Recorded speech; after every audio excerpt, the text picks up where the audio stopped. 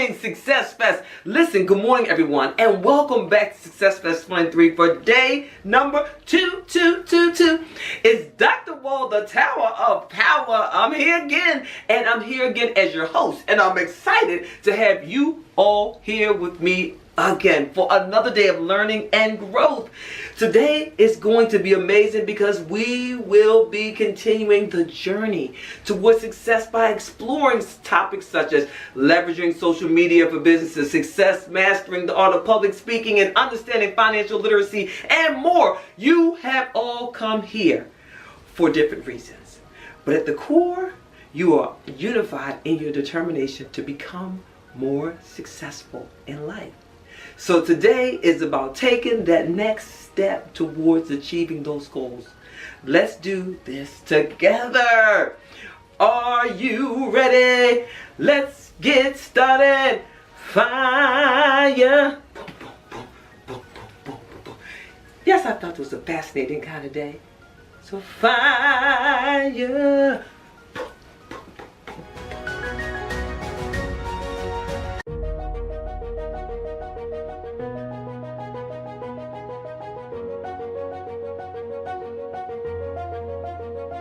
Hello and welcome. Hello, how are you? I am good. Share with us your name and the name of your business. My name is Beverly Sanders, known everywhere as Rev Bev. I am the founder and CEO of Thrive Community Service and Breaking the Silence LLC. Great. So question, what has been your biggest obstacle that you've overcome? I think my biggest obstacle that I'm overcoming is being a finisher. Like that return on finish is something that, we've been hearing constantly as we have prepared for this great event. So I think that is what's been in my forefront, being a finisher, and then having the accountability, having the support of Black CEO and the SuccessFest, and, constantly seeing people who are where I am, saying who are saying the same thing, that, a return on finish, and doing those things. So I think that's one of the things that's been motivating me to do that, and realizing that I know I have big dreams, and so I have to start somewhere, so I don't even know how I got connected with Trevor or SuccessFest. I just kept seeing them, and I'm just like, is this a scam or what? I kept getting text messages and emails, about, come on, we need speakers. And so I was just like, you know what, let me go ahead and do this. The Lord is like, you pictured yourself on a stage talking to people, inspiring people, saying you have to start somewhere, saying that opportunities have to come from somewhere. So I think the obstacle of just walking in my truth is it. Yeah. Okay, that's good, because the next question is, so why do you choose to help others become successful as you are? I choose that because one, is my calling. It's my purpose. My calling and my purpose is to inspire people and help people see beyond where they are, help people see beyond their obstacles, help people see beyond the circumstances, and see hope in themselves. So many people are lost. And even in the body of Christ, saying, because, I am ordained reverend. So, and I've been doing youth ministry with youth and young adults for over 30 years. And just helping people see beyond where they are. So there's so many people out there who want so much out of their lives, but they're often stuck where they are. And they cannot visualize themselves or see themselves beyond where they are. So just kind of, my mission, my purpose is just to empower people. So I'm always the person that people are just like, you know what? If I want to stay where I am, I'm not going to call her right now. I will call Rev Bev when I'm ready to get inspired and motivated to move to the next step. But if I want to sit right where I'm at right now, I can't handle her cheerfulness or her empowerment all the time. So I'm a person that empowers and inspires people. Well, good, because that answered the next question was, what was your biggest hope for those who you're called to serve? And so my biggest hope is for them to definitely see beyond where they are and know that they are worthy and that they matter. Saying that God made us all fearfully and wonderfully, and that when you were formed in your mother's womb, you were predestined to live a life of purpose and to be a person of purpose. And sometimes people are not around people who can instill that in them, or people who can pull that out of them. So I see strength when other people see weakness. And so my hope is that people will learn to walk in their purpose and really see and understand who God created them to be and to walk in that. I love it. Mm-hmm. The last question is, how do you plan on making this world a better place? By inspiring and empowering as many people as I can. I think my main focus is not just in particularly women, but young people and young adults, in particular young adults, because our young people are getting into adulthood, and people, once they turn 18, people stop remembering that they still need guidance, that they still need help, and they become 18 or 19, they go off to college, or they're not doing anything, and then now they have to learn to be an adult by being an adult without getting the help from adults. So it's being able to lift up this generation that we have now, because this generation is going to be the people who are going to be in place when we're senior citizens. So they need to be empowered to walk in their destiny, so helping young adults and young people, find their purpose and help them realize that you don't have to wait till you're 40 or until you're 45 or until you're 30, that you can do it now, because God knew who you were when he created you. So that is my drive right now, in particularly young Black, young adult women, helping them find their purpose. I love it. Thank you for all that you do. Thank you for all that you do. Thank you. Thank you. Well, that concludes the interview. So thank you so much. You're welcome. Thank you.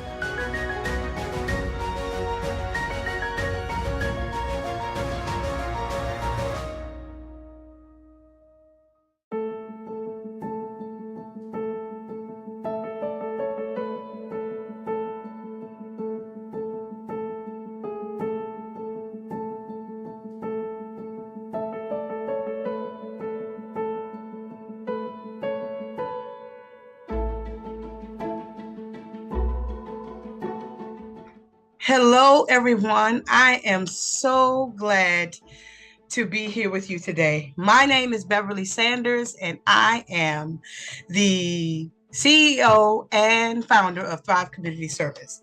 Today, I want to talk to you a little bit about breakthrough. My talk is about breakthrough. Breakthrough, the secret sauce is you. Who are you? Who am I? Why are you here? Why am I here? They asked me to write down my name and who I am. So I think very seriously and consider writing down the truth. Inside of me, there is what? What is going on in the inside of you?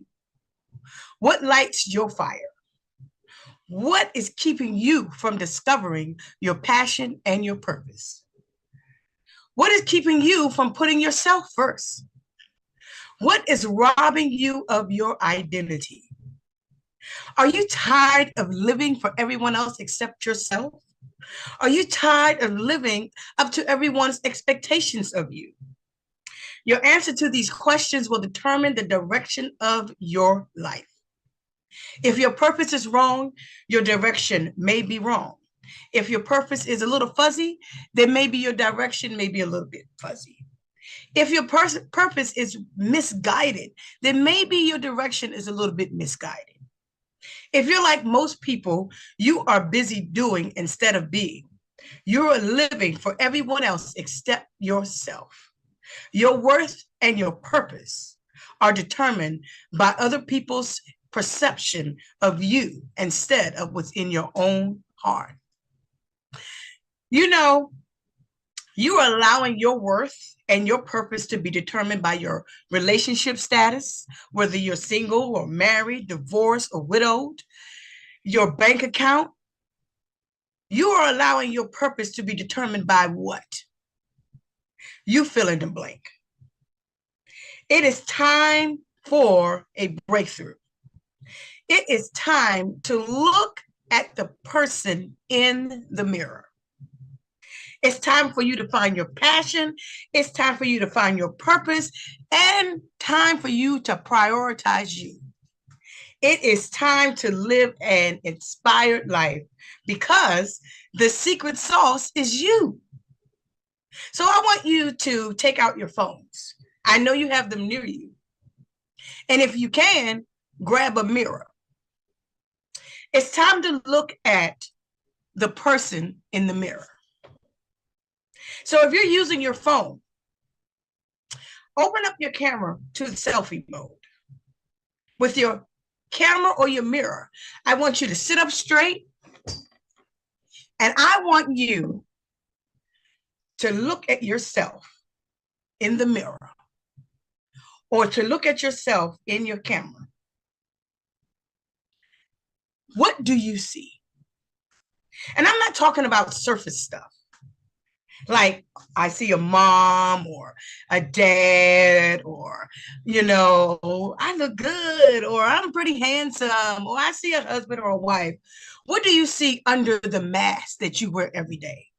Under your titles, underneath the surface of the very core of who you are? What do you see under the makeup? Or that very clean-cut, trim beard and mustache? Let's filter through the layers until you see yourself, until you see you. What do you really see? So take a moment and look in the mirror or in your phone and tell yourself what you see.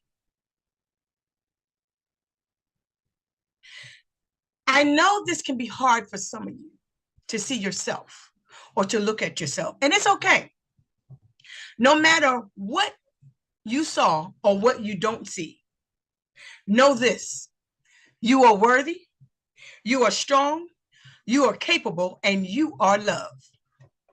No matter what the world says or thinks about you, your purpose is valuable, and no matter what, you matter. And no one can take that from you. When I first looked at the man in the mirror, or when I first looked at myself in the mirror, it was hard for me too. I honestly did not know what I saw when I looked in the mirror. Sometimes I saw Beverly, but most times I saw the person I was trying to be for everyone else. Always comparing myself to other people. So as you take a moment and you look in that mirror, look for the real you. And be as authentic and as transparent as you can be. So when this talk is over, I want you to take some time to reflect on who you are and use it as fuel to help move you forward. Find something to be passionate about. Find the purpose that drives you every day. Don't let anyone else determine your worth or your purpose but yourself. Did you know that your assignment in life is not to impress people? Your assignment is to impact people. There are too many people walking around with talents, gifts, and skills, and they never use it because they're afraid of what other people may think about them. They allow other people's opinions to shape their reality instead of shaping their own. It's time for a breakthrough. It is time for you to find your passion. It is time for you to find your purpose. It is time for you to prioritize your life and yourself. It is time to live an inspired life. Your work is going to fill a large part of your life. The only way to be truly satisfied is to do what you believe is a good work. And the only way to do a great work is to love what you do. If you haven't found it yet, keep looking, but don't settle. 10 years ago, I thought I was walking in my purpose. I was Rev Bev, and ministry was my focus. It was my life. I was operating out of my God-given gifts and talents. I was on fire for him. But something happened. I lost my job. I hit a wall, and it stopped me dead in my tracks and left me wondering what was next. I knew that I needed a breakthrough. Truth be told, my life needed a breakthrough. I had lost my job that I had worked at for 10 years. I was taking care of my mom and living on unemployment and food stamps, and I could barely pay my bills. But I was the busiest unemployed person you had ever seen. I was busy being a Martha instead of being a Mary. And I was not doing my part of taking care of myself. I was Rev Bev. I was the caregiver.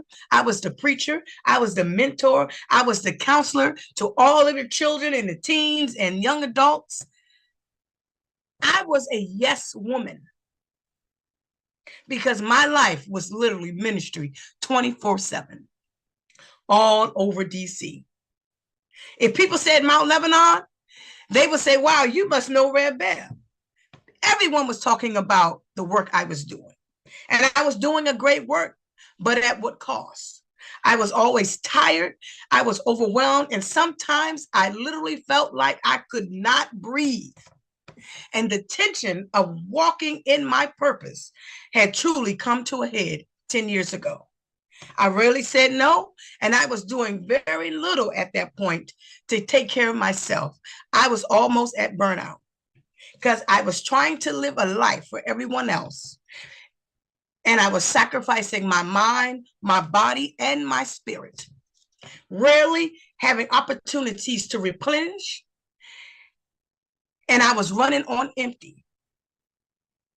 For years, I had struggled with several things, allowing everything and everyone else to be more important than me, never putting myself first and always comparing myself to other people. I was living through a cloud of brokenness and not knowing what breakthrough was. I learned that the only way to true breakthrough, the only tool I needed is purpose. Purpose gives you a reason to live and an anchor for your life. Purpose allows you to create meaning and discover direction when faced with difficult situations.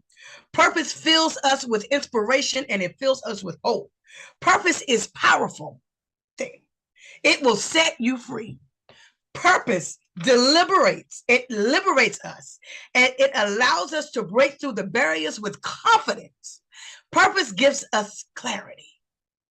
It helps you make every decision better. It helps you to design and align your vision for your future. Purpose is your passion.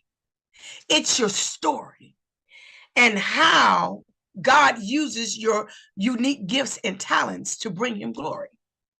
Purpose is your why, and it will help you define your how and your where. Purpose is the discovery that makes life worth living. And it is what lights your fire. It's time to live a purposeful life. Don't settle for anything less than what you deserve out of this life. An inspired life is a life of purpose and passion. It is a life where you are the priority. So prioritize your life, your purpose, your passion, and your time, and most importantly, you. You know why? Because the secret sauce is you. Thank you.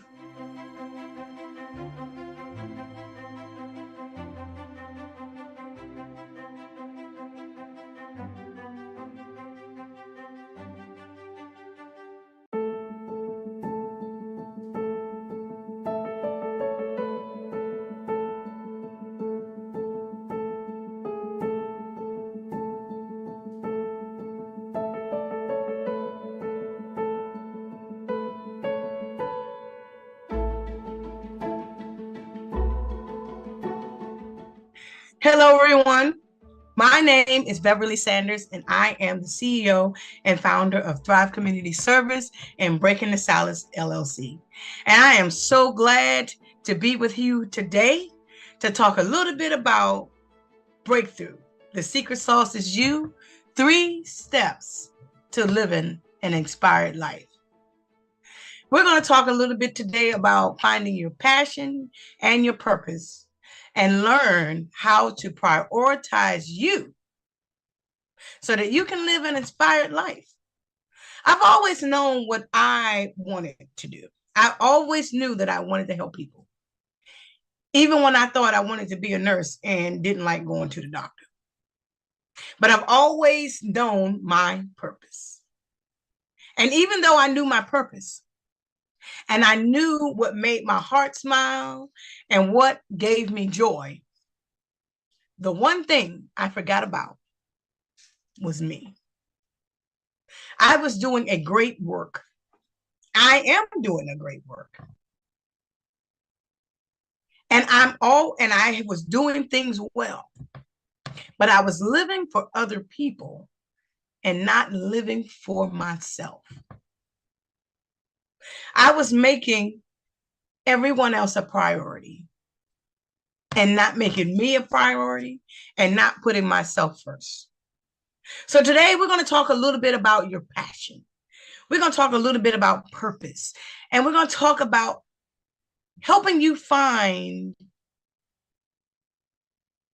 your passion and purpose and helping you prioritize your life and yourself,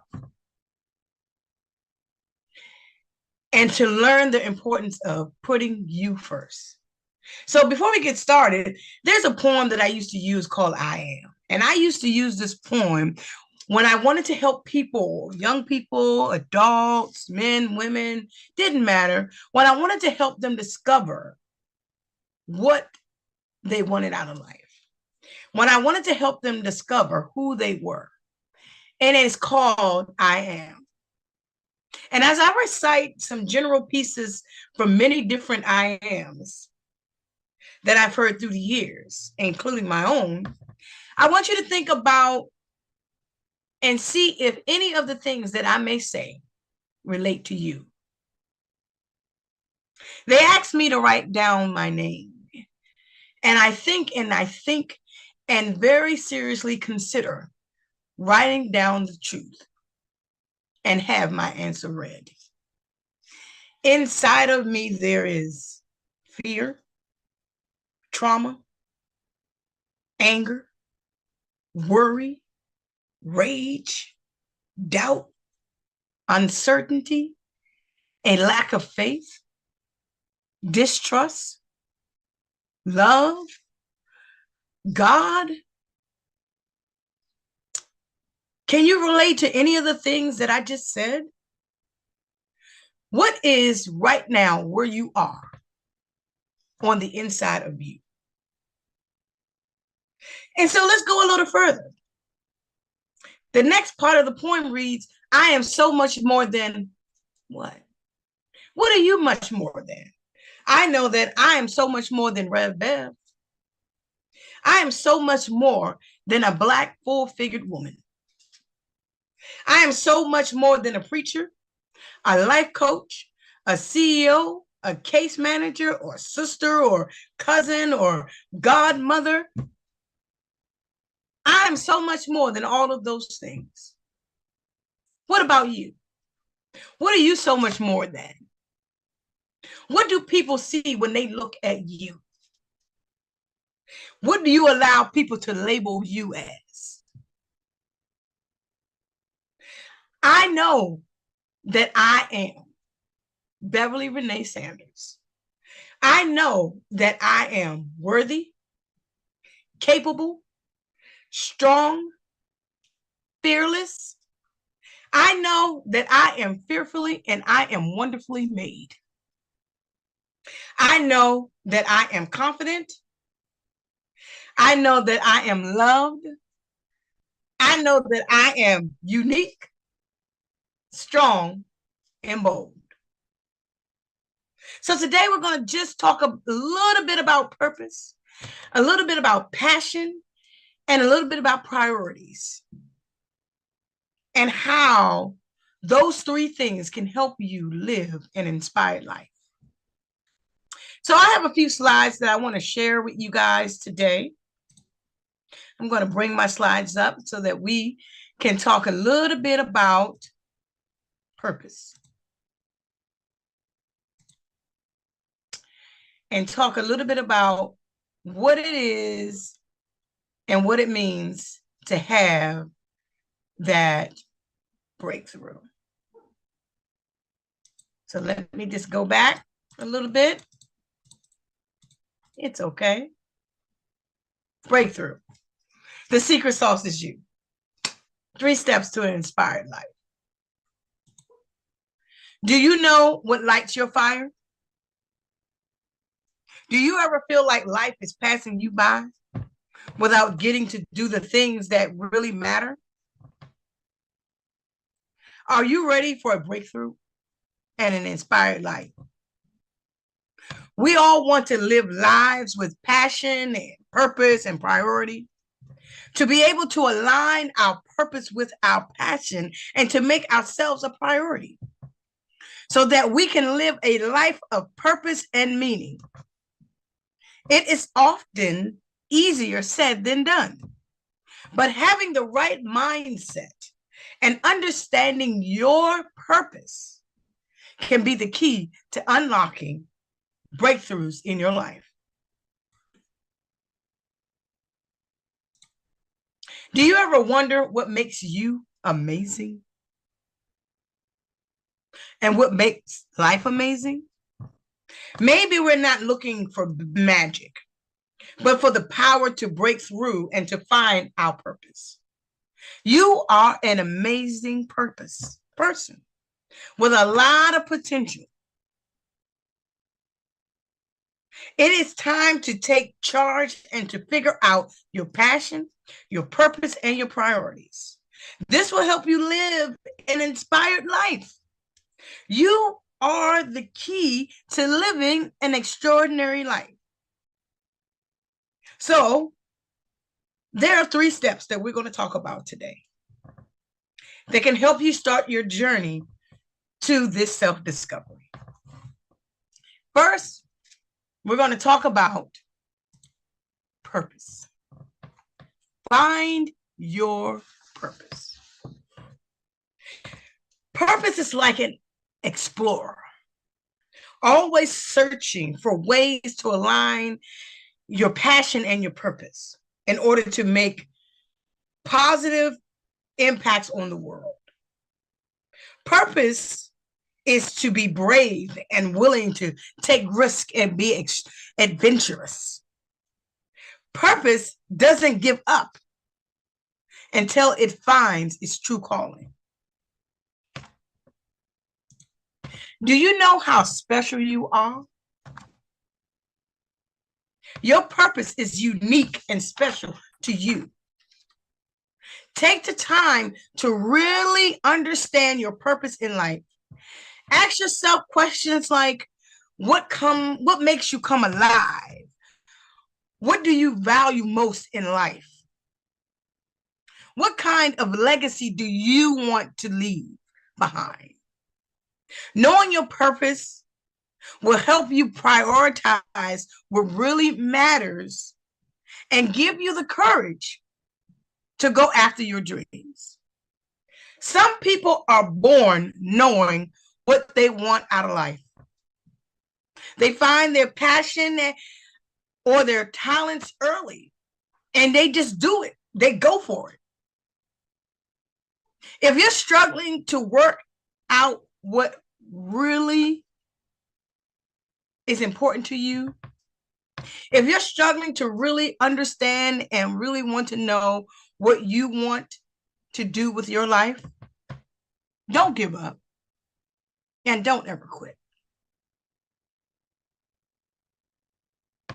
So we got some simple questions. I got some simple questions that I'm going to ask you in a few minutes. You can work through them and they will help you discover your life purpose. While it's important to give each question proper consideration, try not to over-agonize your responses. Allow your inner child and your intuition to guide your answers. And don't forget, think big. Make this your starting point.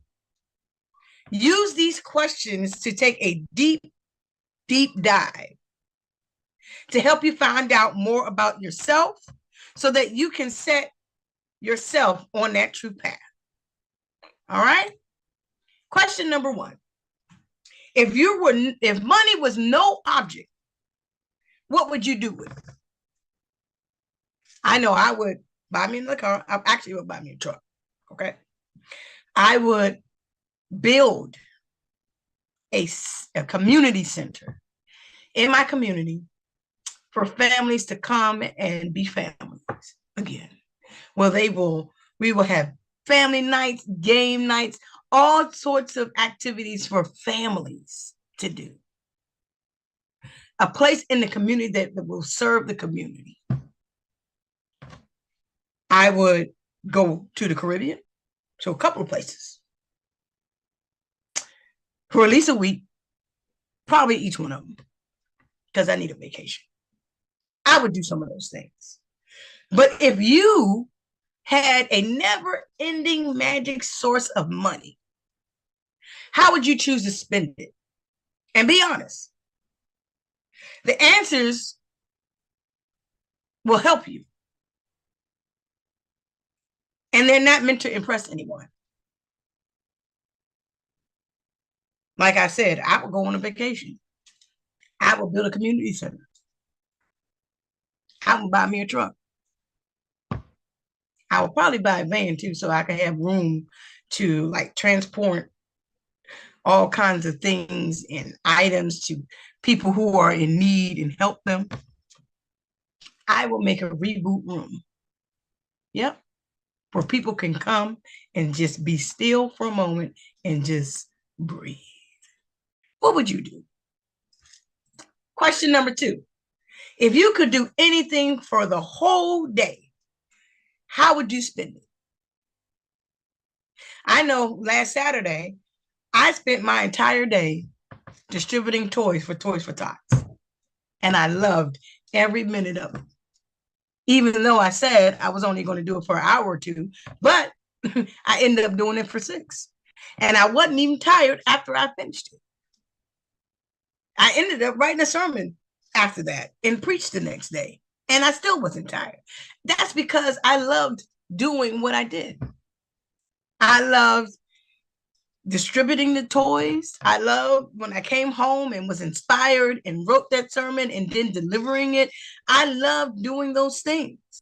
So think about your perfect day. And then it's okay if you want your perfect day is lying in the sun. Even if your perfect day is binge watching Netflix.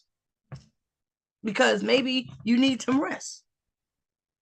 That's a part of prioritizing you, right?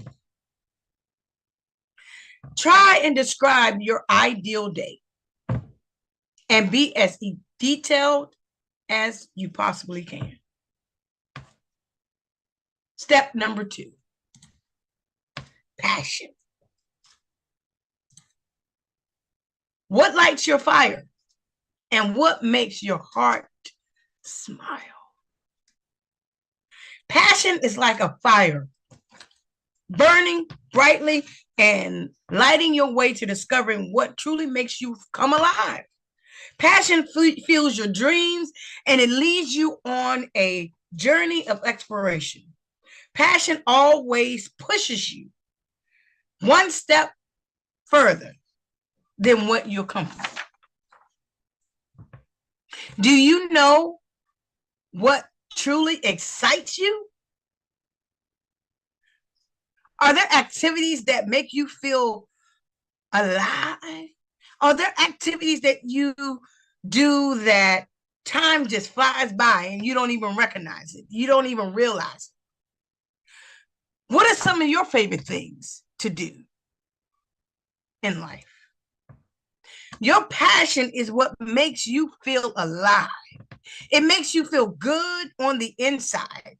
It is what excites you. It is what drives you. What is that one thing that interests you? And when you do it, you lose track of time.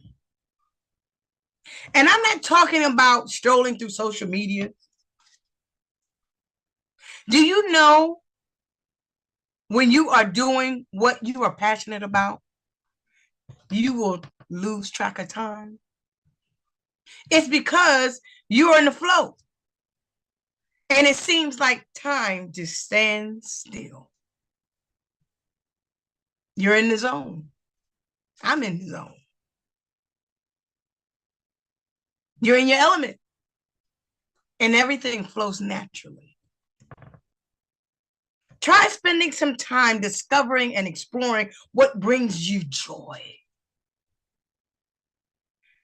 When you do this, this will help you recognize the things that light your fire and make you feel alive. So quickly, I have 5 little steps of passion that help you find your passion. If you want to live a life of passion, if you want to live your best life, then you need to find your passion and you need to follow it. Sound easy, doesn't it? It isn't that hard.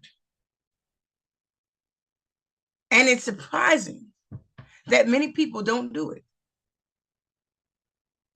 They seem happy just existing rather than living a life of happiness and success. To change your life for the better and to create a future, let's look at these little quick 5 steps to finding your passion.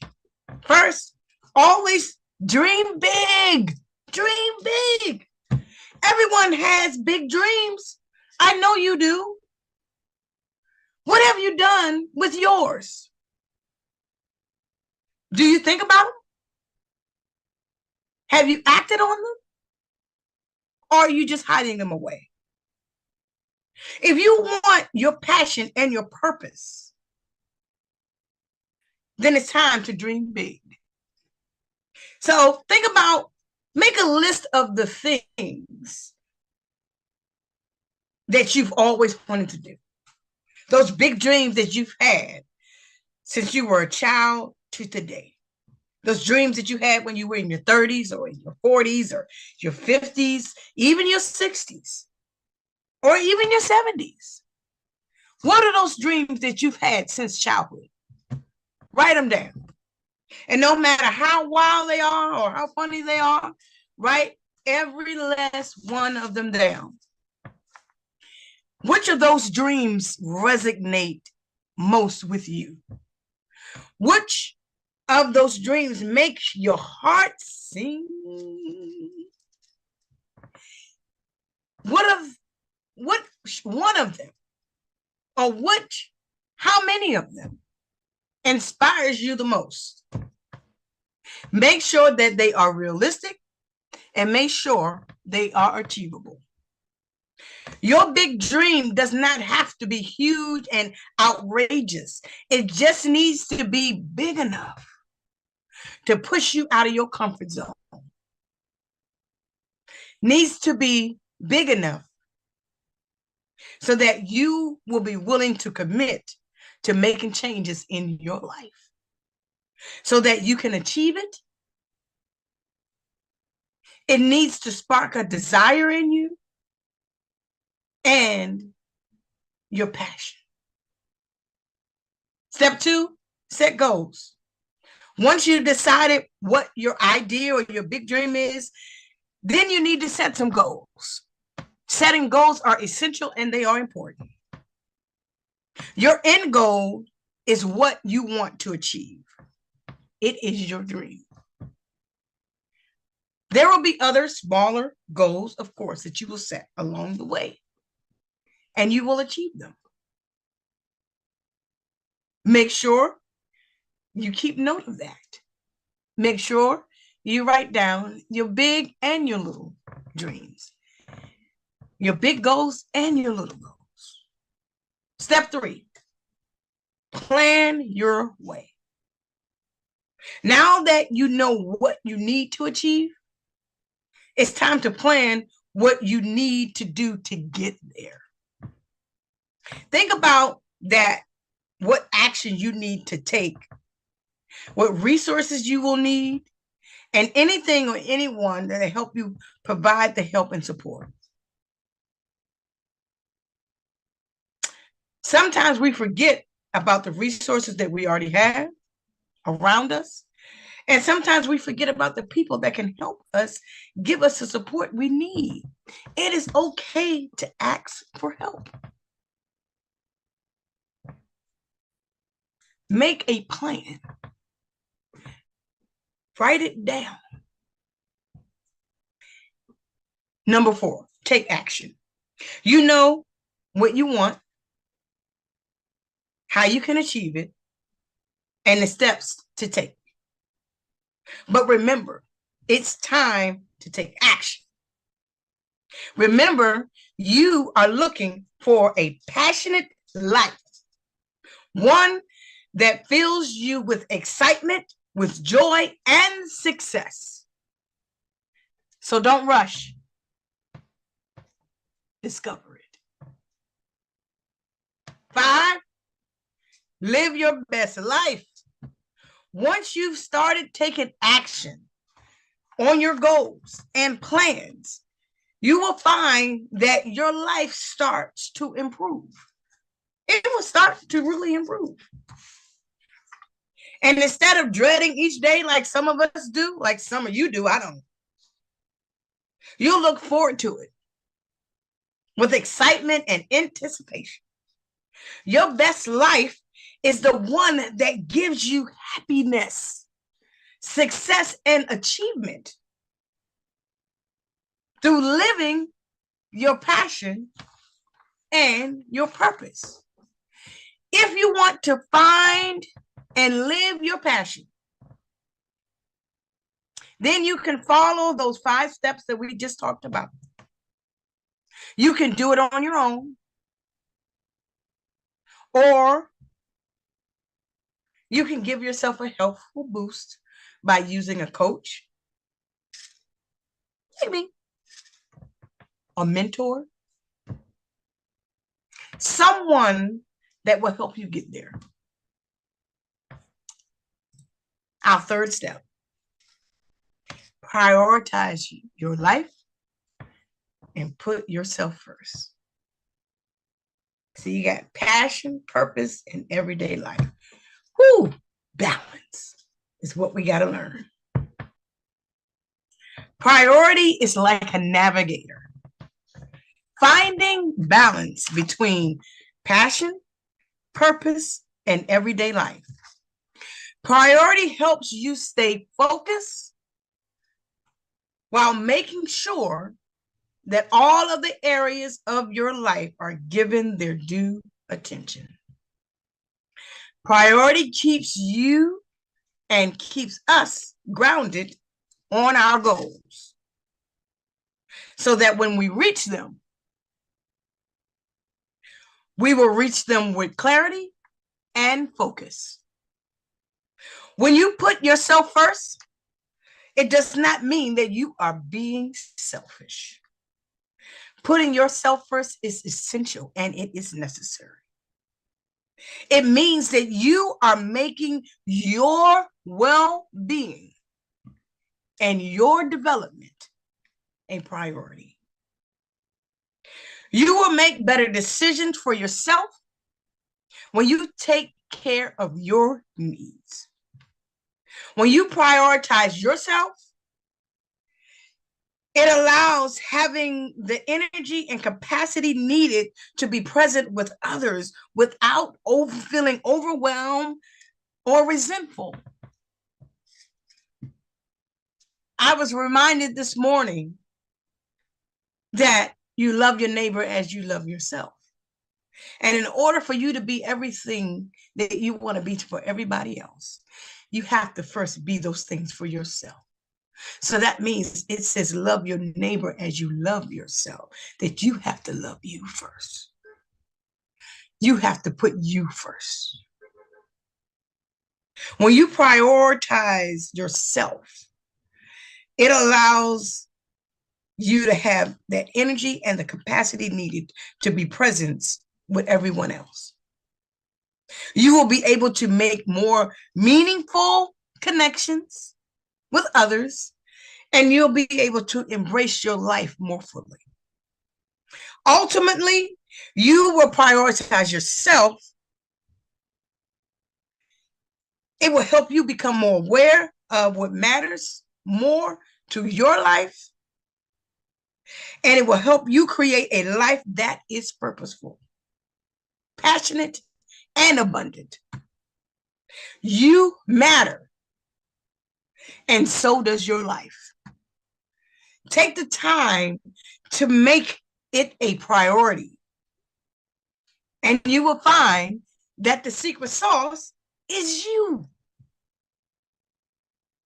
Once you have made yourself a priority and have identified what matters to you, it is time to live life accordingly. You have to put yourself first. Why is it so hard for us to do that? It is hard for us to do that because we were taught that everyone needs is more important than us. We were taught that it's selfish to think about yourself, but we can't do those things. The secret sauce is you.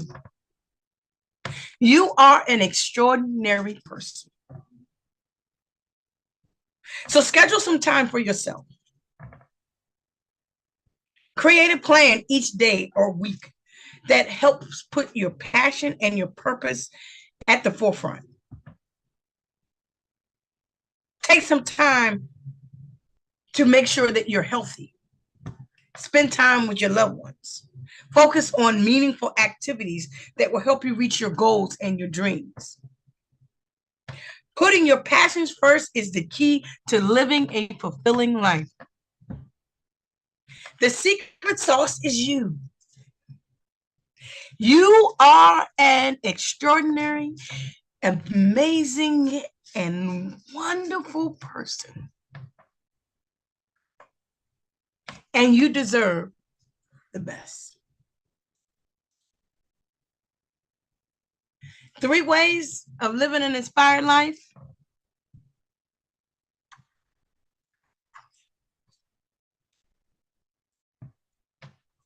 Live with purpose. Don't forget to celebrate yourself. Take time to acknowledge your success and relish in them. You're worth it. Your journey to self-discovery awaits you. Go for it. One of the most effective ways to discover your purpose and your passion is to give yourself time and space and permission to explore and discover all of the things that we talked about today. Change is hard and it is difficult, but it's worth it. Give yourself the time and the space and the permission to discover your passion, your purpose, and prioritize by making you a priority first. Listen to your inner voice. Trust your instincts and be brave enough to take the actions that you need to take. Take time away from your everyday life and take time to reflect and to think about the type of life that you want to live. Those 3 steps that you just saw to living an inspired life, living with purpose, take time to discover your purpose and make it a priority in your life. I live with purpose. Make yourself a priority. I make myself a priority, and so can you. Taking care of yourself mentally and physically and spiritually is essential to living an inspired life. Believe in yourself. I believe in myself. Do you believe in you? Have faith in yourself and in your capabilities. You are capable of achieving anything that you set your mind to. The secret sauce is you. Don't let anyone tell you that you can't do something or that you aren't worth it. Believe in yourself and enjoy the abundance of life by taking action on your purpose, your passion, and your priorities. You matter. Your life matters, and your life has meaning. Discovering your purpose allows you to live an inspired life and to be your own hero and your own cheerleader. Start the journey by unlocking breakthroughs today. It is never too late to start living an inspired life. It is never too late to live a life full of purpose, passion, and priorities. You got this. Because at the end of the day, it is important that you remember that you are the secret to living an inspired life. Life is too short not to live your life with purpose and not to do what brings you joy. Make yourself a priority. Discover your passions and find out how you can use it to bring about meaningful change in this world.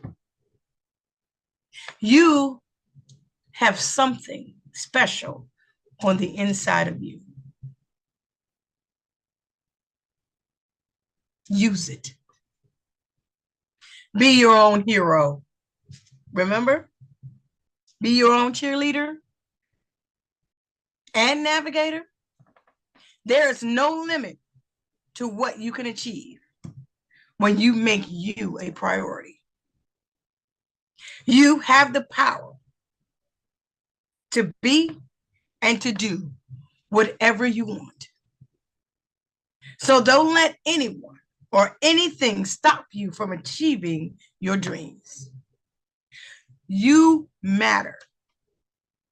And that is the secret sauce. Know that and go out there and show the world what's on the inside of you. You can do it. Believe in yourself and stay focused on what makes the most of your life and make the most of your life. The secret sauce is you. Now go out there and show the world that you've got it. You are fearfully and you are wonderfully made.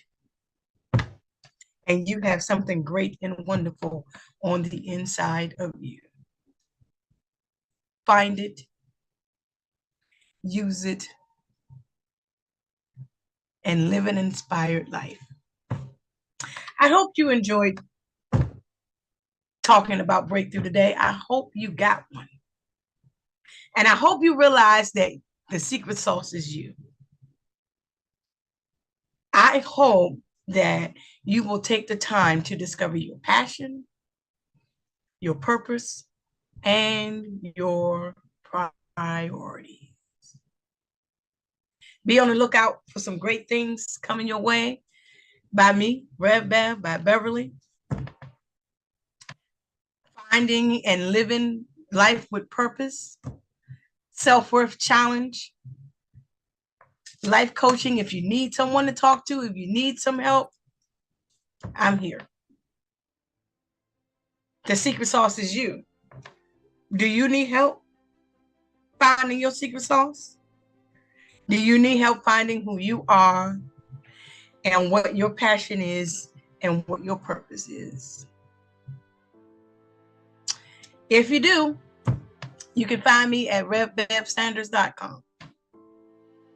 You can find me on Facebook at Thrive Community Service and at Beverly Sanders. It has been a delight and amazing time talking with you all today. I hope today you got your breakthrough. I hope today that you found out that the secret sauce is you. And I hope today you begin to discover your passion, your purpose, and your priorities so that you can live an inspired life. Thank you.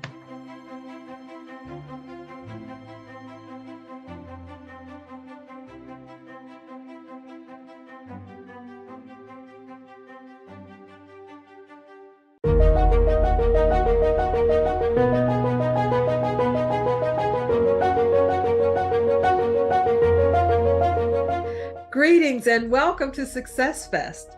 I am Dr. Evelyn, and today I have with me Harriet Harris, who's going to introduce herself, and she's going to tell us about her business, the name of the business, and what it is that you do. Okay. Hello, everyone. My name is Harriet M. Harris, and I am the Limitless Business Coach. I help ambitious women to overcome their limiting beliefs and really to remove the internal roadblocks that they have that's keeping them from living the lives that they want. So I help them to overcome those limiting beliefs, overcome those internal roadblocks so that they can create the life and business that they love and enjoy. I'm also an author. I recently released, I guess, my new book, Stop Stopping Your Success, which is all about helping you to understand what limiting beliefs are and really how our thoughts and beliefs affect our success, how they hold us back and keep us from living the lives and dreams and the dreams that we have. I am also the host of a new podcast that was recently released entitled You Are Not Your Trauma. Okay. And that has been really a blessing to me because as a person who really felt defined by my childhood trauma, it's something that I have started in hopes to help people who have experienced trauma to know that despite what they went through, they're not defined from those experiences and that they can still have a magnificent life despite the bad thing or things that may have happened to them. Sure. I think that what you're doing is quite timely because many times, as entrepreneurs, we, as I say, shoot ourselves in the foot because we don't know what our limiting beliefs are until all of a sudden we're trying to figure it out. So that's a wonderful company to have. And so what made you decide to be an entrepreneur? Well, honestly, entrepreneurship has been with me my entire life. My dad was an entrepreneur.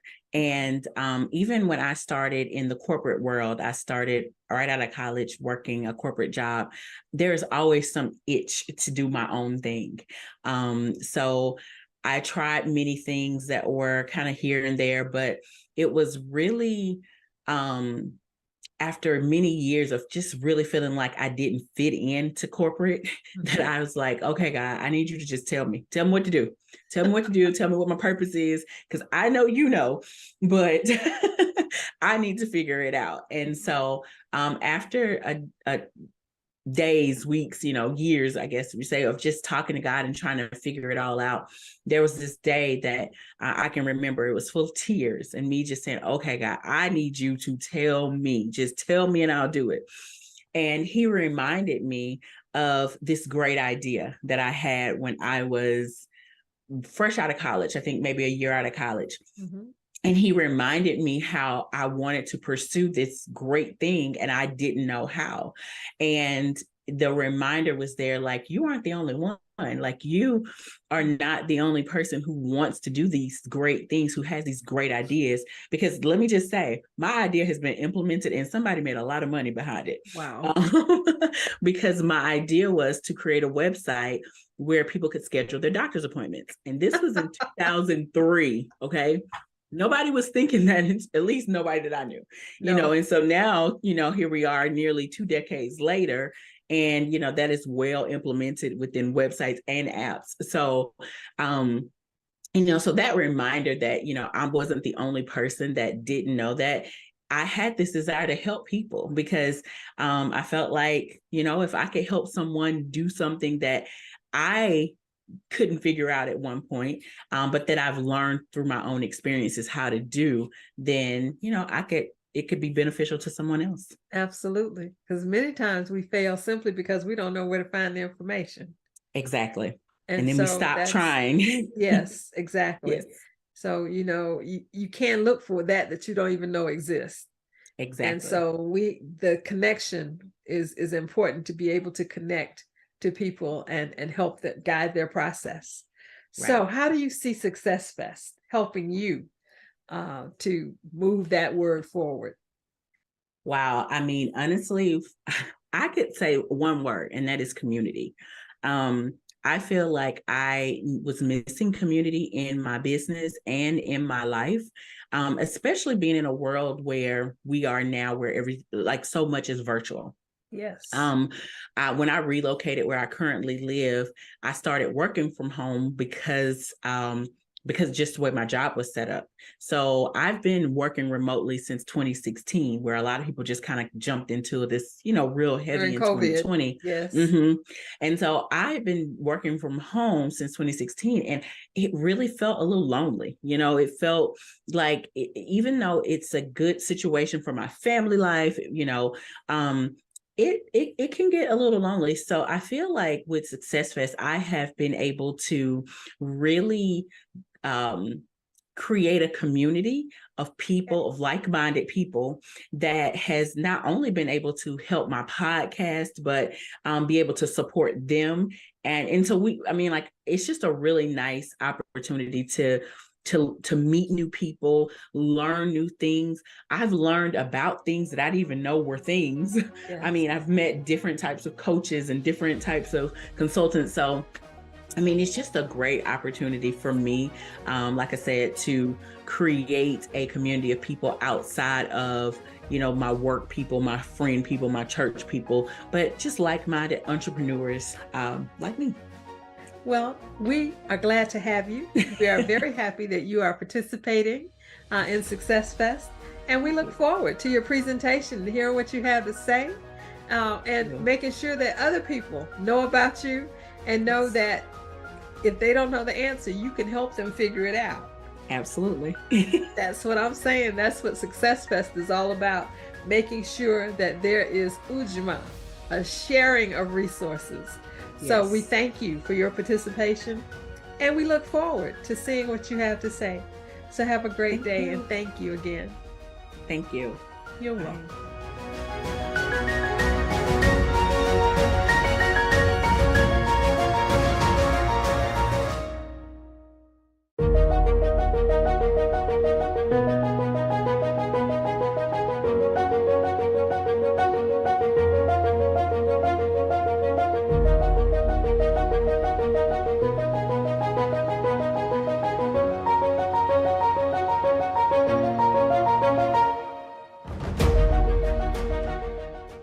Have you ever felt powerless? There was a time in my life where I would often say, if something bad is going to happen, it'll happen to me. Why? Because my life felt like it was full of challenges. Starting as early as 10 years old when I experienced a very traumatic childhood trauma. Then I grew up and I got married, and well, that was its own roller coaster. I spent nearly 2 decades in a career where I felt overlooked and that my talents and abilities often went unrecognized. I felt powerless, as if things just kept happening in my life that were outside of my control. These challenges often made me feel unseen and unheard and undervalued, unappreciated, and really just not enough. Whenever something bad happened in my life, somehow, some way in my mind, it got linked back to the trauma I experienced as a child. I would go down these rabbit holes thinking how if that one bad thing had not happened to me, my life would be so different. After attending a women's wellness conference, I returned home fired up from everything that had been poured into me during that conference. I was ready to release all the negative things that I'd been holding on to. And then my reality hit me smack in the face.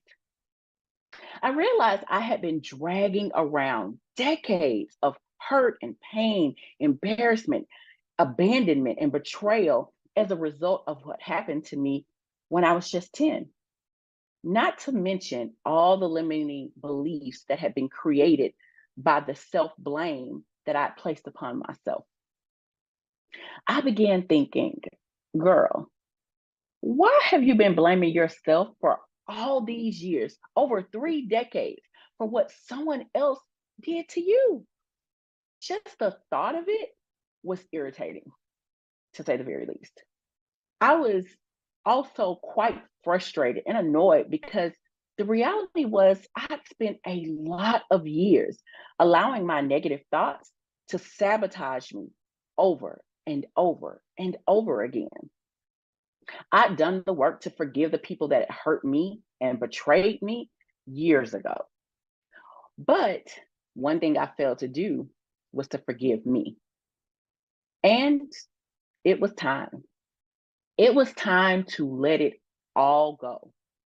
I had to, and I finally did. I finally forgave myself. Charles Swindoll says, life is 10% what happens to me and 90% of how I react to it.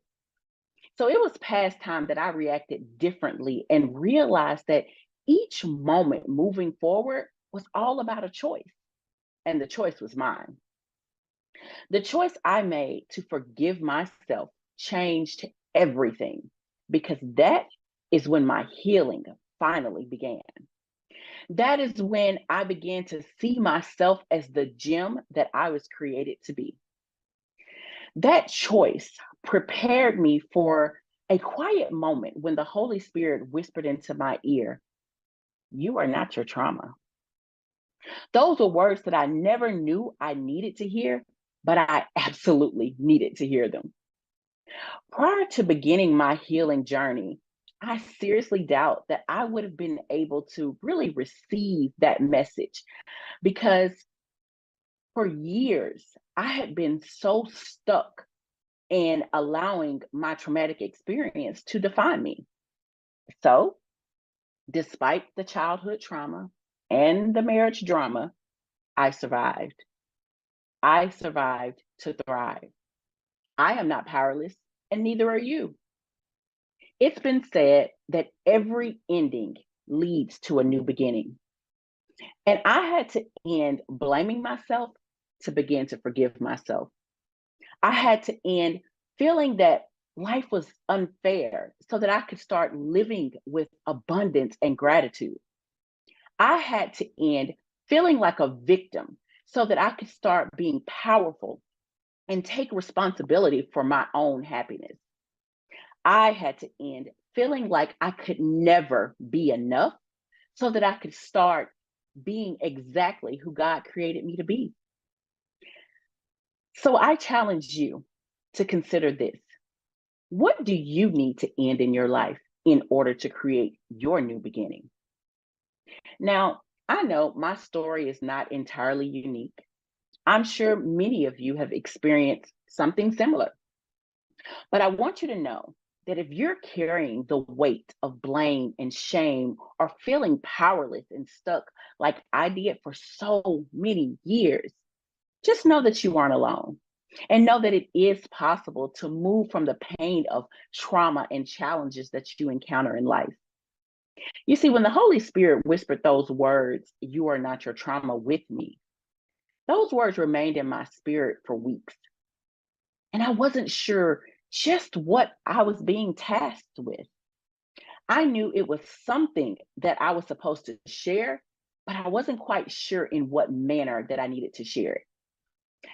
I now realize that not only was I supposed to tell each and every trauma survivor under the sound of my voice, "You are not your trauma," I was also supposed to provide you with tips on how to triumph after you've gone through a traumatic experience.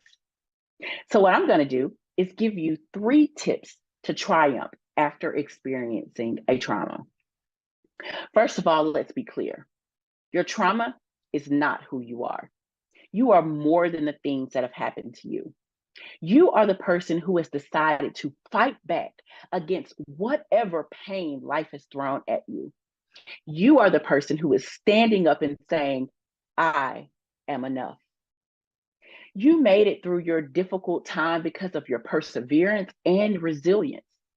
Now it's time to take those skills and use them to grow into the best version of yourself possible. Even if someone in your life ignored or invalidated what you went through, it's not too late. You can still heal. So, my first tip for triumphing after trauma is to heal. Trauma is a wound that needs to be treated. And the first step to healing is acknowledging that it happened. You can't heal if you don't know how bad the damage is. Healing may be one word, but it's a very complex process. Healing is a multidimensional journey that involves many different parts of you. It may look different for everyone, but the basic principles are the same. You have to acknowledge what happened and honor your experience. If your trauma is compounded with self-blame, you have to forgive yourself, because holding on to the blame can keep you ruminating in an endless cycle of negativity and pain. Then you need to give yourself permission to feel your feelings and experience them fully without judgment or without fear. You will also need to find support from friends, family, or professionals. It's important to have people in your life who can help you through this experience. And finally, in your journey of healing, acknowledge that you are indeed a survivor. Now, my next tip for triumphing after trauma is to grow, because trauma can impact our lives in ways that are so unexpected, sometimes in very surprising ways. It's really important to acknowledge these things and let them guide your growth as an individual so that you don't get stuck trying to live the same way forever. So, as hard as it may be to believe, there is purpose behind pain. And if you're like me, I felt the pain was punishment for mistakes that I'd made in life. But I now know that my pain guided me to my purpose. And it's the same for you. You have a purpose in this life, and your pain is guiding you there. I realized that my purpose was to help others who were struggling with the same issues I had been through. So here I am, helping people heal from trauma and pain in a way that's life-changing for us all. And my final tip for triumphing after trauma is to flourish. Flourishing is not just surviving, it's thriving. It's having a rich, full life that has meaning and purpose. When you are flourishing, your life feels more like the thing you dreamed of when you were little, the idealized version of yourself that includes all of your hopes and dreams. I believe that part of thriving after trauma is accepting that you will never be the same again. Now, this doesn't mean that you are less of a person or that something bad has happened to you. It just means that life will never be the same as it was before. And this is a very important part of the process. You can't just survive trauma, you have to thrive after it too. This also means making sure that you are taking care of yourself and your mental health, as well as continuing to do things that make you happy. So after you've done all the work, on yourself to heal and to grow, it's time to reap the rewards and flourish. It's time to put the past behind you and move forward. It's time to create new dreams and goals that align with who you have become and what you want for your life moving forward. No longer does your past define you, because you are not your trauma. I'm Harriet Harris. I am the Limitless Business Coach, and I help ambitious women remove internal roadblocks and overcome limiting beliefs so that they can finally create a life and business that they love. If overcoming trauma is something that you desire to do, please check out my podcast, You Are Not Your Trauma, which is available on iTunes, Spotify, and Google Podcasts. Learn more about the podcast at www.youarenotyourtraumapodcast.com or connect on Facebook and Instagram. And if you're ready to live a life of thriving and not just surviving, then grab a free copy of my ebook, Limitless Living. Face every adversity regardless.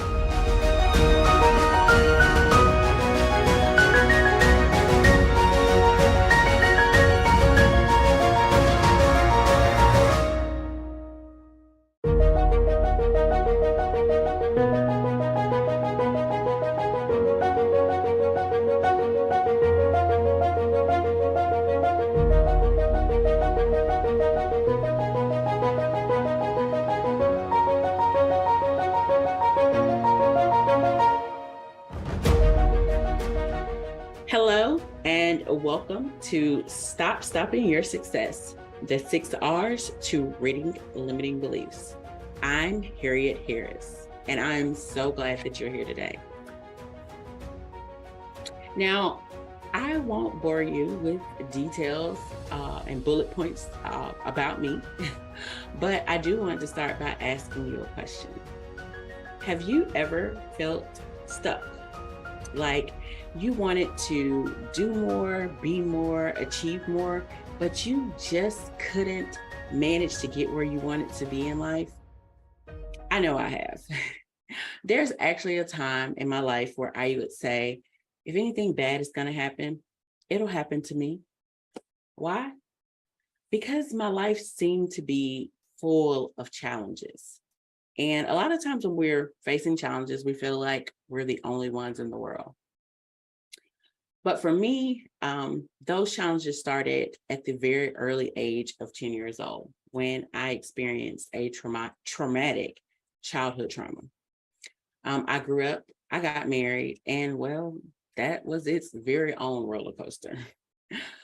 I spent nearly 2 decades in a career where I felt overlooked and my talents and abilities were often unrecognized. I often felt powerless, as if things in my life just kept happening to me and I had no control. These challenges made me feel unseen, unheard, undervalued, unappreciated, and really just not enough. Have you ever felt that way? I personally often felt powerless, as if things just kept happening and I couldn't do anything about it. So whenever something bad happened to me, somehow, some way, I could always find a way in my mind to relate it back to what happened when I was a child. I would go down these rabbit holes thinking how if that one bad thing hadn't happened to me, then my life would just be different. I would have made different decisions. I would have been stronger. I would have been bolder. For me, everything went back to that one thing. So after attending a women's wellness conference, I returned home and I was fired up from everything that had been poured into me during that conference. I was ready to release all the negative things that I had been holding on to, because I realized that I've been holding on to them for way too long. It was like some sort of reality just smacked me in the face. And it made it clear to me that I had been dragging around decades of hurt and pain and embarrassment and abandonment and betrayal as a result of what happened to me when I was 10. Not to mention the self-blame that I placed upon myself that eventually manifested into limiting beliefs. You see, up until this point, I had no idea the power of my beliefs and my thoughts and the impact they could have on my life and ultimately my success. Charles Swindoll said, life is 10% of what happens to me and 90% of how I react to it. See, I had been stuck in a negative loop and it was time to break out of it.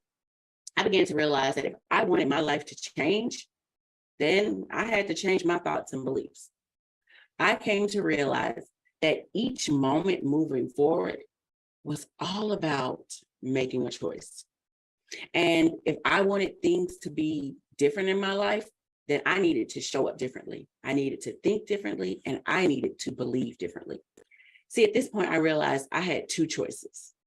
I could either continue to be a victim of my circumstances, or I could make a choice to be the creator of my own life. And I chose the latter. I started by finally forgiving myself. It took 3 decades, but I did it. And once I did, I began to see the world as a place of unlimited potential, where my dreams were possible.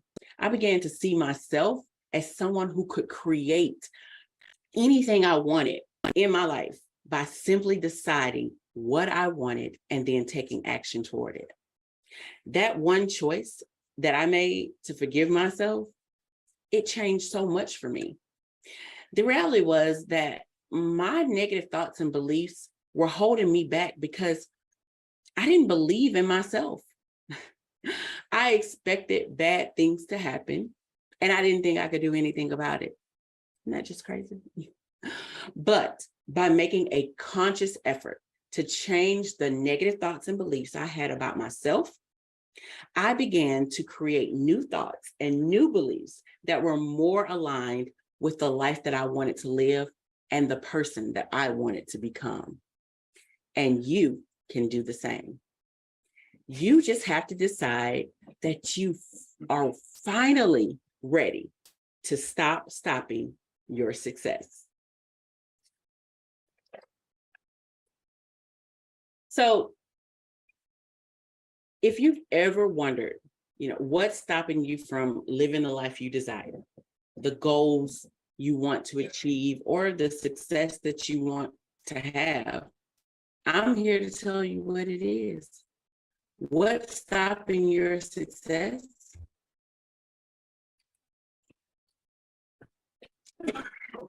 Is limiting beliefs.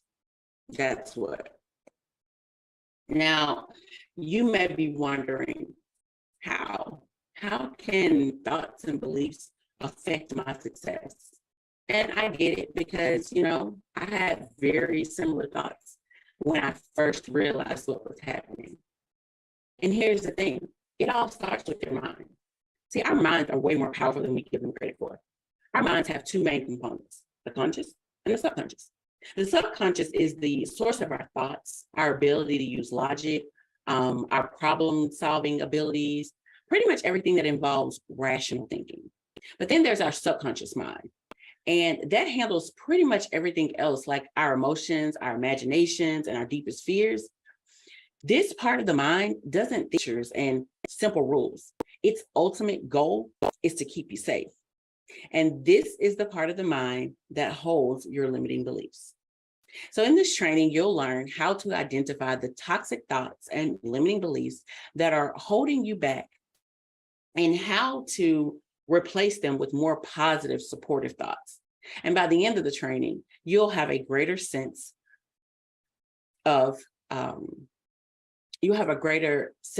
self-confidence and belief in your ability to achieve your goals.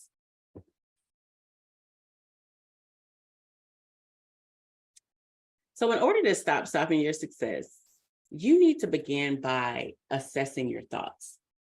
Like I said before, thoughts are powerful, way more powerful than I ever imagined. And they have the ability to influence how you feel and what actions you take, and ultimately how successful you are.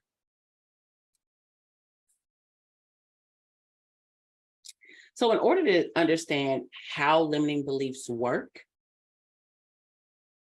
and how they affect your success, let's begin by understanding what a limiting belief is. So to answer the question, what is a limiting belief anyway?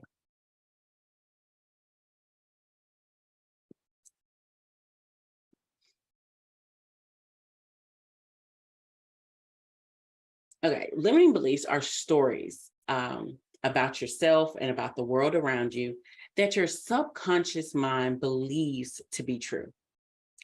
Negative things that you tell yourself about yourself that can be incredibly harmful to your confidence and your self-esteem. It doesn't matter if they're true or not, because your mind believes them to be true. And what our mind believes to be true is really what becomes our reality. These limiting beliefs can make it hard for you to succeed because they create an invisible barrier between where you are now and where you want to be. These beliefs sabotage your best efforts at reaching your goal. You basically cause these problems yourself, but not intentionally or consciously. In most cases, your conscious mind doesn't even realize that it's happening. Many limiting beliefs are a result of something that someone has said to or about us. I love to share this example about my younger brother. When he was a little boy, he would always ask for my mom's sweet tea. Now, my mom loves sweet tea, and she didn't like to share it. So one day she told him that sweet tea was nasty. And I'm pretty sure that he wasn't more than about 5 years old when this happened. He's now 35. And to this day, he does not drink sweet tea.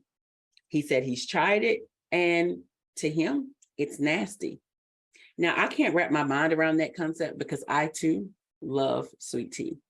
Now, this isn't necessarily a limiting belief unless you consider not drinking sweet tea problematic, which I kind of think it's problematic. But seriously, I use this example as a way to show you how our environment and our experiences can affect the things that we actually believe. So you may be wondering, I may not have limiting beliefs. You may be thinking, not me, like this may be for someone else, not me. So let's talk about who do limiting beliefs affect? And the answer is really simple. It's everyone.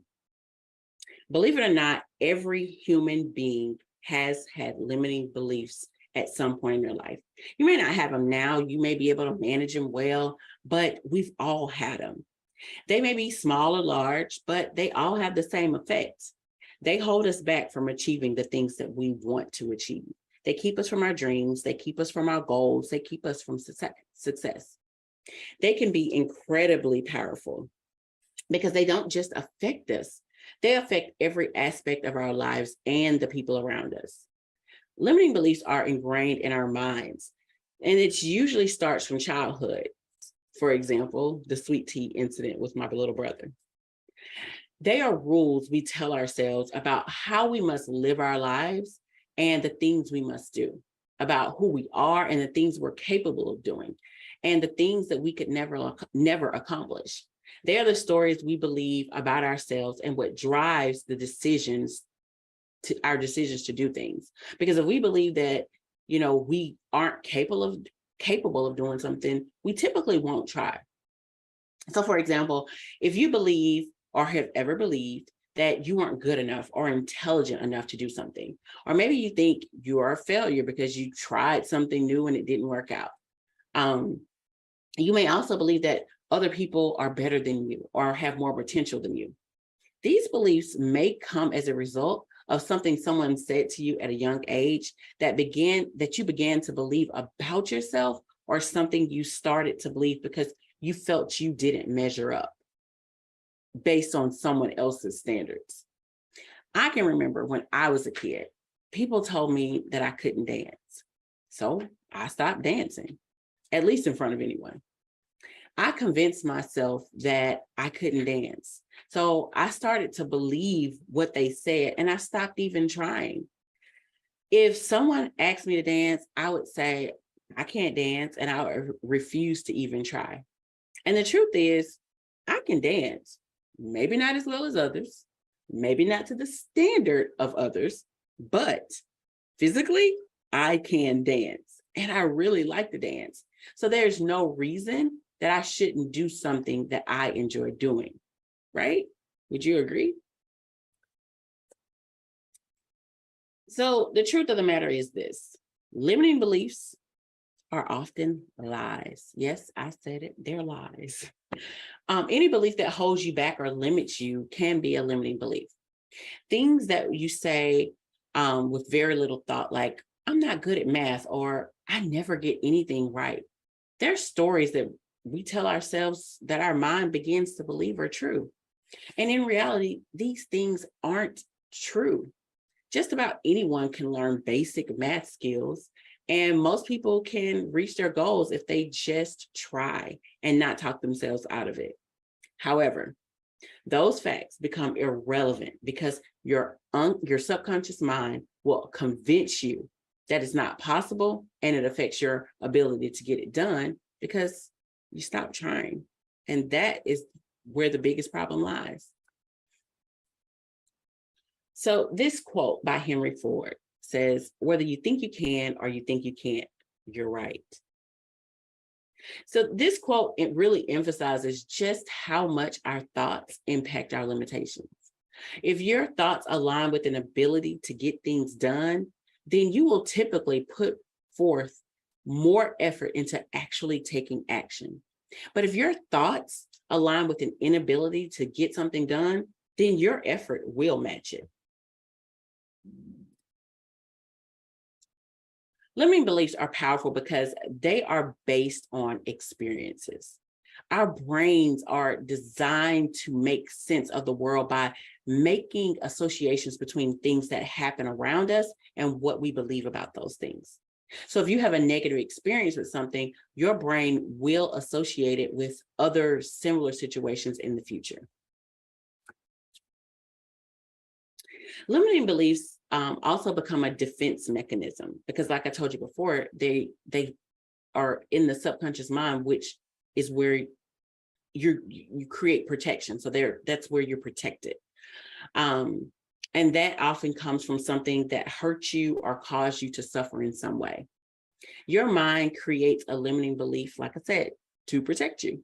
So you think about if you touch a hot stove, a little kid, you, an adult, doesn't matter, either one. Your brain begins to make a new rule. Don't touch a hot stove. Why? Because it's protecting you. So from that point on, you are subconsciously careful about not doing that again. Would you agree?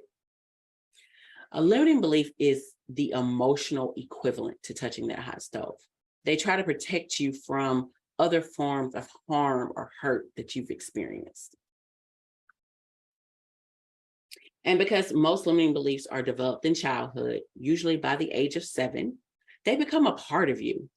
So much so that you can unknowingly begin to use them as excuses to accept why you can't do or achieve something. And this is personal for me because I can say that in my decades of dealing with limiting beliefs, that this is so very true. Limiting beliefs are just what they say. They're limiting. So they will stop you from doing or having something that you truly desire. Now, the reason that limiting beliefs are dangerous is because they can keep you from achieving your hopes and dreams and goals.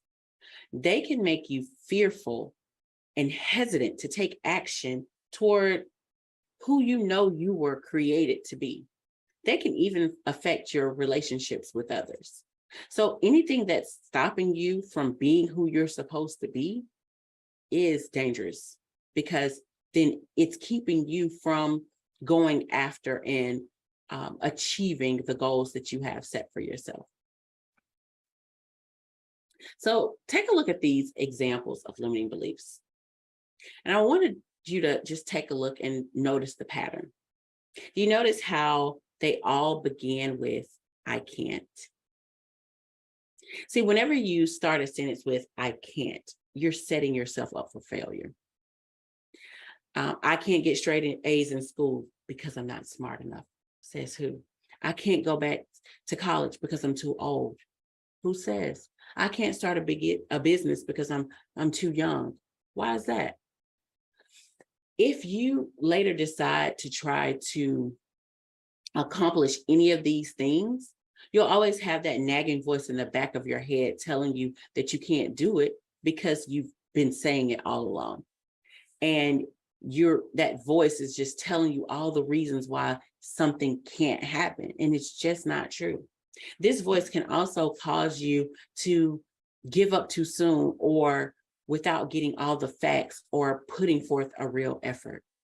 I can't tell you the number of people I talk to as a business coach that decide that they can't start a business because it's too expensive without ever writing down the numbers. You got to know the information before you decide what you can't do.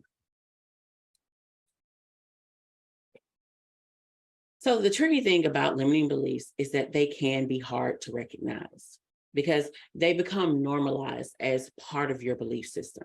So when you think about it, when you have thought or felt something for so long or believed something for so long, it becomes normal. It becomes just part of who you are. When in actuality, these limiting beliefs are irrational and untrue. If we go back to my previous example of, I'm not good at math, even if you're brilliant, everyone gets bad grades at some point. We don't always know why these thoughts get stuck inside our head, but once they do, it's hard for them to go away on their own. So here are some common limiting beliefs, and I want you to just take a look at these. Limiting beliefs can trap you in a negative mindset that can be very hard to escape. A negative mindset often leads to feelings of fear, anxiety, and self-doubt. These emotions can cause you to make poor decisions, often the opposite of what you want out of life. For example, if you have a limiting belief that I'm not good enough, this will affect your self-esteem and feelings about yourself. As a result, it could lead to fear or anxiety when facing challenges or difficult situations in life. Another example is if you have a limiting belief that, I don't have enough money to start a business. This belief can sabotage you because if you've already convinced yourself that you don't have enough money, how likely is it that you're going to sit down, gather the startup costs needed, and look for alternative ways? I can't tell you, again, like I said before, the number of people I've worked with that are afraid of an unknown number. If you don't know what the number is, then how do you know you can't do it? So if we wish to achieve our true potential, we must destroy the limiting beliefs that are holding us back. And in order to destroy your limiting beliefs, you have to start by understanding what they are, where they came from, and how they are affecting your life. Because you can't fix what you don't know is broken. So what beliefs are holding you back? Limiting beliefs must be destroyed so they can no longer keep you from being who you are created to be. And there are several methods you can use to do this. But in this training, I'll use a process. Okay, so in this training, I'll use a process that I created called the 6 R's to ridding limiting beliefs. But first, I want you to take a moment and think about what beliefs you have that are holding you back. Think of a situation in your life that you're not satisfied with. Where are your results not in alignment with what you really want to do or be or have? What areas of your life do you feel stuck or stagnant? Where have you not been able to make progress despite your best efforts?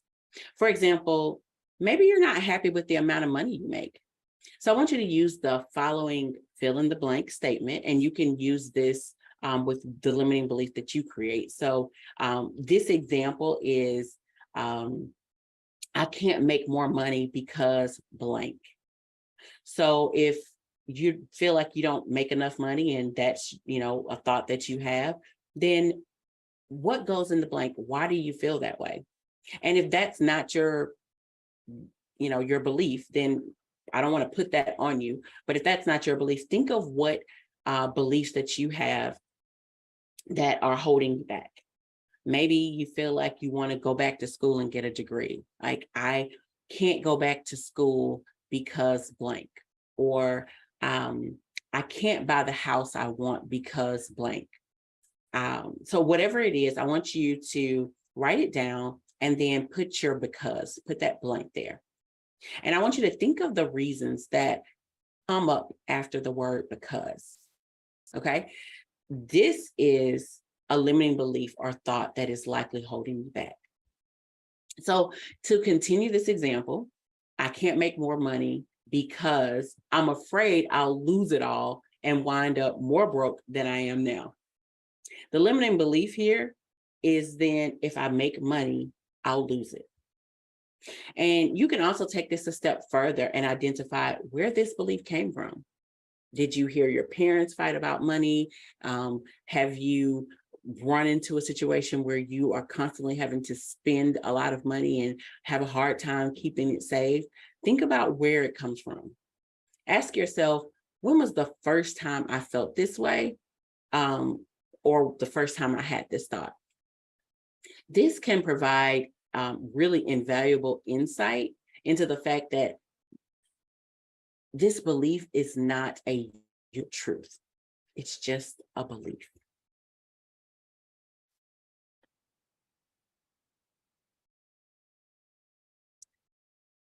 So as you're thinking through your limiting beliefs, be careful not to judge yourself or any of the negative thoughts or beliefs that come up. You're simply in a position now where you're observing so that you can change those beliefs. We all have limiting beliefs. Even the most confident, the most successful people can struggle with negative self-talk at any time. Even after they've reached a level of success that most would envy, they can still have limiting beliefs. It's all about knowing how to move past them. So it's hard to, stop negative thoughts when you've been thinking them for a long time. Like I said, anything that we've had ingrained in us since childhood, that is generally something that we're holding on to. And the longer they go on, the more they become ingrained in your brain. But once you recognize those beliefs and the fact that they're keeping you from being the best version of yourself, it's so important to rewrite your script and change how you think about yourself and how you think about your life.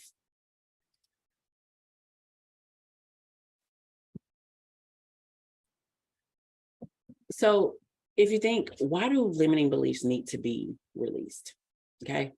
When you release your limiting beliefs, you can create a new mindset that supports you in living the life you want and allows you to move forward confidently. The good news is that limiting beliefs aren't permanent and you can release them. You'll just need to change these thoughts, both cognitively and behaviorally, And when you change your thinking, then it's easier to so much easier to change your behavior. So I want you to consider what your beliefs are costing you. Ask yourself, are you unable to believe in yourself? Trust yourself? Feel good about yourself?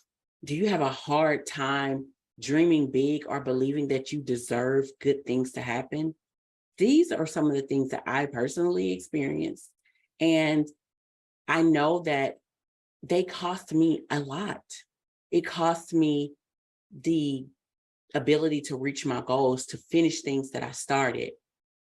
Limiting beliefs have a way of making you feel like you are somehow incapable, which can almost paralyze you from moving forward towards your goals. Despite how badly you want it to happen, you almost just stop moving, stop going, because again, we talked about those excuses a few slides back. You make those excuses based on what you've always believed. So what are your limiting beliefs costing you? What are they keeping you away from? And I want you to think about this. Is it worth it? So I want you to think back to the limiting belief that you identified. Think about how that limiting belief currently impacts your life. For example, let's go back to the if I make money, I'll lose it belief, right? Maybe it currently impacts your life in a few ways. Like, are you afraid to raise your rates? If you're a business owner, are you afraid to raise your rates because you don't want to lose clients? And therefore you feel overwhelmed and burnt out most of the time? Then take it a step further. How is feeling overwhelmed and burnt out most of the time impacting your life? Maybe it's costing you money because you literally feel too overwhelmed to take on more clients. Or maybe it's affecting your relationships because you're always canceling on your friends last minute or yelling at your kids or your partner. Maybe you're afraid to say yes to new opportunities, even ones you'd love to say yes to, because you don't believe you'll have the energy to follow through. And it makes you feel like you're not growing in your job or in your career or your business, for that matter.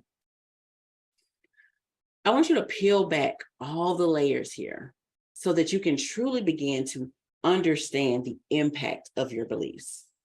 And once you understand it, you can dismantle it so that you can begin to move forward.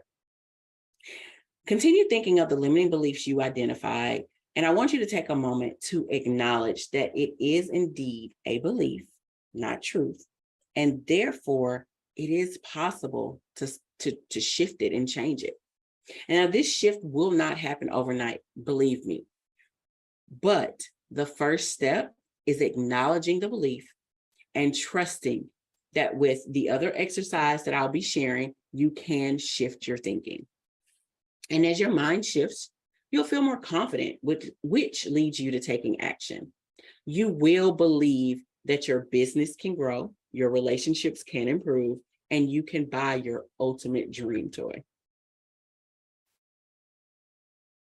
So before we move forward, here's a word of caution.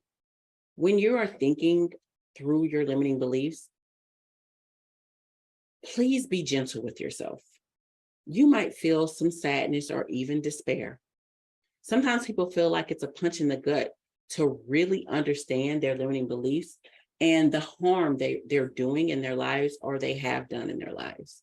I know I personally did.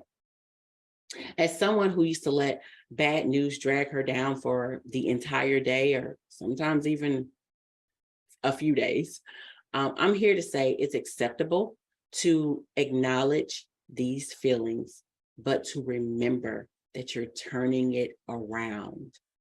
Acknowledge the facts, then get excited that these beliefs can be turned around. So the first step to changing your limiting beliefs, once you've identified them, is simply being willing to change them. The fact that you are here in this training tells me that you are ready for a change in your life. You want to stop stopping your success. So remember, change isn't easy. It takes courage and it won't happen overnight. Like I said, you've likely had many of these beliefs ingrained in you since a child. So we can't expect to undo what's been done over decades of time. Can't expect that to be undone quickly. So be patient with yourself and give yourself grace. And then consider, what if I'm wrong? Limiting beliefs are so ingrained in our brains that it's easy to believe they are true. But what if they're not? Have you ever considered that the things that you believe that you've been holding on to forever are just lies instead of the truth?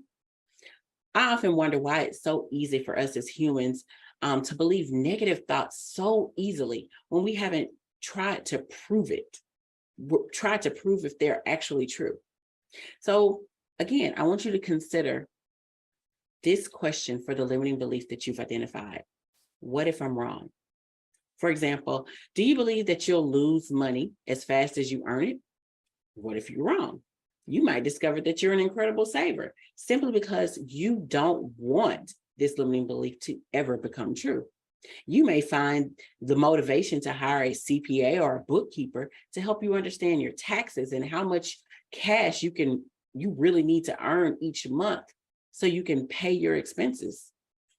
Think of other possibilities that can happen if you choose not to believe this limiting belief. It's such a simple question, and yet it can open your eyes to a new world of possibilities. If you believe you need to look a certain way before you can date anyone, or what if you're wrong? Whether you believe you're too tall or too short, too heavy, too thin, you will never know if your next partner is out there looking for you unless you get out into the dating world too.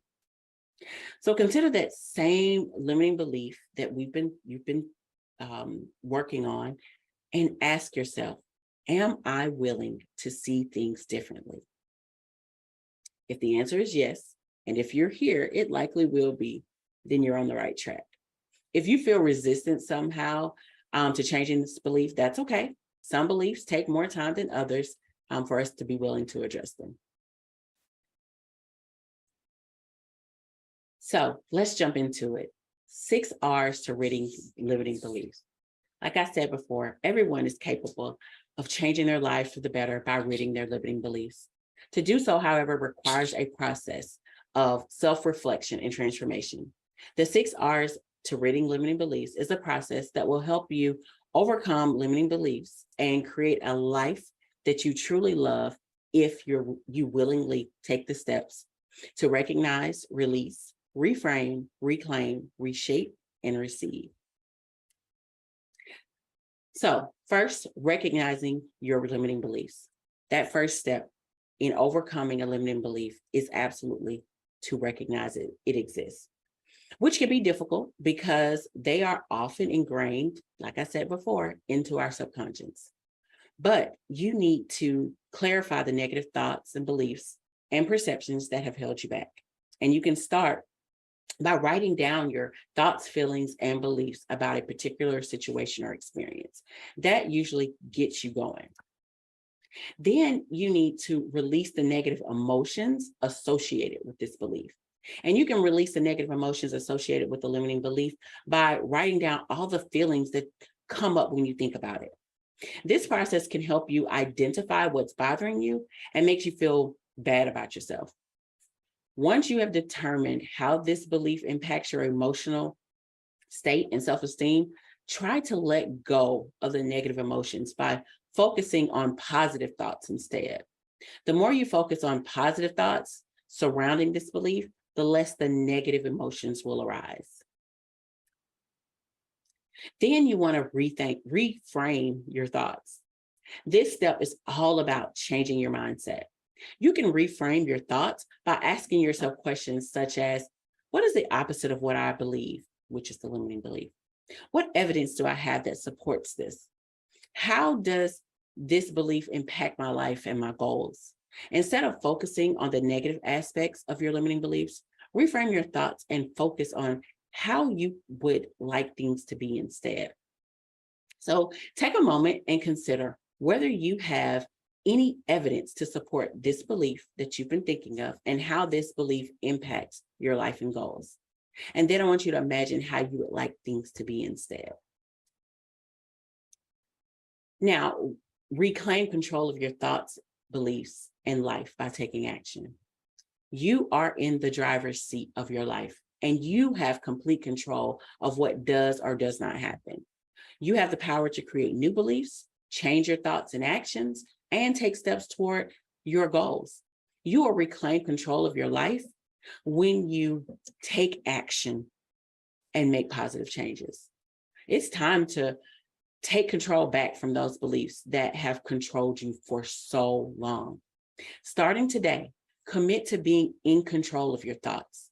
Even when a negative thought slips in, be prepared to move it along by remembering that that belief has to go because it no longer serves you. Now, I will say this gets easier because this is something that I experience frequently.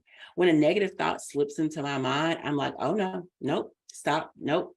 So it is possible to actually take control and reclaim those thoughts. And then you want to reshape your reality by creating new, empowering truths that support you and align with who you want to be. This step sits at the core of the process of ridding limiting beliefs. Creating new, empowering truths will allow you to free yourself from the false beliefs that have held you back and enable you to move forward with confidence and certainty. By reshaping your reality and creating new empowering truths, you will begin to see yourself differently and empowered to step into the life that you were meant to live. So for example, in the previous example used, if I make money, I'll lose it. A way I would want to reframe that thought is to say something like, I am thankful for my strong and healthy relationship with money. You see the difference?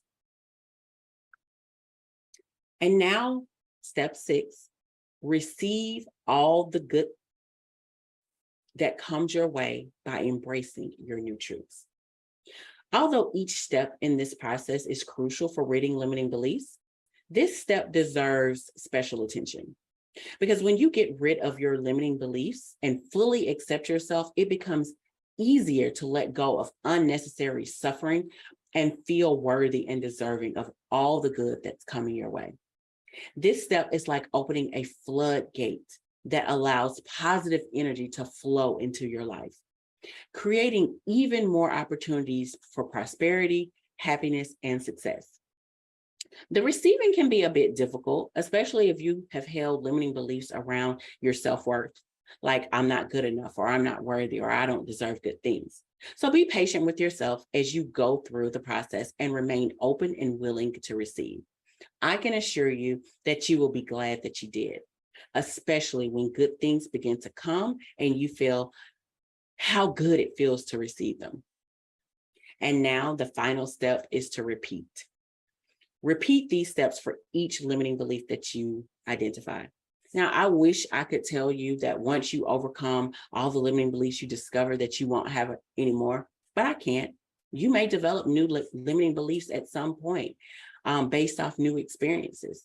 The great thing now is that you know what they are and you are equipped with the tools you need to address them.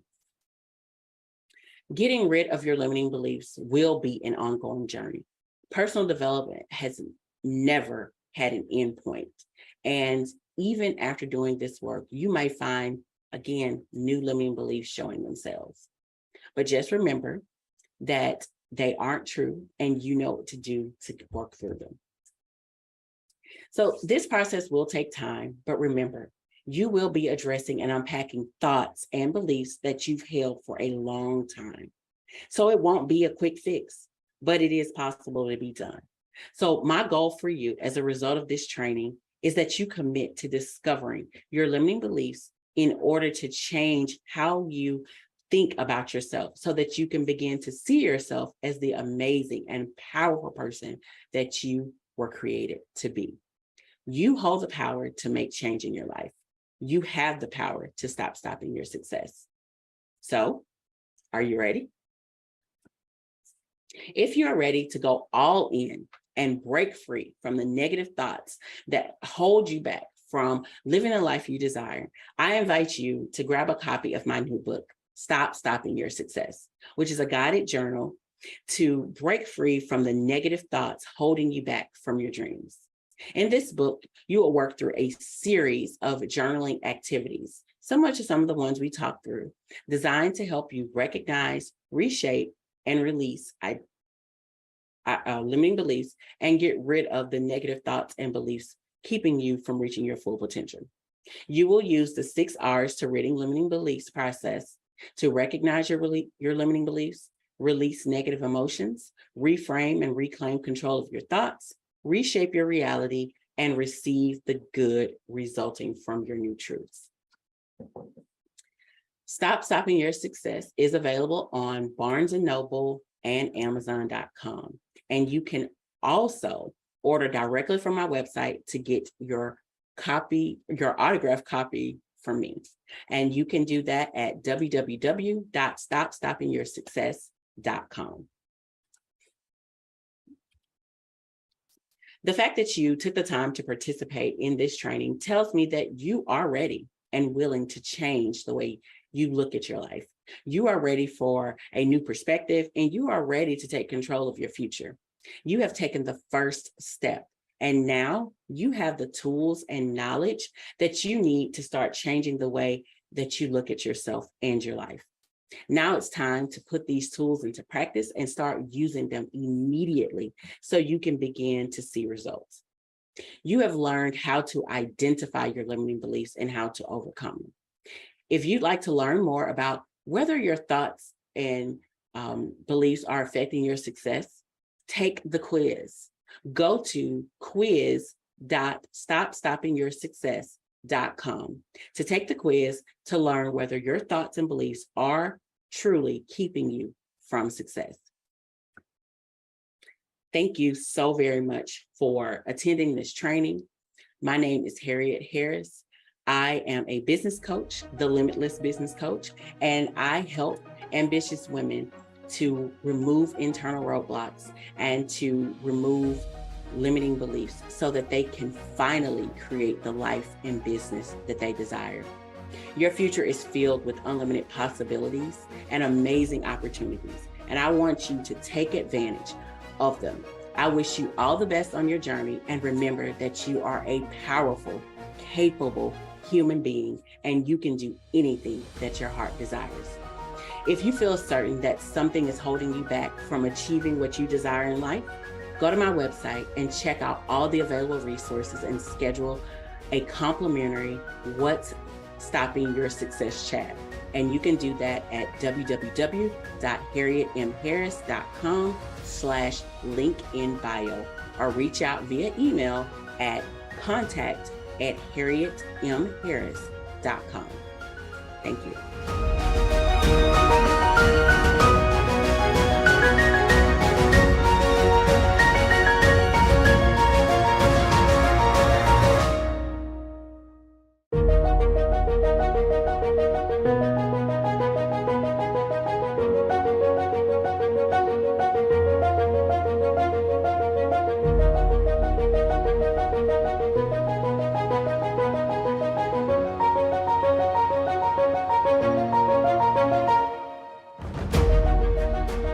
When you finally go back to learn from the past to move forward, things will make complete sense and other things fall into place.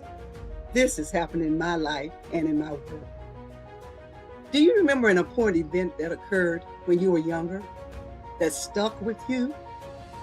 When I was in upper elementary school, a few events happened to me that stayed with me my whole life. In Chattanooga, we grew up in an all-Black world and went to good segregated schools. In the 4th grade, a small group of us were taught French and filmed on a television stage for a few months. That was a strange sensation. The teacher was white. That same year, a potentially violent event happened in my elementary school. A group of white men stormed into my school and were looking for me. I don't know if the television program and that event were connected or not. I was pulled out of my 4th grade class by the principal, who took me to Mrs. Higginbotham's 5th grade classroom. She was a tall, buxom lady with a booming voice. They placed me under her desk. She continued teaching and stared at the men as they walked by, and they did not see me. I remember seeing their feet, though, and hearing them say they were there to lynch me. I was placed on another bus to meet my parents. I asked my daddy about this right before he passed, since my sisters didn't believe it when I told them that as adults. He said that was a true story. In the 5th grade, we learned African American history the entire year. They were probably getting us equipped for school desegregation.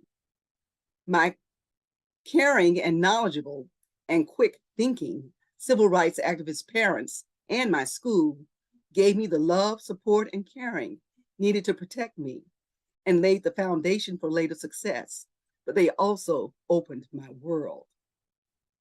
These events happened when I was in middle childhood.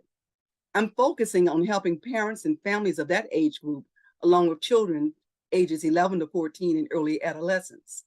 The ages of 9 through 14 are important ages that contain similarities. If you have children or relatives in that age range, you know what I'm talking about. Too grown and childish at the same time. These events were connected to later events in my life, and I used them as starting points for my research to become a better professional and parent to my daughter and 4 sons. Your connections help you to become who you are today, especially if you're comfortable with what you're doing with your children. As happened with me, each of us has had good and bad experiences that later connected to other events in life.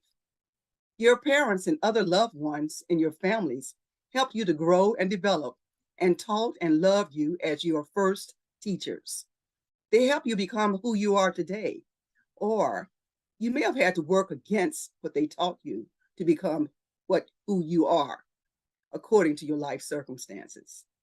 Many of us don't think about it, but parents and families are not just personal entities who show love and caring to their own children as they grow and develop. They are also important to our communities and nation. Families are the smallest social unit and institution in society. Just as our schools and religious institutions help us meet societal needs, families do too. Families are important to the functioning of our communities and our nation, and they lay the foundation for success that helps support children so they can become productive members of society when they become adults. And a lot of us forget that in our country. So much has happened over the last 3 years that point to our nation's and our families' weaknesses and strengths in some ways. We take so much for granted. But the pandemics, the new viral pandemic, and the long-standing social pandemics put our weaknesses and strengths right in our faces. Healing and learning are needed. It's time to be serious during this period of rapid changes, extreme weather, and instant information that make the world smaller. Updated 21st century skills are needed today to prepare our children for the world they will inherit. This is going to be our legacy to them. And as you know, we're leaving a lot of major problems with our children. We need to be open to learning more while using updated skills when engaging with each other. Learning in the past was simpler and easier to function in society, since literacy was clear-cut and included the 3 R's of reading, writing, and arithmetic.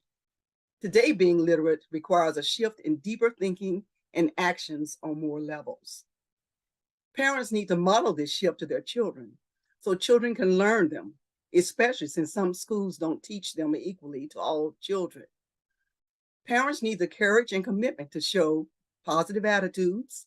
They need to be willing to learn new facts and concepts and learn how to do some new things that will assist their children in becoming prepared for their world. Nothing is simple, but it makes sense for today, and other things will fall into place. Updated 21st century skills include thinking critically, clear communication and collaboration skills across cultures, creativity, which demands play and innovation, and also included are attitude changes of continuous learning, hope, positivity, relationship building, and planning for the unexpected. We also need an understanding that the earth and its climate must be protected since it gives us life. Everything is connected, and we need to have faith that things will work out. Wow, that's a lot in a 12-minute talk about success. But I need to give that as a prelude to change so that we can start embracing that change. And I can send you a list if you'd like. How do parents begin to deal with those things? First, they got to start looking at themselves, something we feel that other people should do sometimes, or our children should do. What are you about? Are you trying to make life look and feel normal, or are you searching for something better? Both parents should look at themselves and their relationship. Do you work together or against each other? Your children are learning skills from you. My former husband and I had to do this self and couple work, so I know what you're going through. When you do, your children will notice what you're modeling, and they will possibly try to do the same. Do the research that needs to happen, or more easily, prepare our children for their world as a guide. After both parents make some changes, they can be ready for that next step, which is the first family meeting. In the family meeting, all children in the mix and who can talk are brought together at a meeting setting. You know, it's just like what you do when you go to a meeting yourself. And sometimes your children have gone with you to meetings. But they're going to have a voice, just as the adults have a voice. You're changing the culture of your family, so this type of change is a good starting point. An important note, no technology is allowed during these changes. Look at people, communicate with them, pay attention to each other, not to your phone or whatever. So in a way, you're going back while moving forward, like Sankofa, pulling those wise things from the past. Doing something different is what you need to prepare children for success in the future world they will inherit. How many of you are up to the challenge? With your second or third family meeting, you may want to view a video together. As a family, look at the world through the same lens, then discuss what was seen. The video I'm referring to is A Future for Us by Sir Ken Robinson. It's only 15 minutes long, so it's not too long. Look for it on YouTube. This video presents a futures orientation, which is the practice of looking ahead and accepting that the future of all of us is unwritten. We have to be open to change and continually learn what else needs to happen.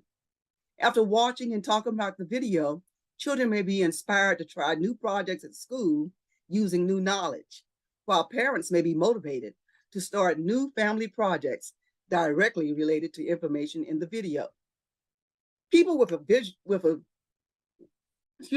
futures orientation are looking at the fact that you can write your own history. It's not written for you. You know, the past is past. We learned a lot from it, but the future is unknown. Everything is interconnected and interdependent, and we must have faith that things will work out if we make fruitful connections and embrace change. Those connections help us to heal from the past 3 years and include family wellness and well-being that will grow. You know, we hear a lot in the news about mental health of our children, and this is what they need. Your children's academic achievement will improve, and your children's behavior will also. Parents may find that using a futures orientation means that their job or career situations will change for better financial security for their families. Their spiritual growth may also change with this boost in faith. But change at home means that their schools need to change too. Share the video with your PTA and school and community-based parent organizations. Advocate together with them for better schools that use a futures orientation to continue the work of preparing more children for success in the future world they'll inherit. This is deep work, but changes begin at home and be the start to doing something a lot bigger. Learn more about that. Take time today to begin the long process, making it an adventure for both parents and children. If you're close to other families, join together for the journey. You'll have support and accountability partners, and your children will be able to build strong interactions or in-person ties with friendship with family members. As I close, know that you can be the change your children need to see this year and in the future. Speak about those needed changes. Act on them, knowing that when unspoken connections are brought to light, we can then embrace change. This is the SOULS framework used in schooling solutions, books, and consultations. Contact Dr. Mapp to learn more.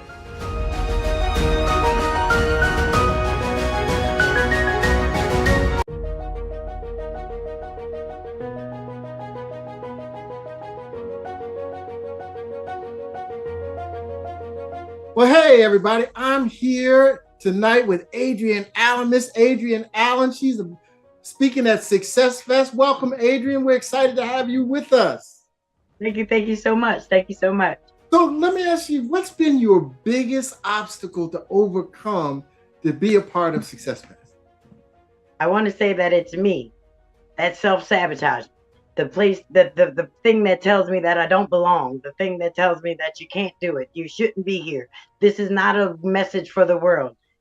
But I bless God for the fact that, you know, through all the obstacles, through all of the sabotaging, I'm still here. I'm still standing. I'm still there. And I got a word. So I believe that was my biggest obstacle. So it sounds like serving others is really what you're here to do. What about you makes you want to serve other people? Well, because of the fact that within the last 12 years, I was diagnosed with multiple sclerosis. And I literally had to learn how to do life again. I had to learn how to walk again. I had to learn how to laugh again. And to me, when it comes down to career, that's the only thing that I've done for as long as I've done is be sick and know how to still maintain, know how to show up, know how to be the best that you can be. You don't have to be sick and look sick, you know? So I became an example of, I have MS, but MS doesn't have me. And no matter what you're going through, you know, there's another way through. So if there's something that you wanted somebody to take away from your message when you speak to them, what do you want people to walk away with after they hear your message? What do you want them to walk away with? That they can do it. No matter what, no matter how it looks, no matter where they think that they are right now, it's all in the plan. We don't know God's plan. We can just live it. So we have to trust the plan. And when we trust the plan, it all works out. My line is stay in the boat. No matter what you do, stay in the boat. Wow, that's powerful. I'm excited just talking to you and interviewing you tonight. So listen, everybody, Adrienne Allen, you don't want to miss her because she's got a powerful message and a powerful word just for you. All right. Well, thanks so much. Appreciate you so much and welcome again. Thank you so much.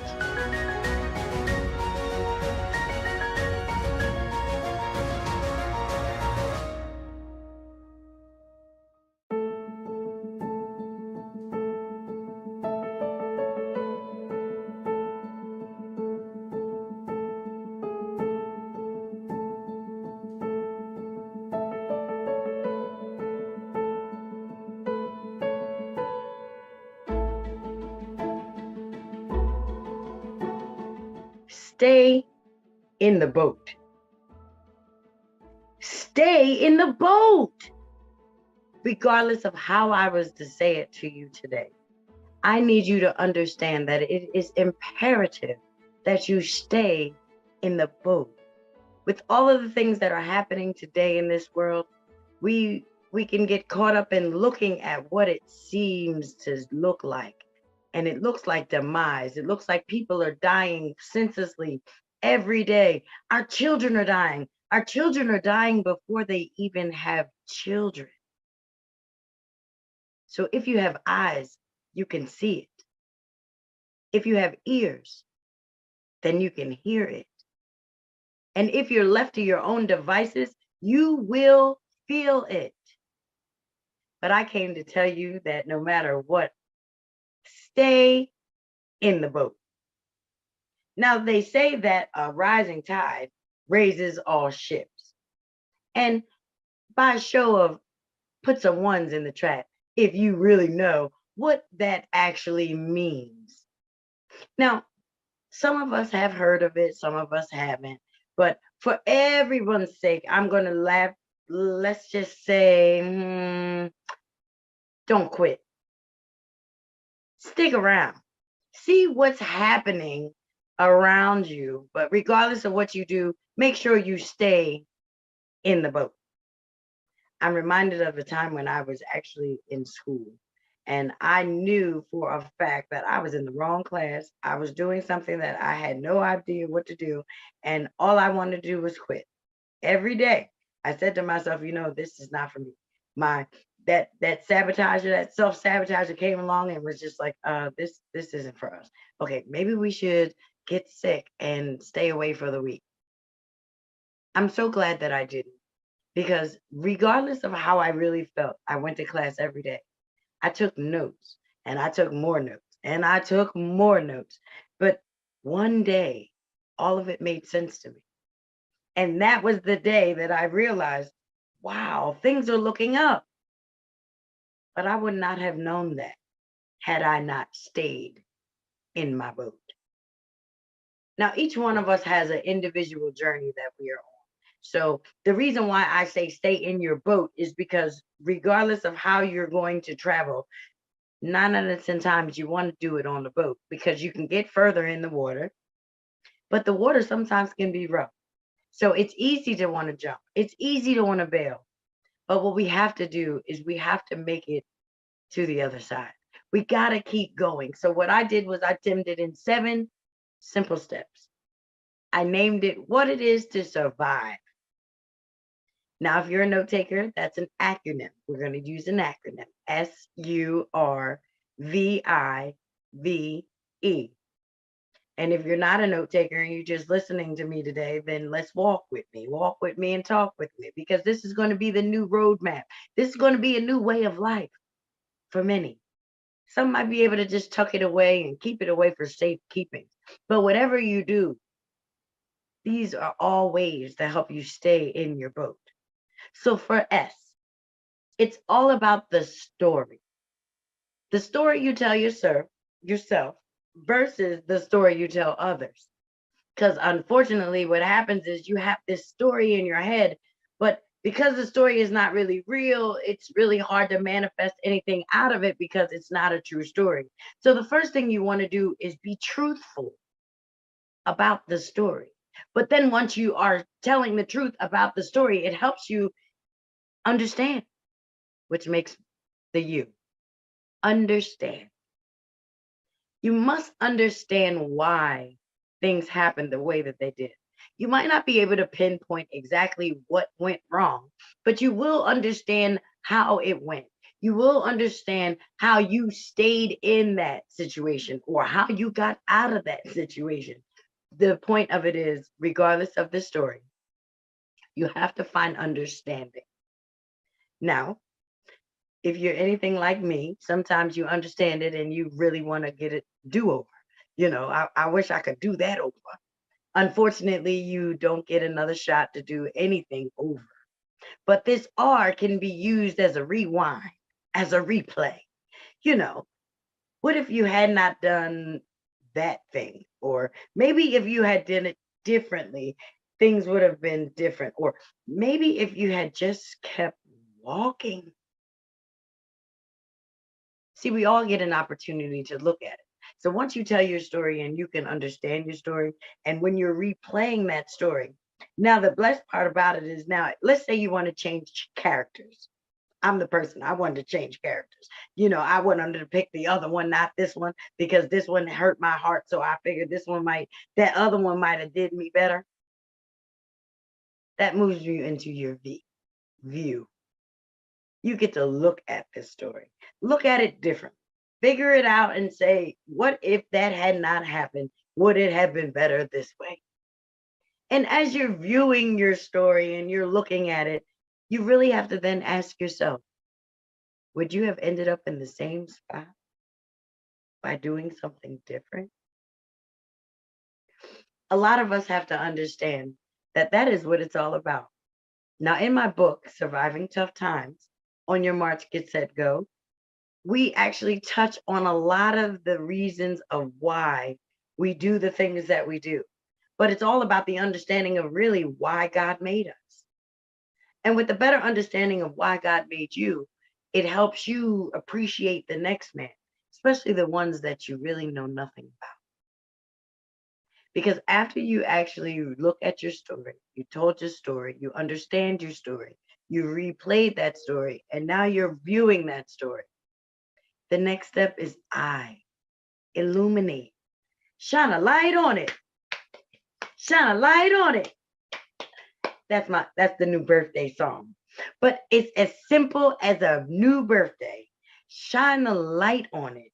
Let you see it how God intended for it to be.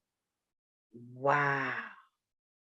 You mean to tell me the things that I went through are things that I went through because those are the things that made me me? Exactly.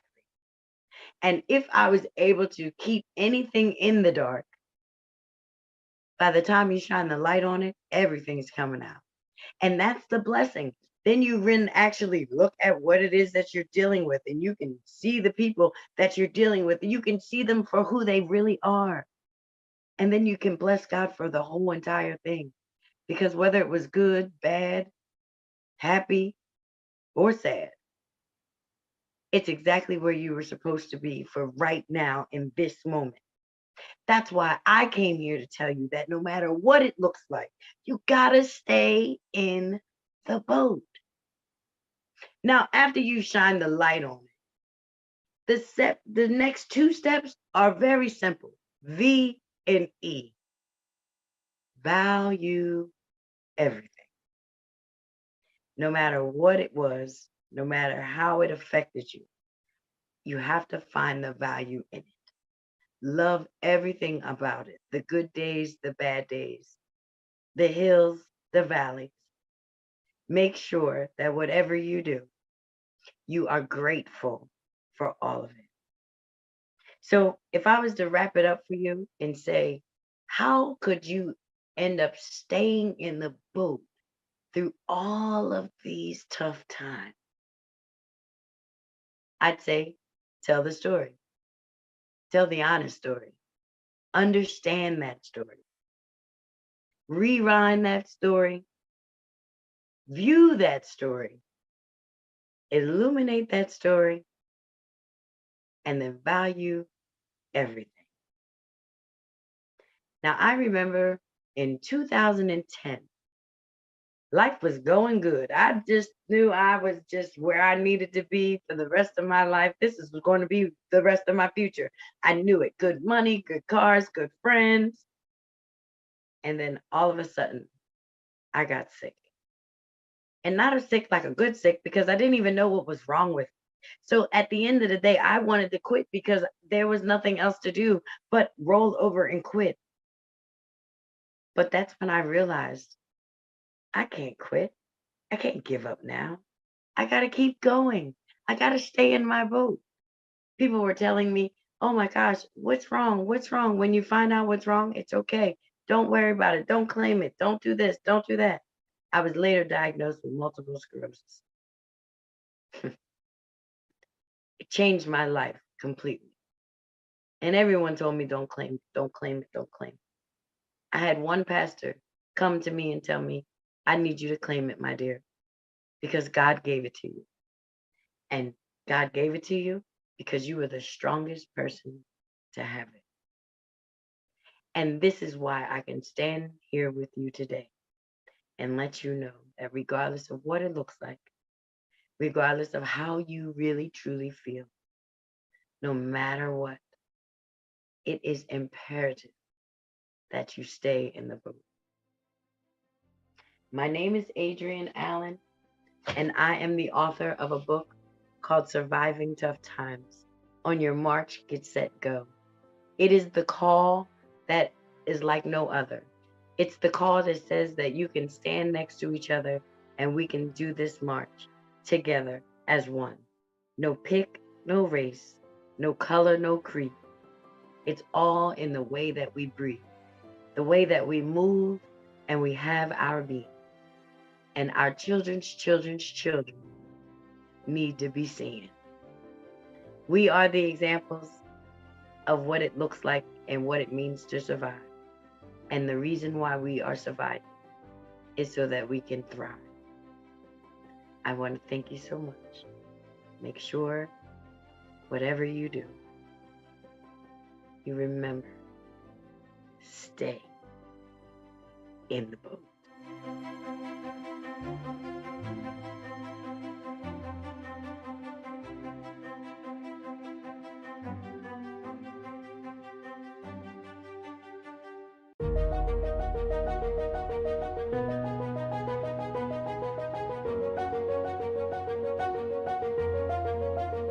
Hello, everyone. My name is Cynthia Owsley-Gary, and I am a speaker at SuccessFest 23. All right. Hello, Cynthia. How are you? I am good. How are you? I am fantastic. We're excited to have you here. And Cynthia, what is the title of your keynote? So the title of my keynote is Overcoming the Challenges of Life. Oh, wow. Overcoming the challenges of life. So that, that begs the question, what has been your biggest obstacle that you've had to overcome? One of my biggest obstacles that I had to overcome was fear. Fear stopped me from doing so many things earlier on in life. So that is the biggest obstacles that I had to overcome was fear. Okay. So by overcoming your own obstacles, what makes you want to help other people overcome their obstacles? The reason I want to help other people overcome their obstacles, I believe that I am called to help people to become better, to help people change, to help people make a difference in their life, to help people to become all that God has called and created them to be by helping other people overcome the struggles that they may be facing in life that is hindering them from fulfilling their God's divine purpose, for fulfilling their purpose in life, the things that God has called them to do. Sorry about that. That's okay. So after meeting with you, working with you, what do you want them to take away? What do you want them to be able to start doing? And so what I want people to start doing, I want people to believe in themselves. I want people to believe that they can do and become all that God has called and created and designed them to be. I want people to understand that they have a true identity, the identity that was uniquely made in the image of God. And so I want people to know that in spite of their struggles, in spite of their dark moments in life, they can overcome any challenges of life if they put their hope in God, their faith in God, their trust in God, and not give up and without wavering. Okay, fantastic. So everybody wants to leave a legacy. Everybody wants to be remembered for something. What is it that you want people to remember you as and how you had an impact on the world? And so I want people to remember me that I am a woman who have faced difficult moments in her life. I'm a woman who had many scars, a woman who was wounded so many times, a woman who was rejected and betrayed, lied on, mistreated, a woman who almost contemplated suicide because of the dark moments, the struggles she had in her life. And so I want people to remember, if I am able to overcome the struggles of life, they are also able to overcome the struggles in life if they put their hope, their faith, their trust in God and do not waver. Stay connected to the vine. The vine is Jesus Christ. Don't let go of his hand. Don't stop, don't quit, and just continue to do better through prayer, fasting, reading the word of God. That is where you pull your strength from. That is where you get, the medicine from, is from the word of God. So I want people to know that I am that girl, who almost gave up. But because of my Lord and Savior Jesus Christ and by his grace, I made it through. Right. Fantastic. We're excited that you're a part of Success Fest, and I know that the audience is going to be blown away with your message. So thanks again for your participation, and we look forward to hearing you very, very soon. Thank you for having me. You're welcome. Continued success.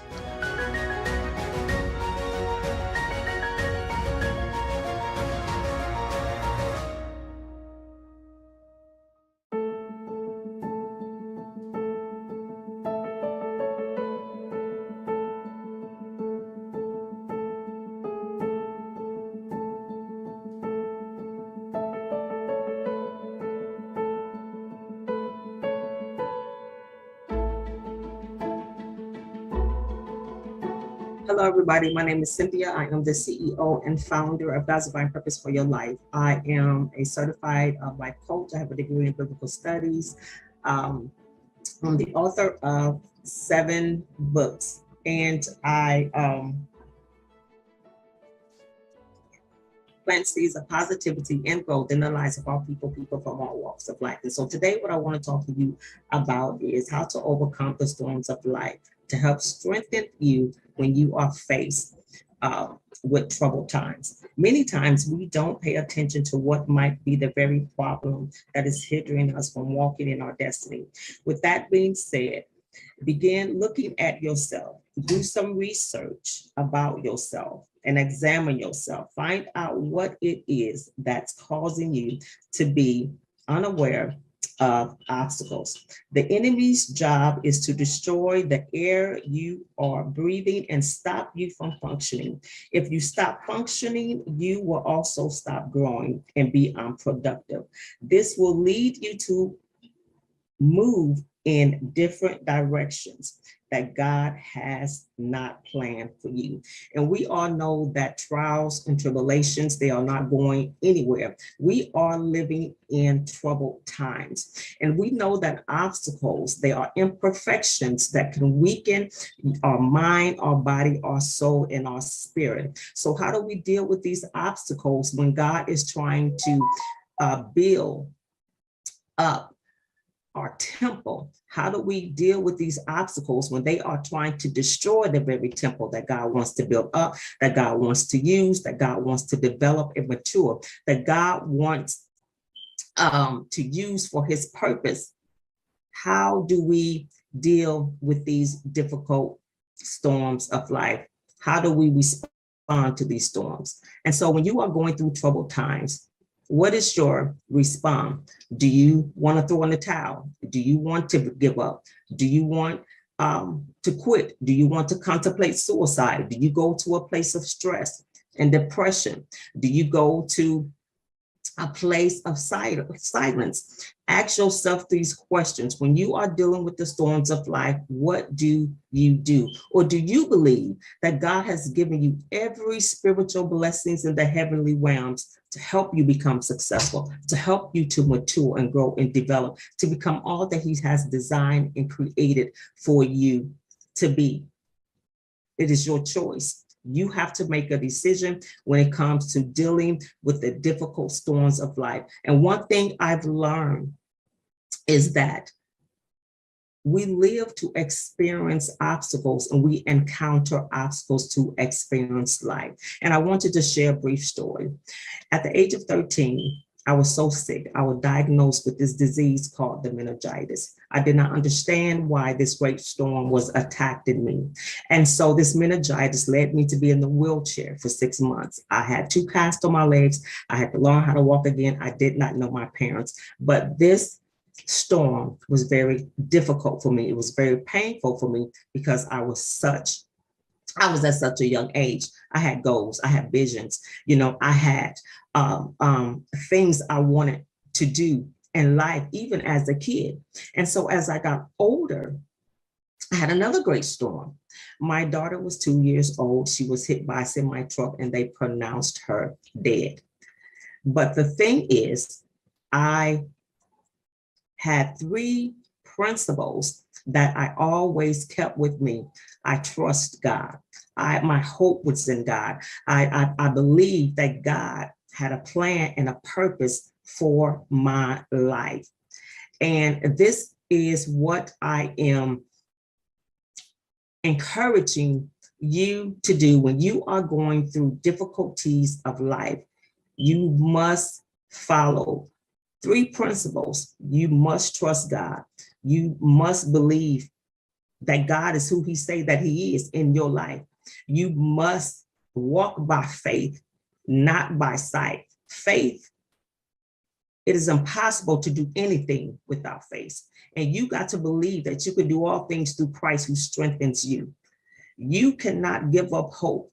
You got to be joyful and hope, patient in affliction, and you must be faithful in prayer if you want to succeed and become successful in every area of your life, because obstacles, there are imperfections that can weaken your mind, your body, your soul, and your spirit. So how do you deal with these obstacles when they are trying to destroy the very temple that God wants to build up, that God wants to use?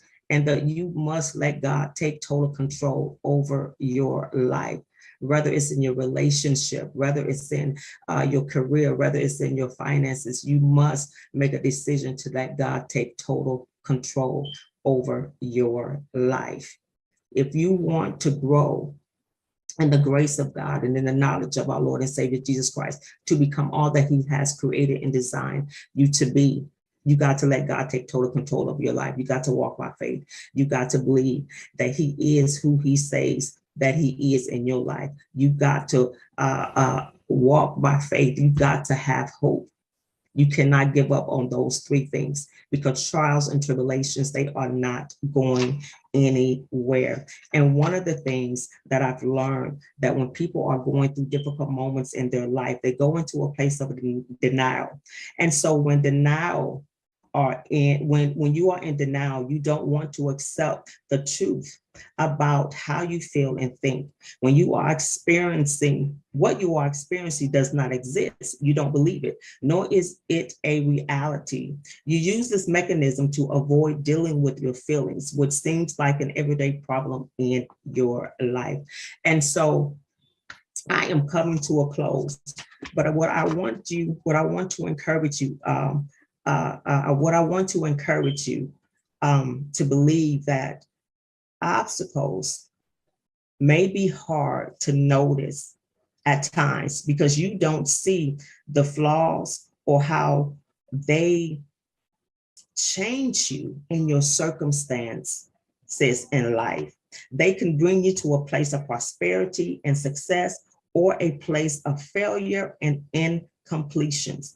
Obstacles come in all shapes, forms, and fashions. They can present themselves in the form of a human being through your workplace, communication, group settings, loved ones, friends, and family. In fact, they can be dressed up in great clothing as well as be well groomed.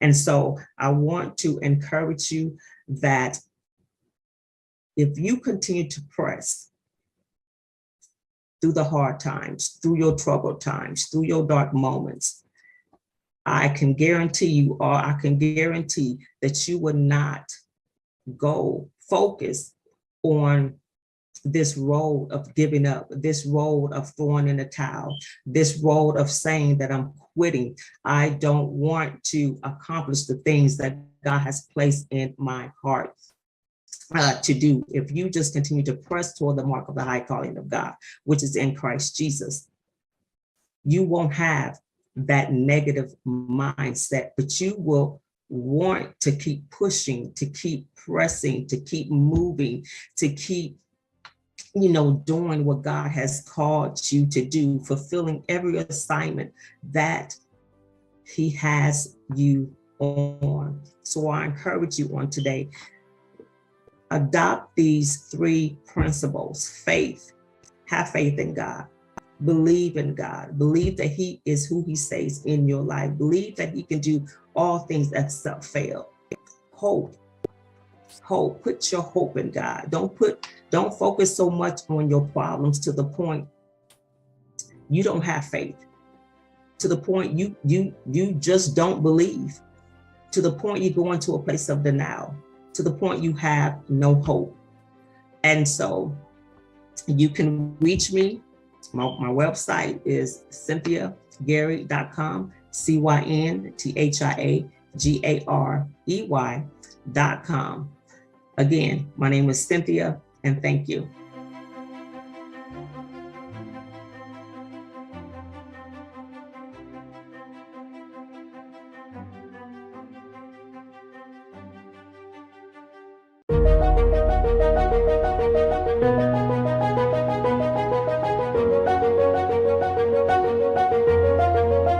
Well, greetings and welcome to SuccessFest. I am Dr. Evelyn. And Ms. Hester, would you please tell us a little bit about, first of all, introduce yourself, and then tell us about your business, the name of your business, and what it is that you do. Oh, sure. Well, it's an honor to be here, Dr. E. I am Deanya Hester. I'm originally from Florida, just relocated to Charlotte, North Carolina. I love it here. Everything but the weather, right? Florida to cold is just not a good combination. But I am the founder of From Princess to Queens, a nonprofit organization for our girls ages 5 to 18. And what we do is we teach them to be self-sufficient leaders and change agents to change their communities. In addition to that, I'm also the founder of the Knowledge Bar, which is an online bookstore. Hopefully we'll be coming into a brick and mortar soon. It's a place where collectives can kind of meet and have conversation and exchange ideas about different books and how it's helped them over the years. Okay. And lastly, I'm also the founder of Prestige Academy of Autism and Special Abilities. My son has autism. He was diagnosed a few years ago. And I knew that I wanted to be able to offer parents something different, a different way of teaching our babies and inspiring them to tap into their God-given gifts. So Absolutely. That is what I do. That is my purpose. And that's why I'm here. And you have a full plate. I know that you are probably taking B12 and all kinds of vitamins. Well, he keeps me going alone. So, it's never a dull moment with him, I swear. I am sure. I am sure. But that is such a blessing because sometimes information in our community is scarce. And it's really wonderful to see someone with your energy and your personality that can help parents navigate and offer something that helps our children to just be their best selves. Definitely. Yeah, it's a bit scary when you first get that diagnosis. So I want to make sure that I'm there to kind of coach them through the process. Absolutely. That's wonderful. So now with SuccessFest, how do you see it being beneficial to helping you get your word out?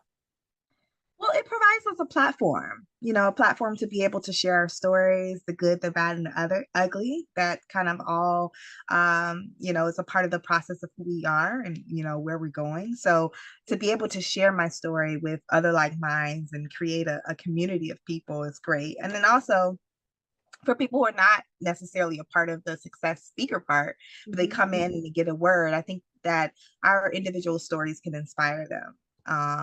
To continue. You never know what someone's going through is the new saying that people say now. And to be able to provide a story that can kind of ignite something within someone is really an amazing thing. Absolutely. So now when you first got started, when you decided you wanted to be an entrepreneur, what types of, I would say, obstacles or barriers did you have to overcome to really get on solid ground? Yeah, I've always been a pretty ambitious girl, so I thought I always knew what I wanted, right? And as I've gotten older, I realized that sometimes what we want or what we think we want is not necessarily what God has for us. Absolutely. And so I actually started this educational process with my mom over 10 years ago. We started a school together called Prestige Academy and Beautiful Mind and Soul Leadership Academy. And unfortunately, due to finances, we had to close down shop. And that was probably the most devastating thing. This was before I became a mom. So those kids were my babies, and to having to step away from something that I thought God had, put in my heart to do, was just a little disheartening. And then I gave birth to my son, and I realized it was a lot deeper. It was something else. It was the same thing, but a little bit deeper that I needed to do. And so sometimes we have to be able to understand that, failure is just merely redirection, and accept that and kind of move forward. Yeah. Okay, very good. So now here you go. You're getting ready to do a presentation on SuccessFest. You got your recordings done. You're just getting ready to let us know all about the things that you're doing. And if you could give like one piece of advice to an up and coming entrepreneur, what would that be? I would say, listen to life's whispers. Understand that, you don't know it all, though you have a core feeling, a core belief, right, on where you're supposed to go. But sometimes life may take you somewhere else. So be open to that. Be open to go with the flow, literally. Because sometimes we kind of limit ourselves with, no, it's supposed to be this way, but it may be something much bigger. So I would say, listen to life's whispers, listen, to take all of those things that you think are mistakes or failures, add them to your toolbox and pull them out when it's necessary and needed, for the next trials and tribulations that are going to come. Everything is never going to be smooth sailing. It's going to be ups and downs, just like the stock market.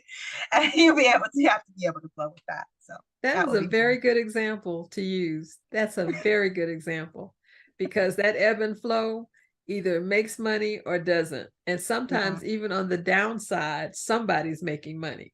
Exactly. So there is success even when things are down. Exactly. Yes, ma'am. Well, we really are looking forward to your presentation and your participation with SuccessFest. And we want to thank you for being able to come in as a speaker and inform, because information is the key to freedom. When you don't know which path to take. Exactly. And so the more knowledge we have, the better we are. Yes, applied knowledge is power. Not knowledge, but applied knowledge. Absolutely. My grandmother used to tell us that knowledge means nothing if you don't share it.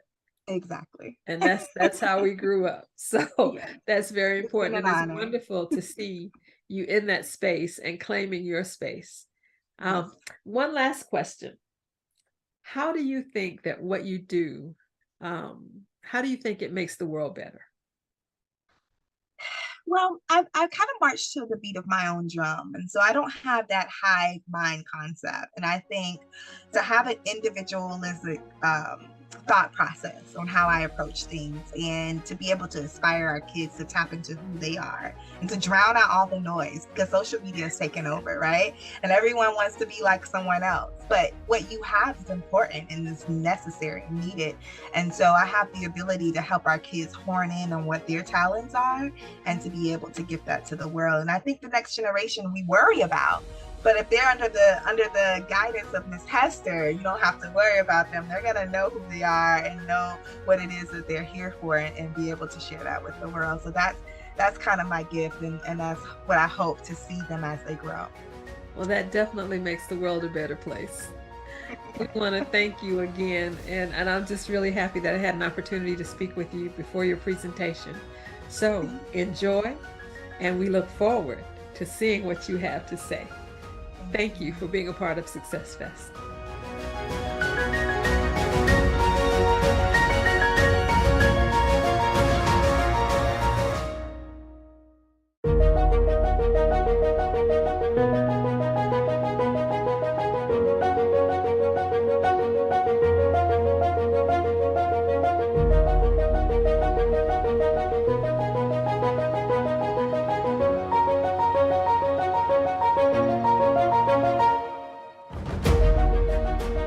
Greetings, everyone. I am Deonya Divine. I am the founder of From Princesses to Queens, as well as Right to Reign, the podcast. And today I want to talk to you all about where success actually comes from. Earl Nightingale says that success is merely one's finding themselves. A successful life is simply being able to overcome life's obstacles without losing your esteem on your goals. So I want to start by telling you a little bit about my story.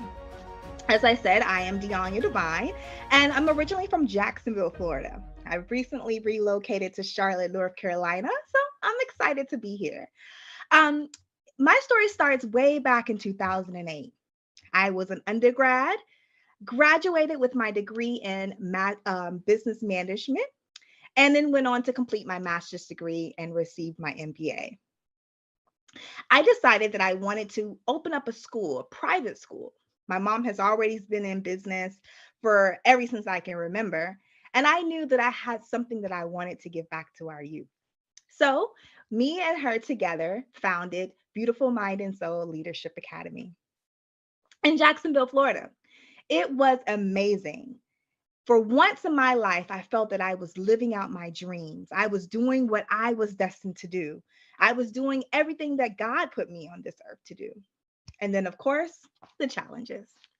Yeah, the challenges came, knocked me off my pedestal. And I actually had to close the school because of some financial issues. I was lost. I was confused. I was angry, really, because I felt that I had to start all over. Why would God take something away from me that was so profound in my life, that meant so much to me? I didn't understand. I was confused. And then I went to the doctor and they told me I was pregnant. Now I'm really confused. What are the odds that I'm closing a school, a private school? And not only was my private school a small, structured, loving environment, but it was geared towards kids with special needs, with learning disabilities, kids who just didn't do well in the traditional school setting. And I just knew that that was going to be where I was going to be for the rest of my life. And now this doctor is telling me I'm pregnant. I'm going to give birth to a child. How is this even possible? And I remember hearing a still voice, and it said, I need all of your attention. I had to take that away from you because this child is going to require everything from you. And I want you to have that ability to give him that.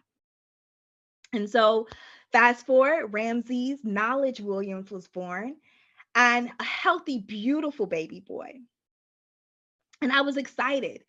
I felt alive again, right? And then the doctors told me he may never speak. He may be always nonverbal. He's going to be on the spectrum. He's going to need your help for the rest of your life and the rest of his. And do the best you can. And I was not going to take that. Again, I named my son Ramses. What a powerful name. And I know he's sent here to do great things. And so after working with him and therapy and just putting him in different activities, he loves to swim. And so now he's on the swim team at the age of 6. He's still working on his verbal skills, but I realized that my child, my gift that God gave to me, was here for a special purpose.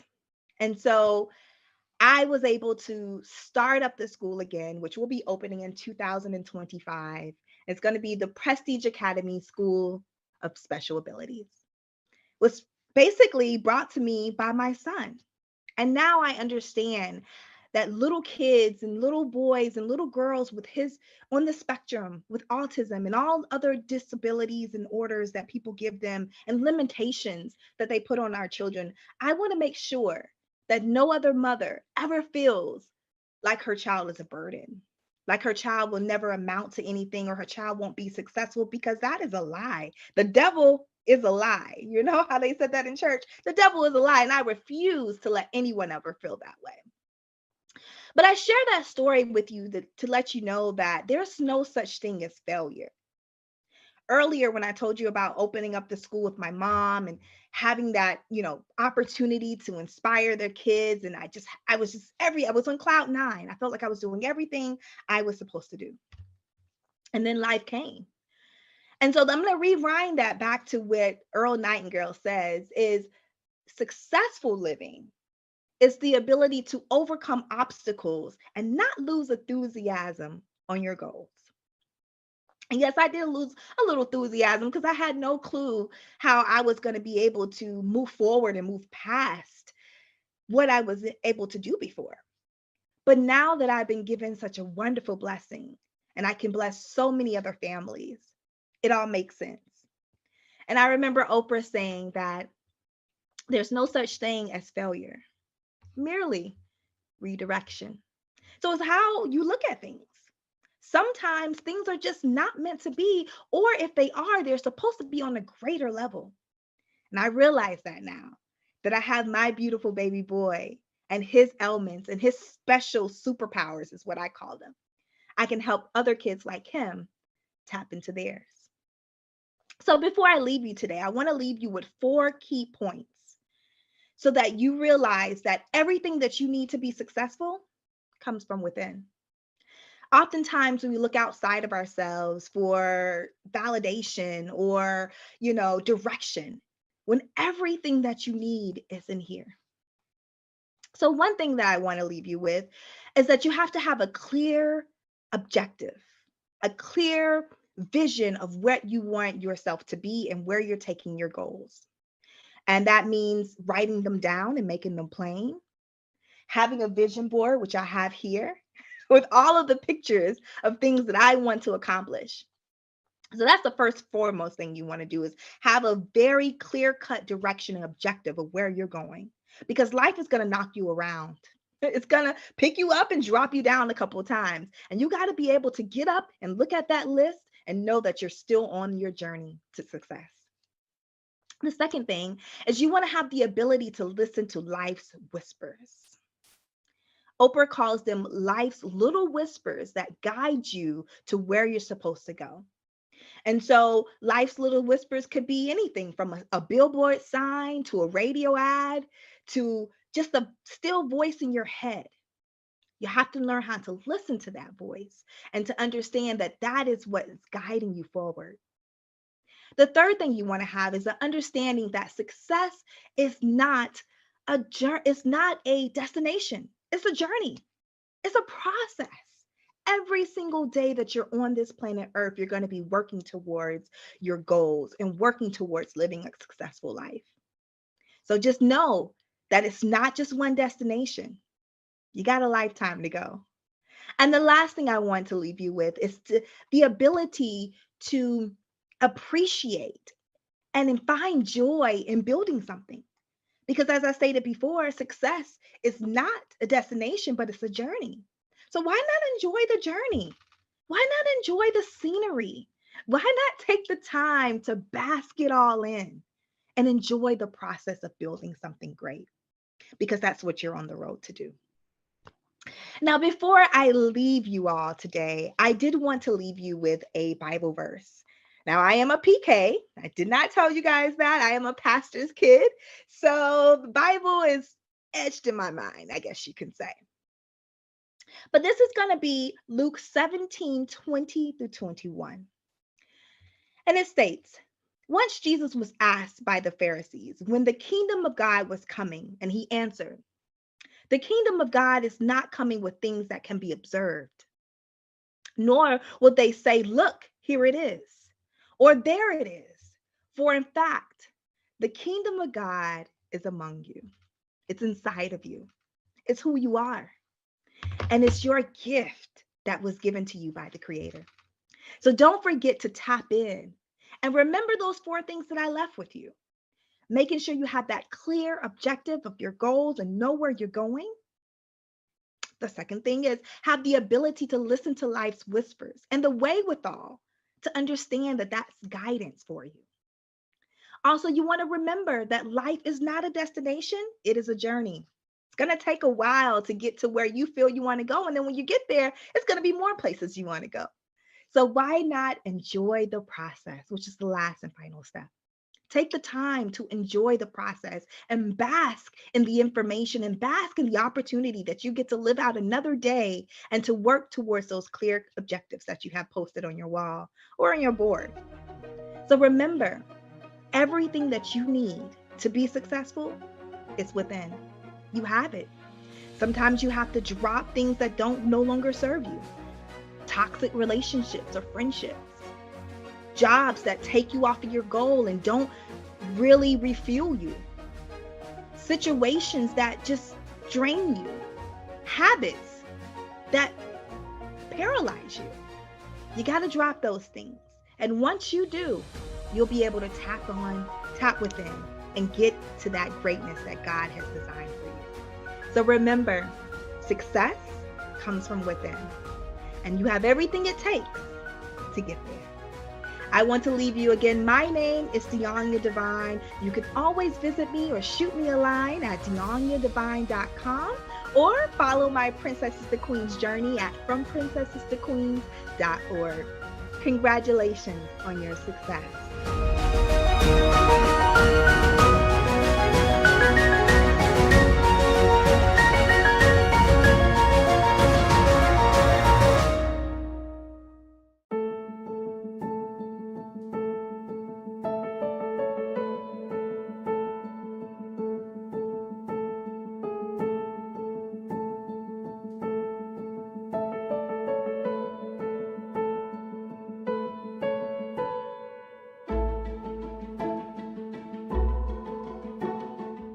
Hi, I'm Dr. Robert Benson, and I'm a military man. I spent over 20-something years in the military, and I have a great family. Well, come the time for me to get out, be it a great assignment. It's in a place that my wife and I love dearly. My kids love it. My sons, they're having a great time. White picket fence, all of that stuff's going on. It's great. Well, enter conflict in the fact that I have to find a job. Well, I get a call for a job. Well, the job is not like right around the corner. It's not an hour away. It's 7 hours away, 7 hours away. And I have to go and decide whether I'm going to take this position. Well, the wife and I, we discussed it a little bit, and you know, there's some legitimate concerns, obviously, because when you are a military guy, you have certain structures in your home. So I'm about to do something to change all that completely. So my wife and I discussed it. We decided that it's good for me to take the job. As a matter of fact, she said absence will make the heart grow fonder. So we take the position, we move on. You know, I go back and forth, you know, commuting and such, trying to maintain some level of normalcy with my kids. But as the time went on, it got a little bit more difficult to do. I was finding myself dealing with conflicts within my own family, because when I was gone, it was like I wasn't around anymore. As a matter of fact, that absence ended up being absence. It means out of sight, out of mind, versus, you know, them missing me and wanting me to come around. As a matter of fact, it got so intense at times that we really were at each other's throats. I found myself coming back and forth home. Every time I was coming home, I was having to redo or undo things that just wasn't what we agreed on. And sons and children being who they are, they know how to keep things going to where the heat's off of them and put it on someone else. Long story short, as time went by, we started getting more and more egregious situations that happened. As a matter of fact, one time when my wife and I both were away from home, my son had some kids come over, and one of them had a gun on him. This kid had a gun, and the gun went off, and it shot one of my son's real friends.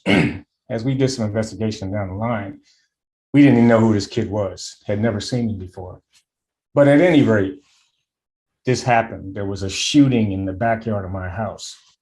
Thank goodness my son had learned some of the things and retained some things we were trying to teach him over the years. So he actually saved this kid's life by stopping him from bleeding out, because it hit him in his leg and it hit the major arteries. I could have killed him had my son not acted appropriately. Well, yeah, that's admirable, but the bottom line is that this is a situation that should have never even happened. Well, eventually I get a chance, I get back home when all this has happened, and I try to talk to my son. I want to know what's going on. How did this come about? Who is this kid, et cetera, et cetera, et cetera. That, including a bunch of other things that it was time for him and I to have a big conversation about.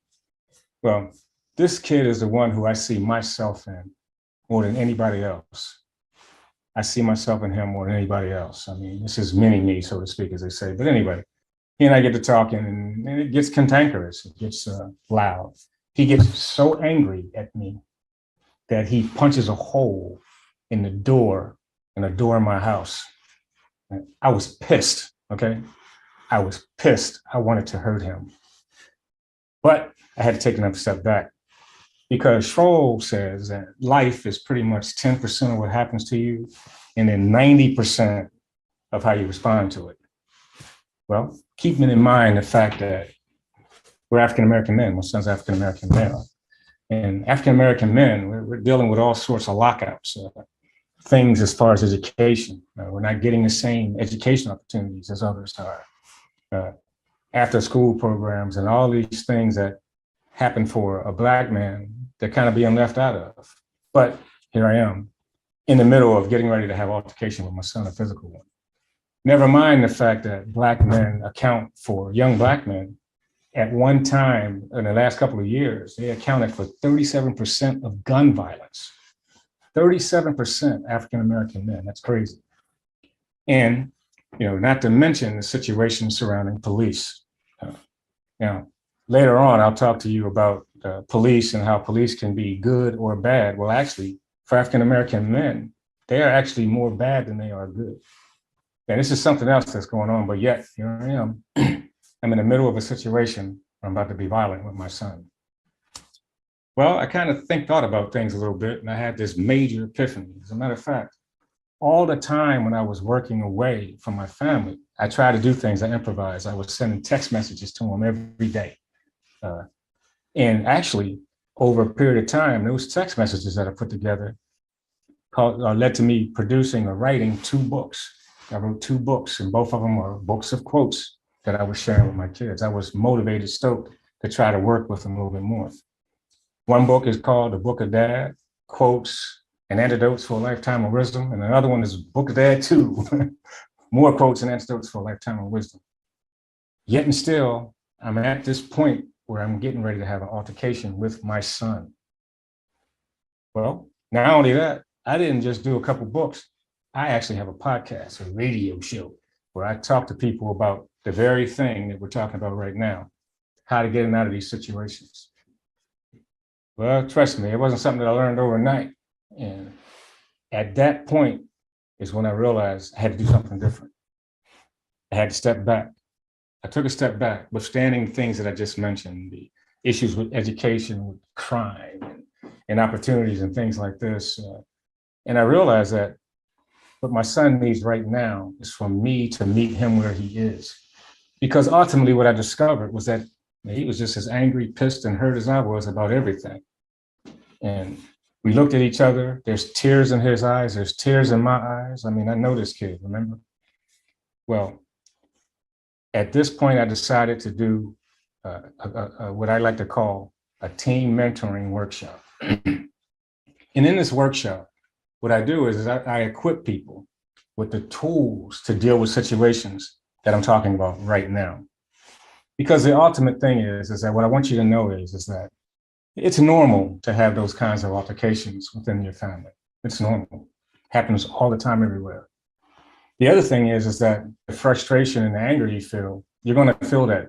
But what I want you to feel now is motivated to go back in and revisit these situations with your family, with your children. And what I want you to do is to allow me to help you with my team mentoring workshop. So what I talked to you about today pretty much is this, is that you got to survive. I mean, when work situations come about you, there's going to be things and situations that put you away from your family. I have the tools to help you deal with that. And if you allow me, I'll share those things with you. And now let's just revisit my son, the situation where he and I were about to bump heads. And as I said before, it was an emotional time. We both had tears in our eyes. We were very upset about it, about what was going on. But the thing that I walk away from is that we looked at each other both in the eyes, and I said to him, "We got to fix this." He said, "Yeah, Dad, you're right. You're right. You got to fix it." The first thing I asked him, I said, "Well, what was on your mind? What's the matter?" And it was like we let the air out of a balloon.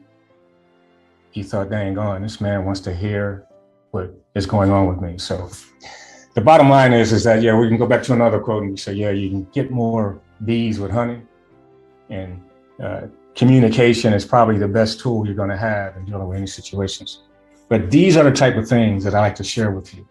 And if you'll allow me to do that, I will. I'm Dr. Robert Benson, and I'd like it very much if you allow me to share my team mentoring workshops with you. Thank you.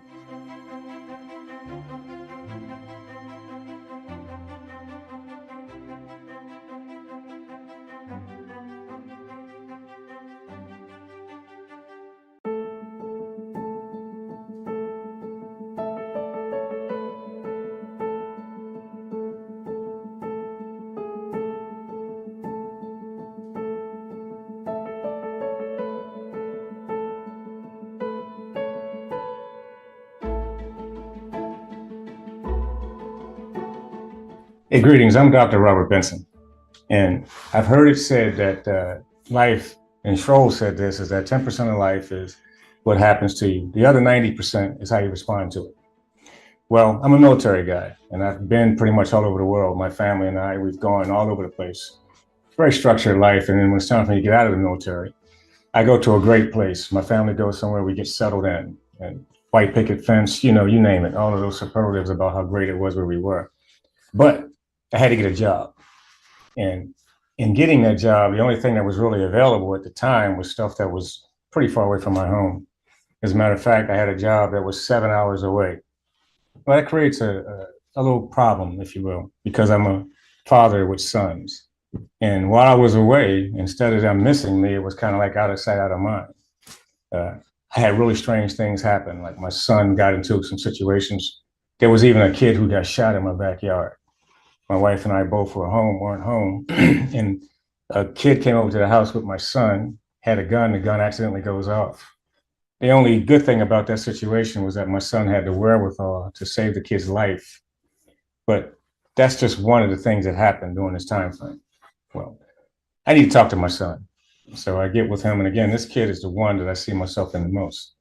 And our conversation got so cantankerous and tense that he actually punched a hole in the wall in my house. I was very pissed at him, very pissed. But here we are at this situation, and I got to figure out what I'm going to do about it. Well, if you'll allow me to, I want to teach you today and show you a bunch of things to combat situations that are just like that, because it's normal to have these interruptions and interactions that are not always positive with your family. And you should feel frustrated, but what I want you to feel is motivated. And today I'm going to motivate you on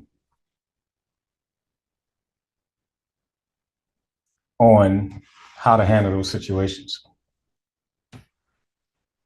As I said before, my name is Dr. Robert Benson. And what I'm going to talk to you about today is team mentoring. And it's basically team mentoring, which are tools and information needed for survival. So for a quick overview of what I'm going to talk about, I'm going to state the problem to you. Then I'm going to present some statistical data from 2 different time frames. I'm going to talk about the team approach and how mentoring and team development works towards addressing the type of problems that I just indicated to you. I'm going to identify some people who can help us and some people who shouldn't. But in the middle of all that, you're going to see that there's a group in particular that can fall and has fallen on either side of the fence. Okay. And then I'm going to talk about some national initiatives that are out there. And at the end of all that, I'm going to have you do and sign and commit by signing off a pledge to be a team mentor. And we'll summarize and conclude, and I'll share some information about you with my other stuff that I do. Well, simply put, stating the problem is that the African-American male is in a serious lockout. The urgency of now lockout crisis is something that was developed by the great Barack Obama. And some of the things that he identified in this lockout were National Assessment in Educational Progress, the NAEP. Black men tend to fall by the wayside in these types of programs. There's an early childhood education lockout. We were talking about where kids are younger, African-American men or males don't seem to be getting their attention in that area. Student-centered learning. This is where we're taking those concerted efforts to reach a student, each one individually. but that's just not happening for the African-American male right now. Well-resourced community lockout. This is huge because if you go outside your door and there's nowhere to go, nothing to do, there's no resources available for a young child, and that's definitely a playground for an idle mind or the devil. Interestingly enough, though, the other one here is this gifted, talented, and AP lockout, which is advanced placement courses. These types of courses are huge for kids to get into school because it allows them to fudge and increase their grade point averages if they're able to get into these courses. Again, the participation in this program from African-American males is pale, okay? And then, of course, the post-secondary attainment lockout, that's just simply going to college. And as we talk more about this, you're going to see that there's a disparity amongst African-Americans in this area as well. So let's just look at some data. Okay, we're going to talk and look at data from two different perspectives. One is about 10 years ago, and the other is recent. And then also after this, I'm going to explain something else to you that's going to affect these numbers. But essentially, 10 years ago, African-American males, only 53% of them were employed. And that's between the ages of 25 to 34. That's the meat of our population. Our young people who are in development stages, who are learning things. Well, if they can't get jobs, then there's a ripple effect of negativity there. Violence, African-American children alone, this is back in 2003, accounted for over 1,100 gunfire incidences, shootings, if you will. And I mentioned a shooting earlier about my son, one of his friends, crimes. For instance, another thing is that crimes, African-Americans tend to be sentenced to longer sentences. They try to couch it, or I'm not going to say they, but I'm going to say the system tends to couch these things behind the type of crime. For instance, crack cocaine. People are getting life and life sentences and very, very stiff sentences for crack cocaine versus people who use powder cocaine. They're not getting nearly as intense sentences or long. People say it's because of the type of drug. We all know that the reason why these sentences are stiffer is because they are addressing or being levied on people who are minorities in the most case. And of course, we talked about education before, and only 45% of Black men really graduate from high school. That's scary. And then Black males actually have a 32% chance of going to prison. That's another one that's scary. And Black graduation rates hover around 50 to 59%. Well, let's take a look at that same data later on, 10 years later. This data here that I have now is about from 2018-17. But the numbers are surprisingly the same. There hasn't been any changes in these, in this slope, if you will, this disparity in employment rates, graduating from college, prison populations per volume for people of African-American standing. Well, that's then, this is now. There's no change. Why is that? Well, there are some things that can contribute to the skewing of these numbers. Now, just recently, we all know that COVID was huge. We had to deal with the pandemic implications. And what that pandemic did was it literally shut everything down. So you're talking about a fractured and damaged system that's basically been shut down. So quite naturally, things are negatively going to get exasperated. So we talk about the COVID shutdown. I mean, there was no sports, there was no nothing. I think that allowed the idle problems to surface. I mean, let's look at what happened in January, the January 6th insurgents on the White House. I beg to, I submit to you that the reason why that was able to go on at the magnitude and the level and volume that it did was because people didn't have anything else to do. So, but along those lines with the COVID situation is that we are still in recovery. We have not fully recovered from the collapse or the situation surrounding COVID. And for that reason, numbers are skewed. We're going to have inaccurate numbers or numbers that need to be factored or have some asterisk by them that indicates COVID. Now there is absolutely a new norm. That new norm is that nothing is normal anymore. We're constantly trying to adjust. And just yesterday, I know of positive COVID cases that are still occurring. And of course, as I said before, when you're talking about people who can't work, they don't have anything else to do, there's an exponential hike in crime, which is really amazing to me. So, but All right, so now that's the problem. We know that we're an underserved community. So how are we going to address this? But let me share something with you real quick, though. Is that for years when I was a kid and I was a young person, the one thing that I really wanted to do was I wanted to be a professional basketball player. Well, the problem with that is that I sucked at basketball, but I'm not a very big guy. So what I had to do was I met some people who talked to me and advised me on different things. What I meant and what I talked to was a mentor. A mentor is someone who teaches and gives advice to a less experienced and often younger person.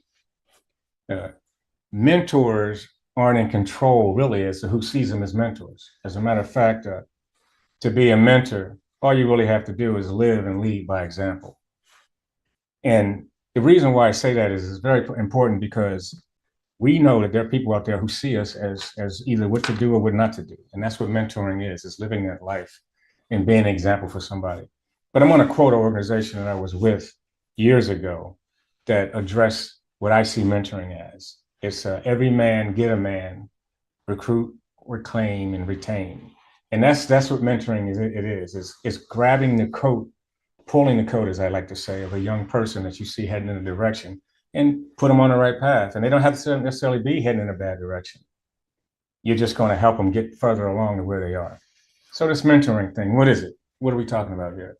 We're talking about training. We're talking about coaching. We're talking about providing advice, being that example or that shoulder for somebody to come and talk to. But essentially what mentoring is, excuse me, mentoring is about communication and relationships. The better you communicate, the better your relationships are going to be. I'm going to go back to my son's situation. At that one point where I was at this, what am I going to do? I was at a crossroads. I had to remember two things, relationships and communication with him subsequently. But to go back to mentoring, we all have it in us. It's something that we all are able to do and have done, whether we did it intentionally or not. But there's no real special training required to be a mentor. You just need to have a desire to lead and influence. Share your experiences. Teach proper etiquette. Lead by example. And as I said before, you are probably a mentor to someone now and didn't even know it. But to teach proper etiquette, that's going to spin us off into some different stuff here we're going to talk about. Because the way a person conducts themselves in a lot of situations can either de-escalate a situation or make it worse. But let me go back to what I was talking about as far as wanting to be a basketball player. Well, I talked to a mentor, and the mentor was brutally honest with me. He said, "You're not a basketball player. But what you probably could do, because you're athletic, you're smart, you're decisive, is become a basketball referee." And that's exactly what I did. And believe it or not, I was a basketball referee for more than 20 years. And I refereed at the college level, high school, Division I college things. But again, I was able, because I was guided by a mentor, to stay close to something that I love dearly and be involved in it. So that's the kind of stuff that mentors can provide. Put you on the right path to going where you need to go. So we're talking about mentors. We got people that are stoked. They're going to help. They're going to take care of this person. Well, we've always heard the term, it takes a village to raise a child. It takes a village to raise anybody, really.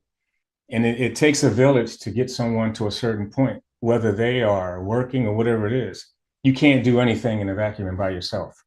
So let's talk about teams and how we can pull these people together for the betterment of guiding our youth. So simply put, a group is two or more individuals who share a common interest, characteristics, or whom members identify with each other for similar traits. But teams, they kind of differ a little bit because teams, they differ in 5 key ways. Teams are for a specific reason: task orientation, independent formal structure, and formality amongst the membership, and a purpose. A team, if you will, is almost like a project management tool. What we have to start seeing is all of our kids is like a project. and put together an appropriate team to manage them from cradle to grave, or to a point we're trying to get them to. The bottom line simply is that we must become a team. Now, as we talk a little bit more about this, let's talk about teams and the different stages in teams. Teams are on a progressive trajectory about their development and what they end up being able to do. When a team first starts out, it's storming. As you can imagine the term storm, everything is just kind of chaotic and hectic all over the place. Everybody's kind of trying to figure out where they fit into this dynamic organism that's designed to help our young people. Norming. Norming is where everybody kind of getting settled. They're figuring out what their role is in this organization, this team, and what they need to do. From there, they perform and progress on to performing, where they're able to perform and do those tasks, those specific things that have been identified to exist for their existence. And of course, adjourning. I mean, everything comes to an end at some point. Now, depending on what's going on with the team, they may very well recycle themselves and come back into doing what they need to do. These 5 stages are identified by Tuckman, and they're called his 5 stages of group development. But the thing I find interesting about teams is that you can always make teams sort of analogous to sports. Some of the highly functioning teams are sports teams, and we're going to talk more about that as we get into this. I think perhaps the most functional team is a family. Everybody has their role. We're all members of this team, and we have this common goal of what we're trying to do. So a family, in most cases, I would have to say in almost all cases, barring any attrition, is the first real team that a person is a part of. But let's talk about team memberships and roles and how we need to learn a little bit more about ourselves and what we need to do in this team. So let's talk about team dynamics. Team dynamics describes the behavioral relationship between the members of a group. The dynamic between them includes how they interact, communicate, and cooperate with one another. How well your team is able to do these things directly influences what it can accomplish. As simple as that. It's basically just knowing your role and understanding what that is. Now, you don't always go into a team with that mandate. So here's a way that it's fixed. These 3 things make sure a team stays the way it needs to stay or does what it needs to do. We're talking about alignment. Here, each member of the team understands the direction and goals. There's no ambiguity around what needs to be accomplished, resulting in less tension. It's true that apprehension and uncertainty make people tense. So start with clarity and alignment with a team. Make sure everybody knows. Transparency. How many times have we heard that word stated by the great Barack Obama? Transparency. Issues will come up in teams. There's no way around that. It's best to meet these head on with openness and honesty. When people think there is something to hide, they become suspicious and untrusting, which is a sure way for team dynamics to suffer. And of course, accountability. Accountability is huge because I'm going to go back to talk about the family team again.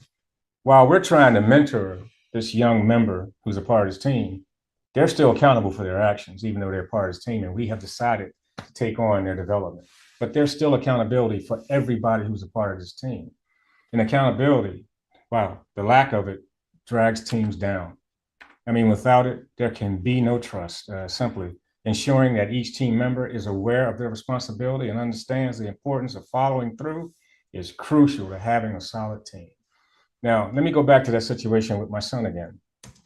Now, he violated his rules and what his role was in that team because he did something that my wife and I asked him not to do. He had somebody at the house and we weren't there. And lo and behold, we had this catastrophic situation occur. Well, he fortunately got out of it, but we'll talk more about that entire scenario a little bit later on. So let's just talk about teams and the roles a little bit more. Basically, team roles are basically aligned by 3 things: action, people, and thinking. Action is pretty obvious. What do we have to do? We make sure people align their roles based on that action, what needs to be done. Now, the people part of it is where you get into managing relationships and the abilities of everybody to make sure that team is cohesive based on the individual. Here we're getting outside of what the task is and focusing on the people who are part of the team. I mean, everybody knows that there are folks that they probably think they couldn't work with, or would rather not, because they know what kind of person they are. And then, of course, the thinking roles. Thinking is huge because every team has a designated expert to do whatever. And that individual in that thinking role is also constantly trying to plan, make sure everyone understands things about what's going on. So now let's talk a little bit more about these teams and stuff, and who do we think, or how can we place our young people in the right environment with the right people, and who we should look to be teams with and compile these teams. Basically, they have to be positive organizations surrounded by positive activities. And we talk about the Boy Scouts, we talk about fraternities, we can talk about sports. I'm gonna get a little bit more in depth on sports in a minute here, but look at the slide here. We're talking about quite a few different entities that are positive that can help out with this development. This group of people we're putting together to make accessible to these young folks who need guidance. Boy Scouts is one of them. Fraternities. I'm a member of Kappa Alpha Psi. That's the best fraternity in the world. We'll talk a little bit more about that a bit. But sports. I mentioned before, I wanted to play basketball. I ended up being a basketball referee, but I was a part of the sport because something I love, because there was other things associated with being a part of a sport. Religion is huge. The appropriate spiritual grounding makes a big difference in the lives of a lot of people. Okay. But let's talk a little bit more about sports. The benefits of sports are almost immeasurable if you think about it on some levels.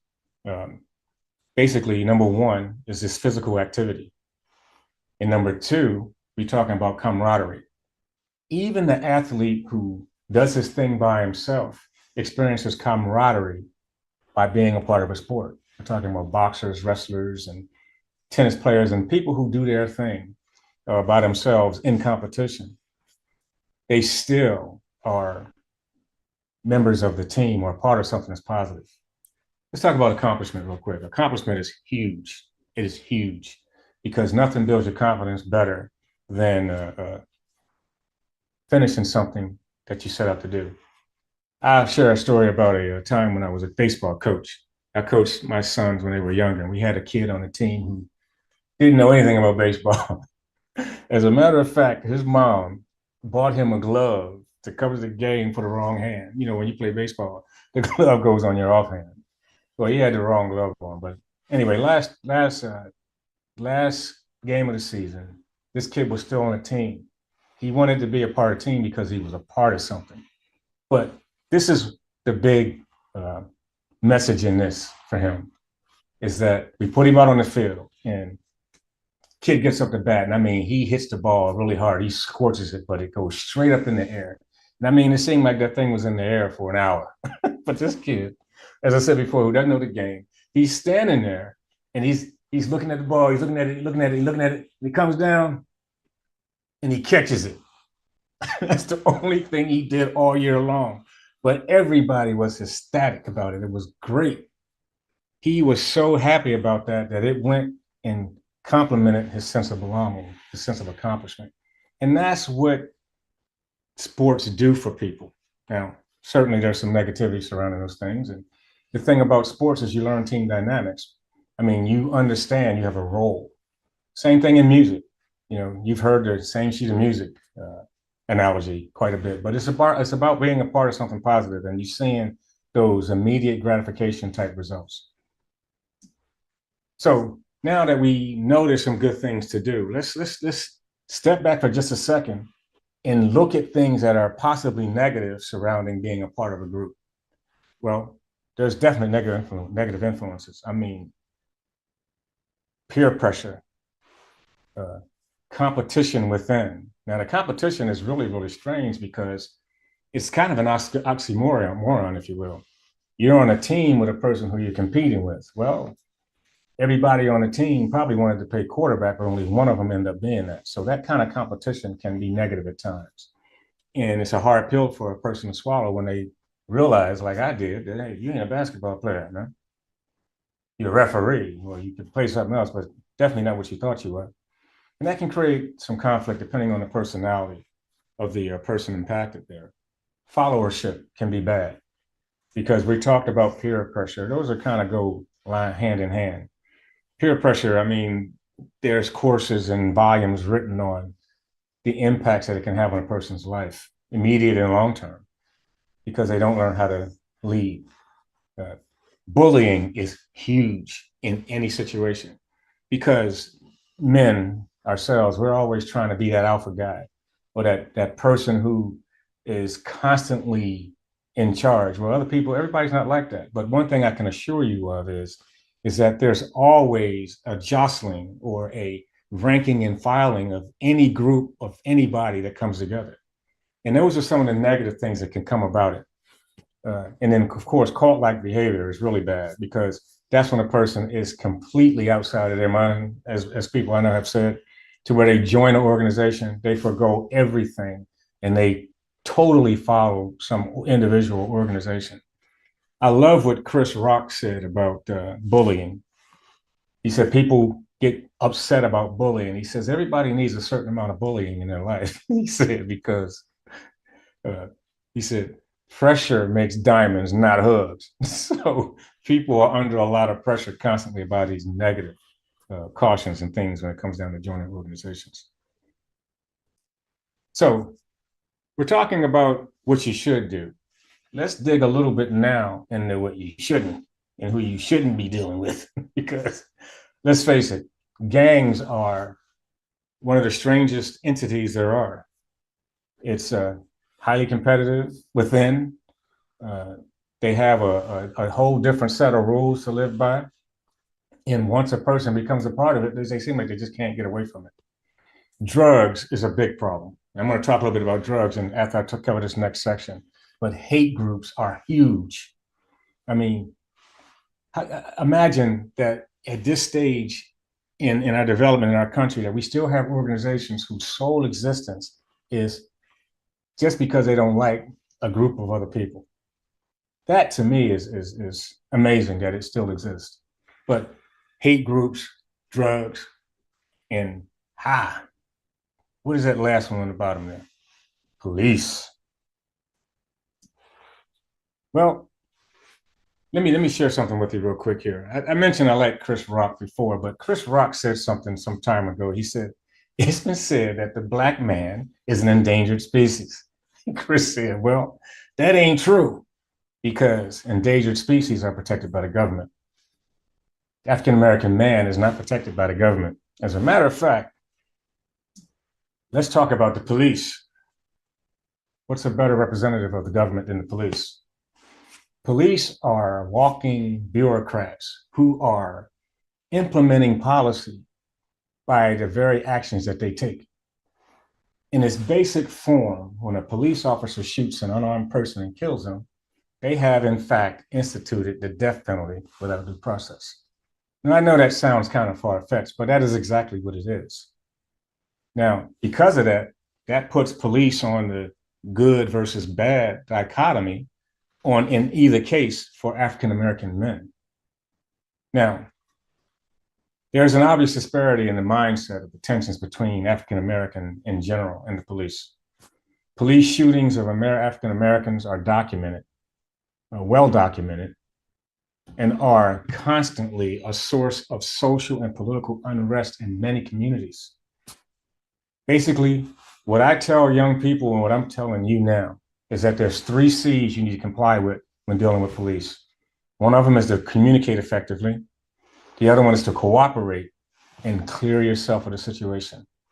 As I said before, communicate, cooperate, and clear. What I used to do whenever I got pulled over, I used to stick both my hands out the window of the car so that they saw my hands. Now that's extensive, but that's how paranoid you become in fear based on what you see everywhere, constantly is. Basically, you have to see yourself on the other side of the encounter. Well, police aren't all bad. I know some great ones. I had an uncle that was a cop. And matter of fact, he was my football coach when I was younger. And that's what we got to get back to, that level of interaction where police are more involved and more aware of their community. But it's not all bad. Believe it or not, there are some special steps that are being taken right now in different places to improve the situation we just talked about.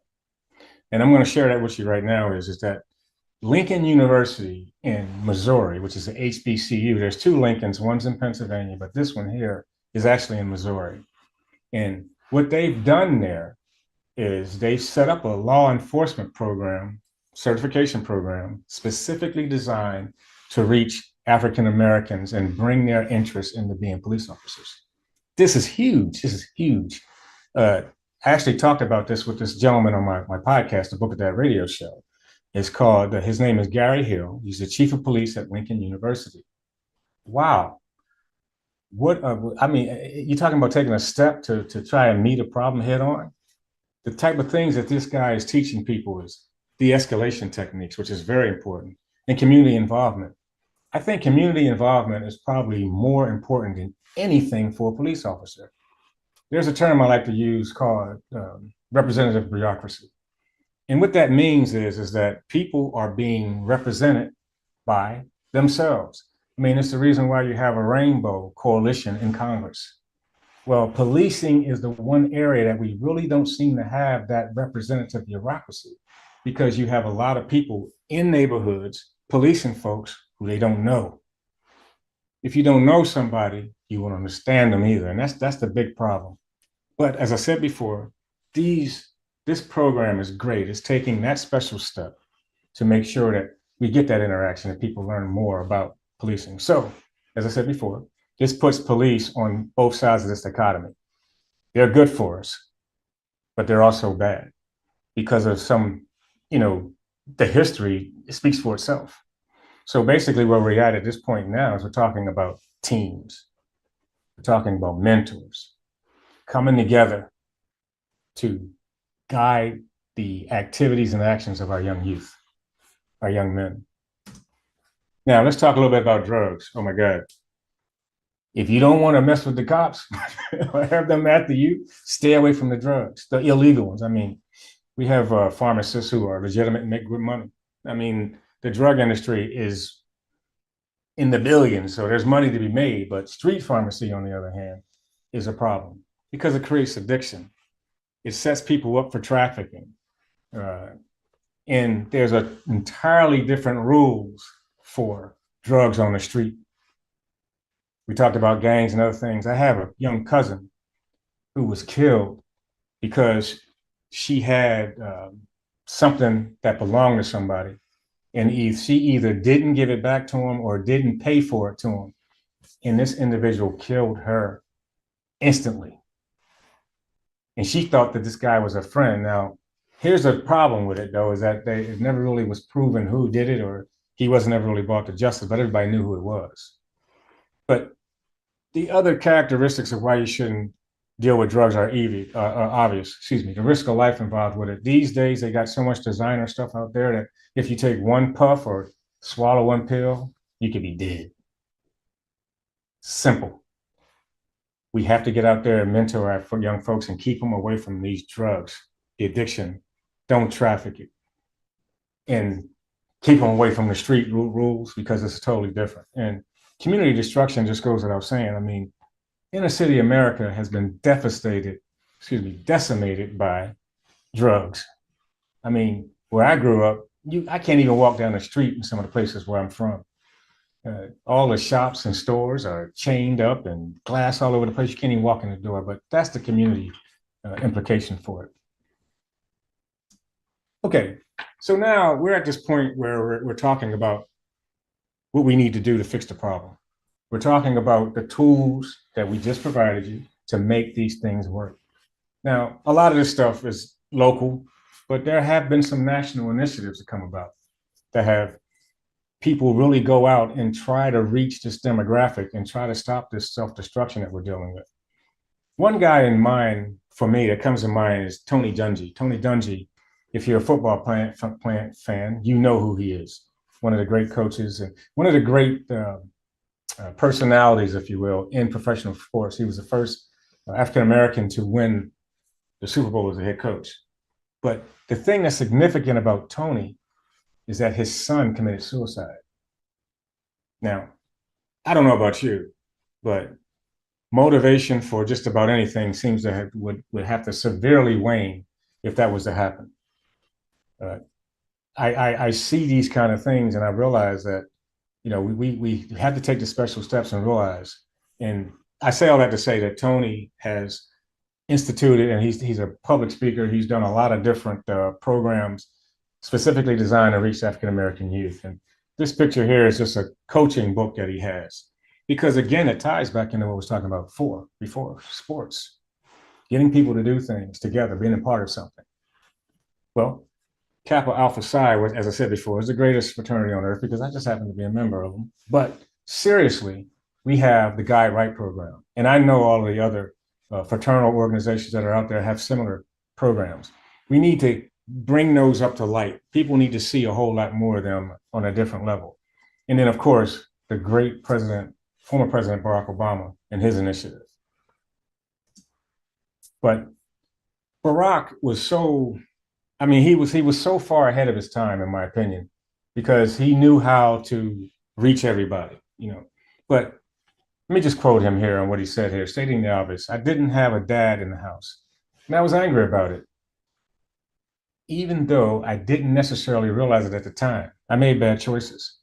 I got high without always thinking about the harm it could do. I didn't always take school seriously as I should have. I made excuses. Sometimes I sold myself short. Wow. And that statement is what I saw was a problem with my son. I wasn't around. He had followed and got into the wrong mentors. He started seeing the wrong people as mentors. And when you do that, misery loves company and things come together and it gets worse. But anyway, long story short, this initiative was Barack's $200 million 5-year My Brother's Keeper to help Black youth. And he was stoked or pegged to do that, if you will, by the infamous Trayvon Martin situation. Okay, so we're talking about national initiatives, and there's a lot of different things we can do. Me personally, this workshop is what I'm doing to get you to understand that we need mentors. We need people to come together as teams, and we need to make concerted efforts to reach this population. We can't turn our back on them no more. Hence, I came up with this acronym. It's Team Mentoring, which is the name of the course, workshop. But together, establishing an affirmative mantra to minimize efforts and negative tactics organized regularly in opposition to the Negro male group. Wow. And I don't want to sound like I'm prejudiced or I'm isolating one particular group, because what we're talking about here can help everybody. But at this particular point, I want you to focus in on us rescuing this perceived extinct population. So let's go over some sources real quick. Where I got this information, how do I know this? The urgency of now is a Barack Obama thing. This Black Chicago is a document that really talks about a lot of these issues that the African-American male faces. And something that Jimmy Carter said some time ago was that African-American men are 5 times as many Black men in prison than when he left office some time ago. So basically what he's saying is an escalation of prison population for African-Americans while he was in office. Some other places that provide good data is the Brookings Institute and Rally Bright. Beth Osborne is who I got a lot of the information surrounding teams about. Okay, so now we've gone through all this. I've talked to you about what you need to do, how you can become a mentor, get teams integrated, team dynamics and all that stuff. So now what I want from you is a commitment. I want your commitment to go in there and fix things with our young youth, with our Black men. So here's the oath. It says, I take this oath with the goal of becoming the best mentor and mentee I can. I pledge to remain humble, open-minded, and to honor the legacy of the mentors and mentees who have come before me by paying it forward in the same communicative tradition. I recognize my duty to adapt to the dynamic landscape of social interaction and to the tremendous growth in community peace I pledge to help everyone entrusted to my care to the best of my ability, in line with the founding principles of Team Mentoring Initiative. I recognize that my treatment of contemporaries, peers, assignees, and general public should not only reflect my general knowledge, but also the art of respect and dignity suitable for a well-groomed gentleman. I need your signature. I need your commitment. Here it is. So we're at the end of this thing here. A couple of things going back. I'm going to briefly go over what I talked to you about. I stated the problem. The problem was pretty obvious. We're in lockout mode. I presented you two different data sets statistically that really were no changes to, but I also added a caveat in there surrounding COVID as to why things aren't the same, but they don't seem to be getting any better anyway. So we talked about the team approach, and I talked about how mentoring and teaming together will fix the problem of working with our young youth. We identified two groups and two things that people should do or deal with or who they shouldn't. And ironically and how can I say this? Perplexingly, police are in the middle of that for African-American men. They're in the middle of it right now. We discussed some some national initiatives about Barack Obama. We talked about Tony Dungy and of course my acronym and this workshop that we're doing. We took the pledge, okay? So, as I said before, I am a podcast host. I talk to people about these very things all the time on my podcast, the Book of Dad radio show.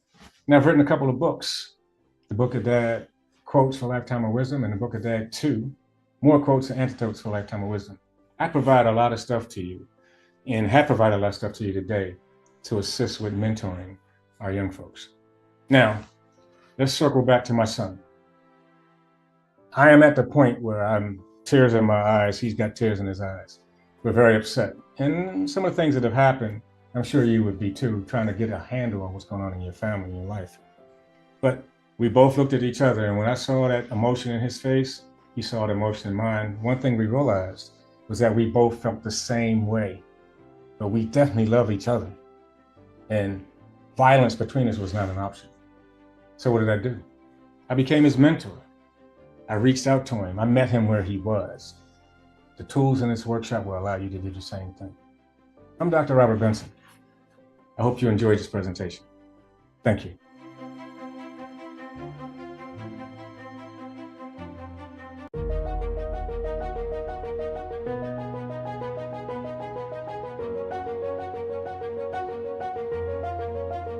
Hi, everybody. I am here with Mary L. Beal. Mary, tell us a little bit about what you do. What I do is I assist families. I assist families in two areas. I also assist individuals and nonprofits. But my main services include health and wellness advocacy and estate planning. And the reason I got involved in those, they affect all families, whether they know it or not. So I can touch basically everybody in the family through both of those services. Awesome. So with those two services, in just any entrepreneurial journey, you got to have some things that come up. So what has been your biggest obstacle to overcome in your entrepreneurial journey? My biggest obstacle is people maintaining schedules, maintaining appointments, and doing follow-up. That has been my biggest headache, because in order to assist, you need information. And if people do not share that information in a timely manner, it makes it difficult to assist them. And how have you overcome those obstacles? By joining SuccessFest and getting some tips is one thing that's helping me. And having a system. The other way I receive some help is by soliciting the help of others to help me do some of the mundane tasks so that I can spend more time with the customers. Awesome. And so for those you serve, why did you choose to help others become successful? Why did you choose these areas? I chose these areas because, see, I had retired. I had one career, and retiring and having a lot of time and a lot of work experience, a lot of life experience, a lot of mentoring, because I got mentoring at an early age, not just from my mother, but from outside of the home. So I had different views. So I could share a lot of different viewpoints with individuals. And because being a member of a large extended family, I had knowledge and skills that I had not tapped into. So, and I was able to bring them out, share them with others, and to help them grow and empower different people to achieve success in various areas. Awesome. Awesome. So as you help people, what is your biggest hope for those that you're called to serve? My biggest hope for them is to, first of all, empower themselves. You see, I've had a great life, and I want to share that great life with others and say, I'm not any different from you. I just had some different mentors in my path, and I want to be that for you. Awesome. So in doing that and sharing that and sharing your story and sharing that desire, how do you plan on making the world a better place and making people's lives better? Well, I've already had some experience in that, and I thank the Holy Spirit for guiding me. Because see, I've worked on 4 continents. I've lived on 3. So it is through that experience and the wisdom from elders that I have gained a lot of knowledge, a lot of compassion, so that I can be compassionate with people who have been less fortunate than me, because I understand, being from a large family, that you must share. And so I can share that and do not have any regret whatsoever. I was caregiver for my mother, who lived to be 101. And I was also caregiver for a friend who just transitioned in May of this year, who lived to be 109. So with that experience, I want to just share with others. Awesome. So as we get ready to end this interview, what are 3 words that have helped you that you can tell the audience that will be able to help them? Just 3 words. 3 words. Do not discount family. There's a lot of wealth in families. Awesome. Thank you, Mary L. Beal, for all your wisdom and all your sharing. And I wish you great success in SuccessFest and everything and everyone's life that you impact. Thank you so much. Well, thank you so much for having me.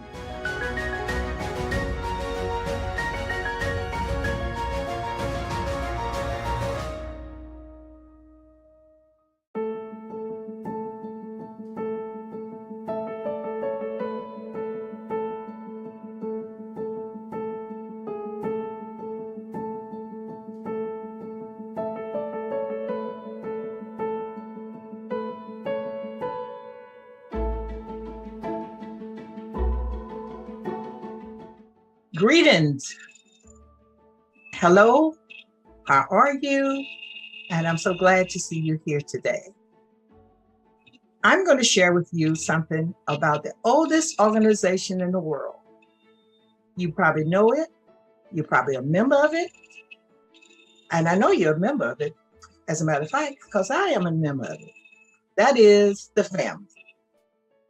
I'm talking about reuniting families and restoring family values.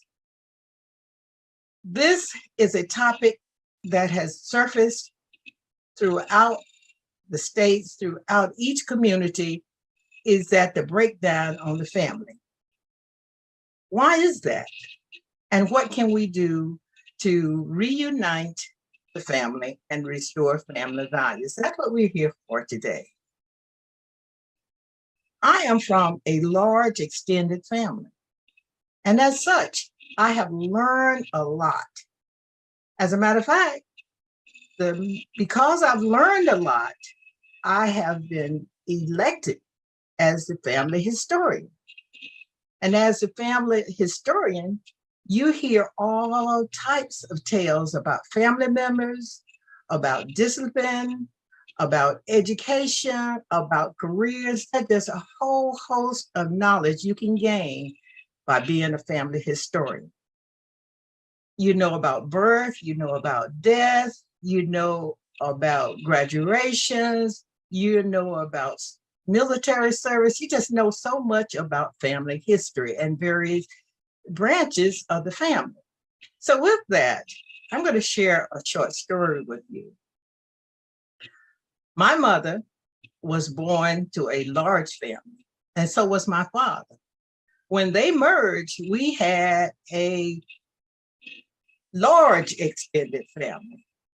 So there's always a tale of surrounding a holiday. And the story is one of my uncles decided to play a trick on my mother and scare her. And my mother was a fierce person. She was not to be intimidated. But this particular time, her gauze was off. And my uncle showed up at the door in some kind of outfit, and it scared the lights out of her. But the story is, from that, there was a long-lasting relationship developed. So you can't just take one thing that a family member does and become angry for life. So that's what I want to talk about, reuniting families.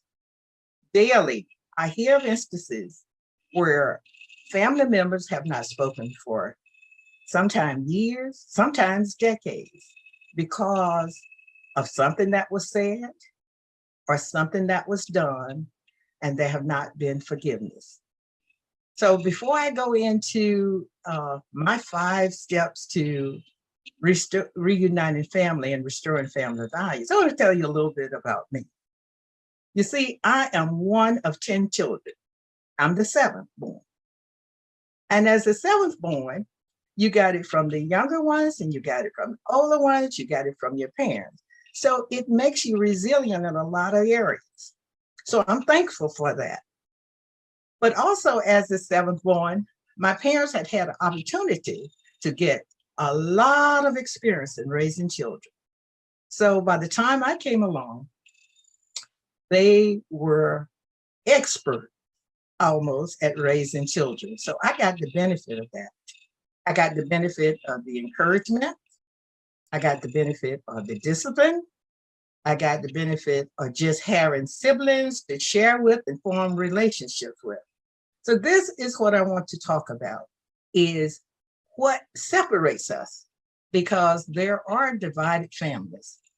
And as such, we need to have a course on how to reunite families. And let's look at a couple of things. I'm just say 5. Sharing. One of the things that we found in our family, and we have family history over 200 years. But what we found is that because our parents, our grandparents and ancestors shared our history with us, it made us feel included. It made us feel special. So it gave us that sense of confidence. I also have the opposite side. I have 2 friends. I have more than 2 friends, but I have 2 friends who adopted children. And they decided not to share information about the children's biological parents. This caused friction in the family. When the children turned around 19 years of age, they found out on their own and became angry and distrustful of the adopted parents. So you see, there is some value in sharing information. As children become mature enough to understand, it's okay to share some unsavory family history or something that may be looked upon as shameful. But it's important because children want to know, where did I come from? And so be honest with them. Sharing information about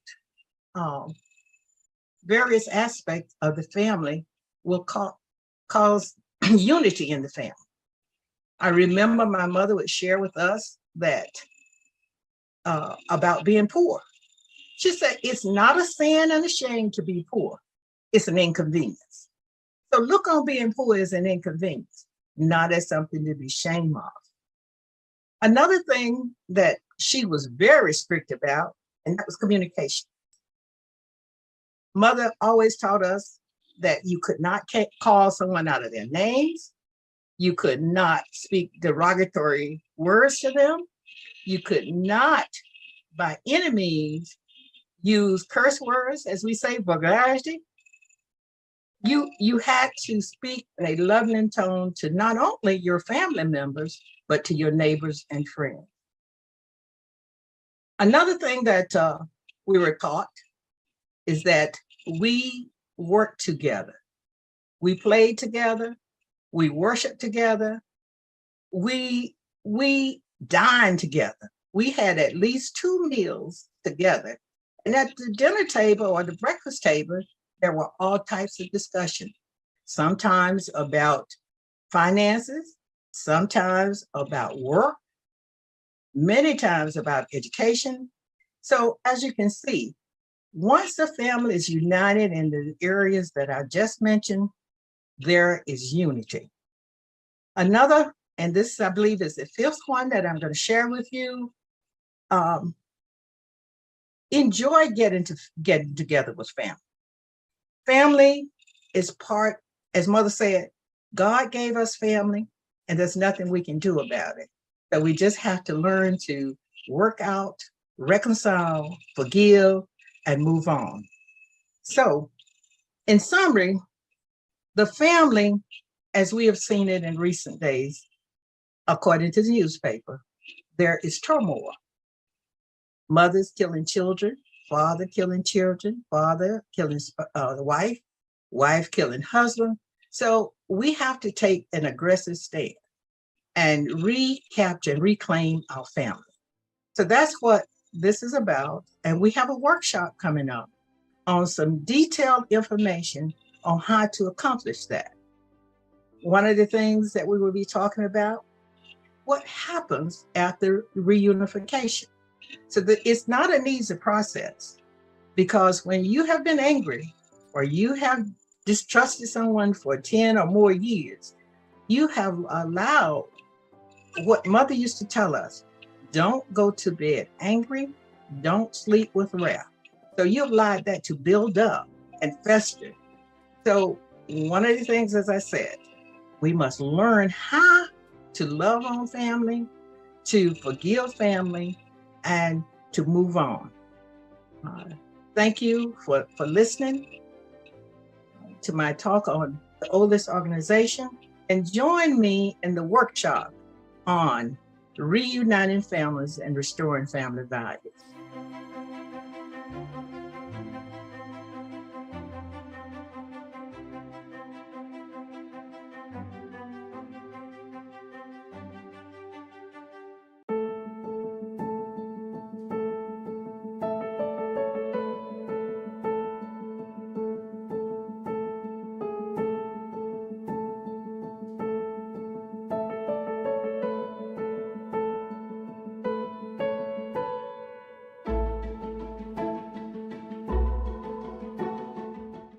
Welcome to the workshop on reuniting families and restoring family values.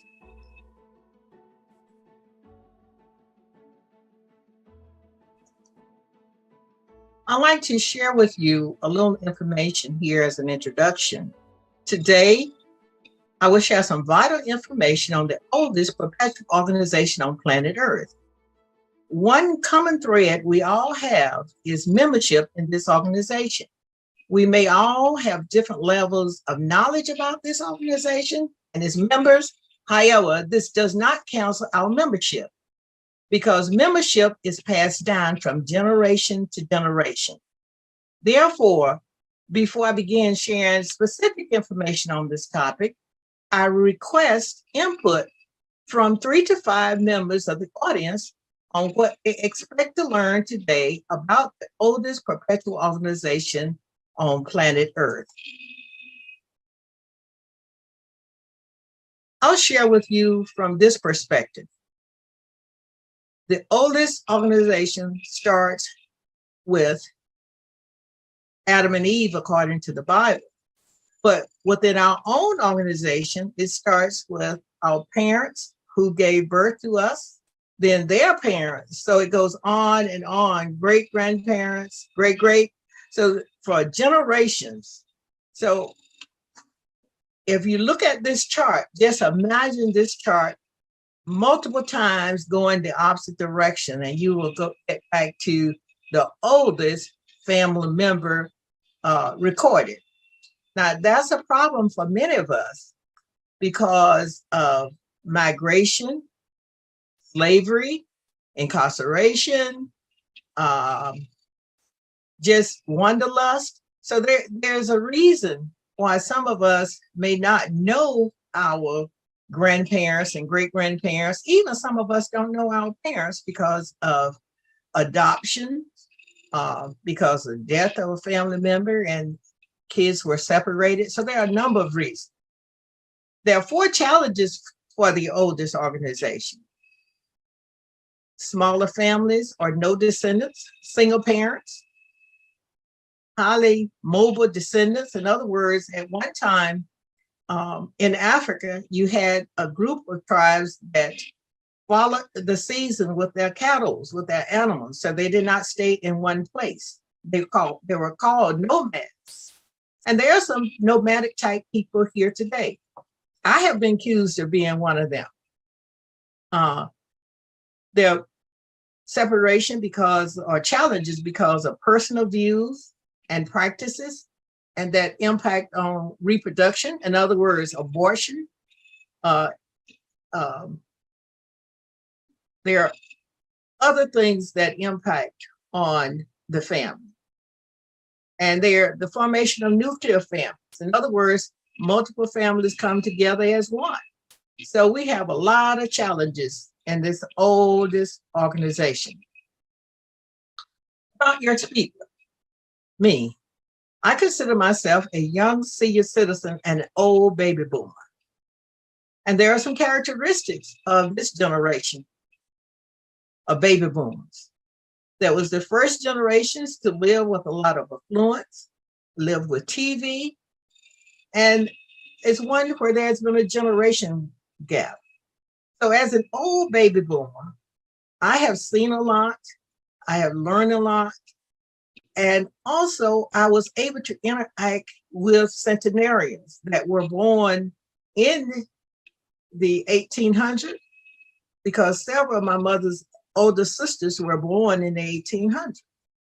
My mother was born in 1910, so she was one of the younger ones. So I had a lot of interaction with the older generation. And with that, I was able to get a lot of information about the family, not only my mother's family, but when she moved to my father's family, I received information on them as well.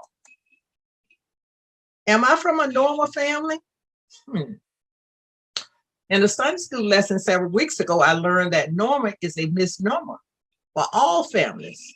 This is all families are dysfunctional in one way or another.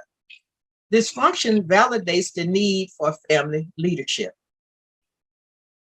I did not grow up in a dysfunctional family. Although my father died when I was 16, my mother, who shared the family leadership role during my father's lifetime, continued until she reached the age of 101. She said, you never stop being a parent as long as you live. So she continued to be that encourager, that motivator, and that leader of the family. And with that, longevity brings about continuity, consistency, and maintaining family unity and family value. My mother always told us when she was a child and turned 12 years old, her great-grandmother was 112. So that is where the longevity comes in. So families with longevity has a better chance of maintaining family unity and passing down family values. As I told you earlier, I am the 7th child born to my mother and father. Another thing about a supportive family is that it's a protective family. Your grandparents, your neighbors, your uncles, your aunt, older siblings, they all assist with educating the younger children.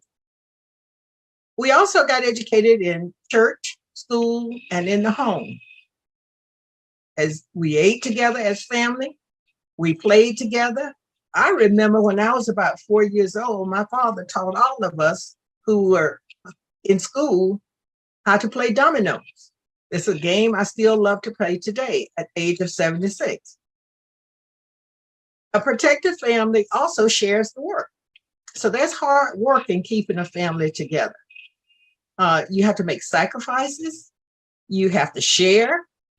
So you get hand-me-down clothes if unless you outgrow the other siblings. But all in all, families are important. And then there's such things like global travel and work experience. I was one of the ones who had a nomadic spirit. So I've lived on 4 continents, but even there, I were able to meet families and become part of local families, and I cannot forget them. So we have what we call adopted families.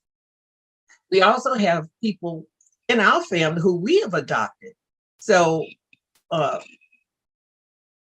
career and work experience is another reason that people separate or families separate. And if it's not a strong and united family, that may continue indefinite, that separation due to career and work experience. But these are some of the areas where you can find information on families. There are a number of nonprofits that work on trying to reunite families and restore family value. Family Connections is one of them. And then you got families, military. The military family is another unique group of people because sometimes there are deployments which separate them.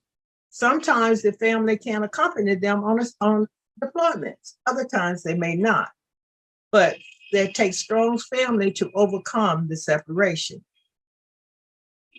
Let's look at dysfunctional families, not functioning normally. Usually the characteristics here is that here are they lack prayer and spirituality. They are missing the head. There's no leader to guide them. The head is not leading, which is the opposite. You have a head, but they are not leading. You see in some families where parents have devoted to older children to act in the capacity as a parent. And then there is no clear leadership. That causes lack of unity. And then there are situations where families do not function properly. Dysgenics means that it exerts a detrimental effect on subsequent generations. And then what happens there is you have a lack of moral foundation, lack of communication. And we know a lack of communication causes confusion, causes abuse, mental, physical, spiritual, sometimes psychological abuse in the family. These are some of the detrimental effects. Absence of wisdom. The grandparents in Florida are in nursing home. These are the things that we're seeing today. They are not in the area where the children are being raised.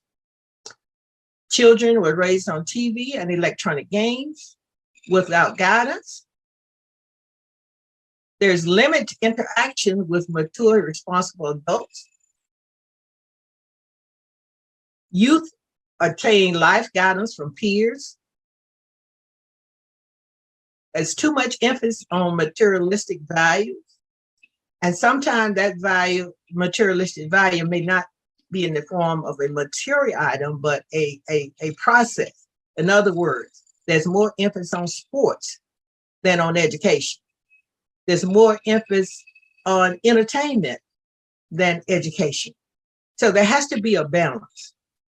Not sufficient attention, involvement in community events. In other words, building local relationships, feeling a sense of community. Not enough family involvements. In other words, we used to have family game night. And when we were younger, we would have family outings to the parks. So there are several ways that families can get together to enjoy each other company.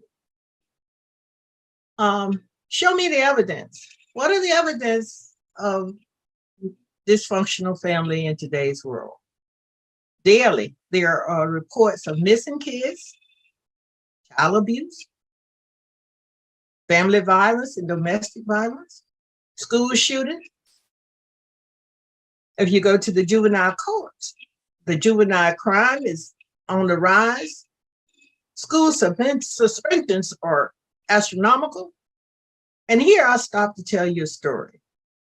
When I retired and returned back to my hometown to take care of my mother, to be her caregiver, she was not invalid or anything. She still had a lot of spunk, but we didn't want her living alone. I had too much time, so I opened a business. And as I was looking out the window one day, I see these students, which were school-aged children, walking the street. So I called to them and said, why are you not in school? They said, we have been suspended. I said, what do you mean been suspended? Several of them said, we have been suspended for the rest of the year. I say, hi, so don't you have an alternative school? They said, no, ma'am. I said, come in. I said, I can't stand to see you walking the street.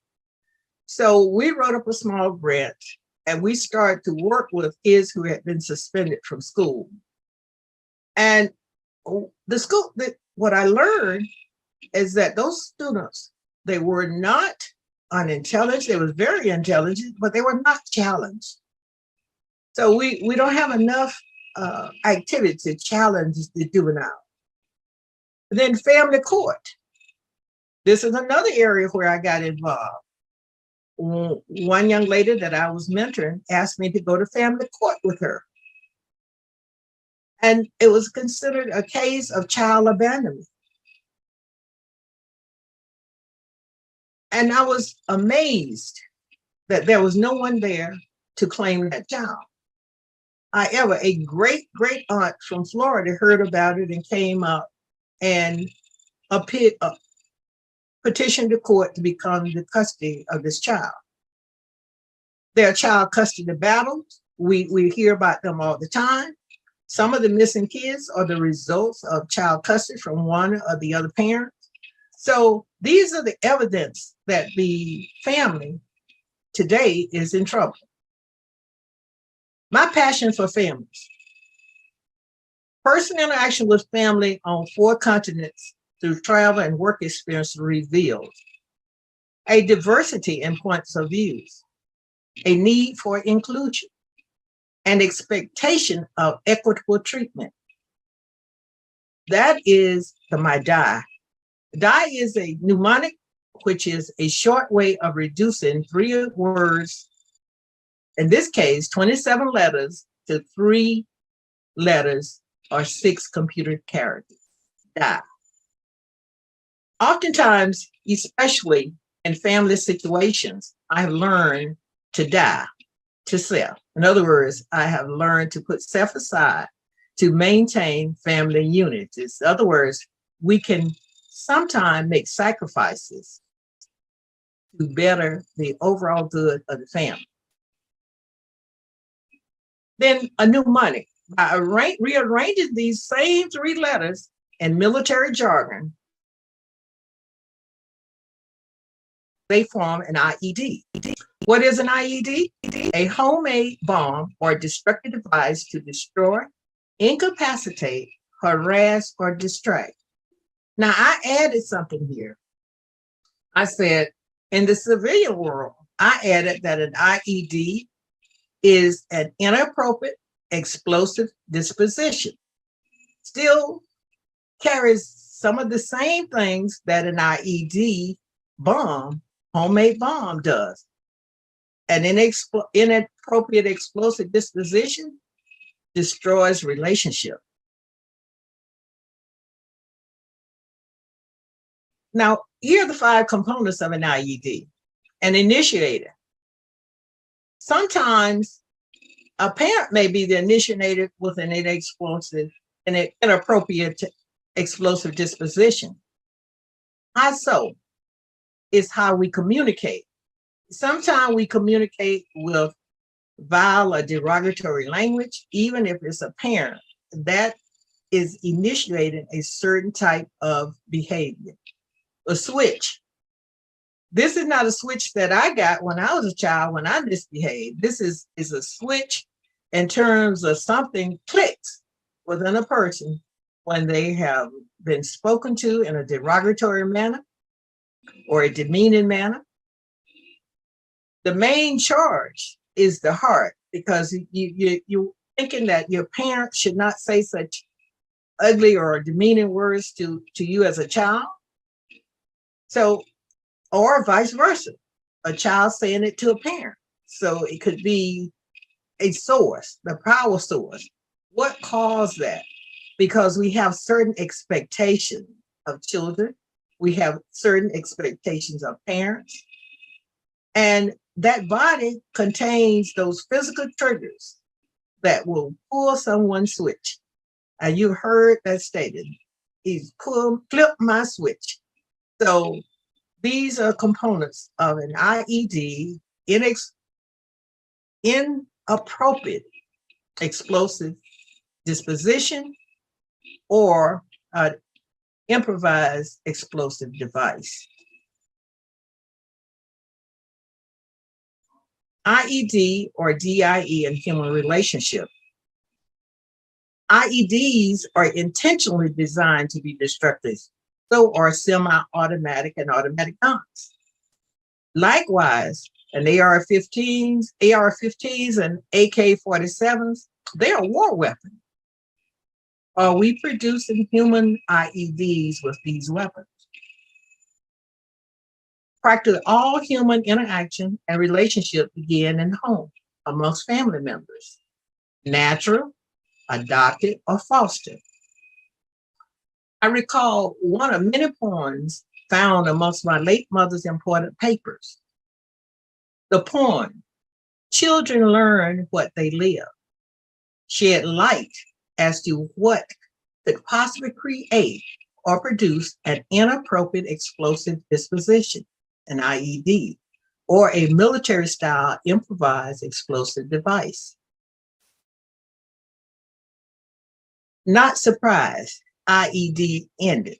That's another part of the IED. Suicide, killing of oneself, bullying, discrimination, racism, abuse, bereavement, end of a relationship. Patricide, killing of one's father. Long-term abuse is a source of patricide. Matricide, killing of one's mother. Great turmoil between parent and child. Femicide, killing of girls or women. Current or former partners are noted for doing this. Filicide, killing of one's sons or daughter. Maltreatment. And here's the point. I analyzed this point. Children learn what they live. If children live with criticism, they learn to condemn. I label that as an IED. If children live with hostility, they learn to fight. That is also an IED. If children live with ridicule, they learn to be shy. If children live with shame, they learn to feel guilty. If children live with tolerance, they learn to be patient. If children live with encouragement, they learn confidence. If children live with praise, they learn to appreciate.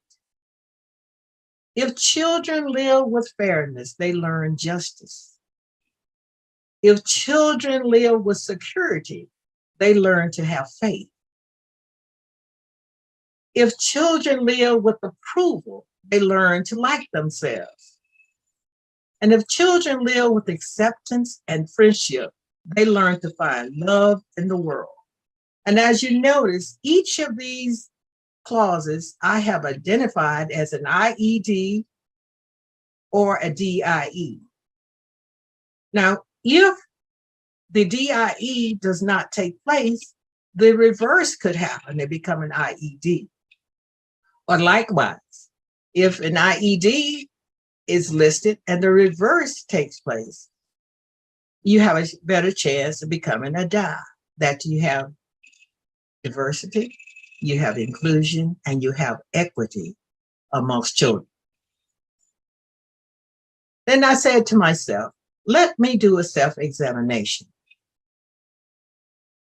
Ready for self-questioning? Do I consistently demonstrate criticism of myself and others? Do I frequently exhibit hostility towards myself and others, and especially family members?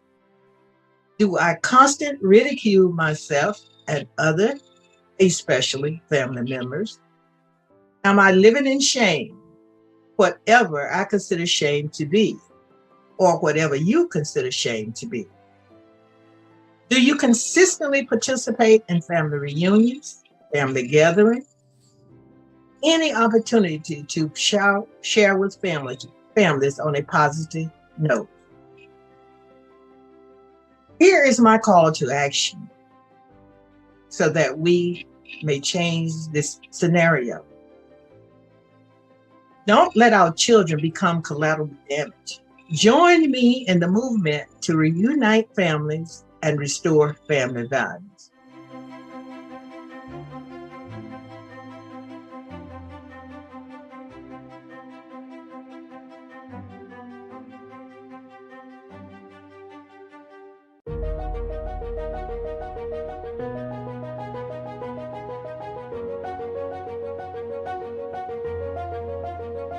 Everybody, this is Dr. Darren Robinson, and I'm happy to be at SuccessFest 23 with Sheba Simpson Amsterdam. Sheba, come up on here and introduce yourself to everybody. Let everybody know who you are, where you're from, and what do you do.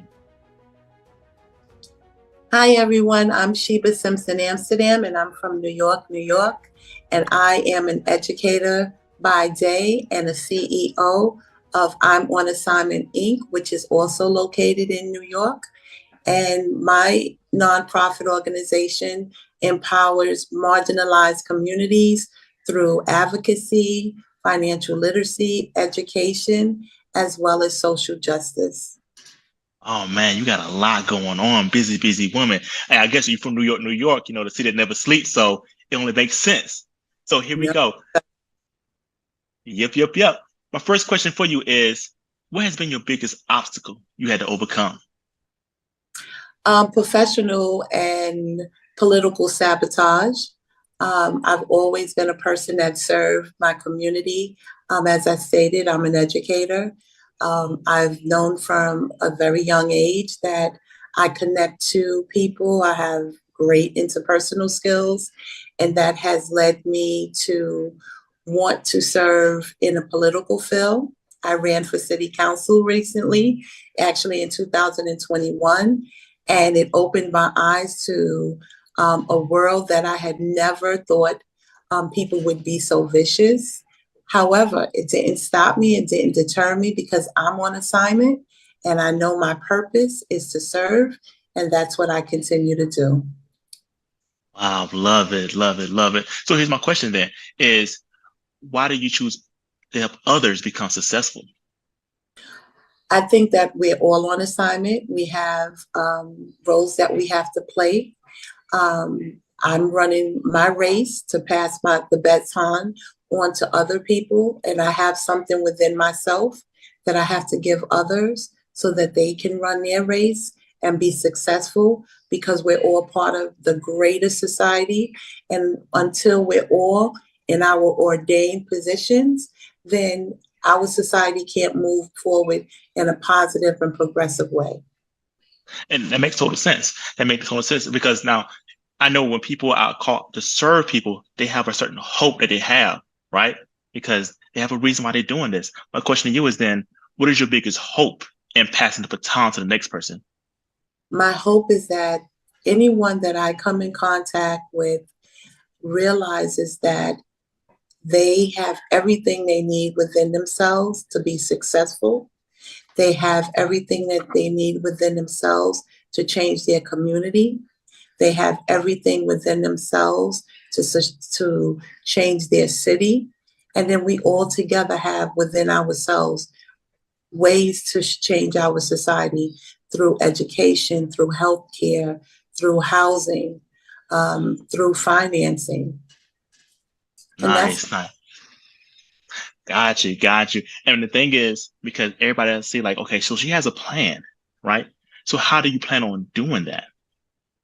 Again, through my nonprofit, through educating young people, by educating older people, going out there and being part of causes that I lend my voice to, animal rights, breast cancer, well, cancer in general, and just causes that really help people in a way that proves to them that together we can create a positive and hopeful world instead of what we've been seeing recently. I am with you on that. And ladies and gentlemen, you heard it from her. You know, you heard why she want to help people be successful. You heard her plan. So with that being said, bring us to the stage, talking about I am on assignment and so are you, is Sheba Simpson, Amsterdam. Thank you.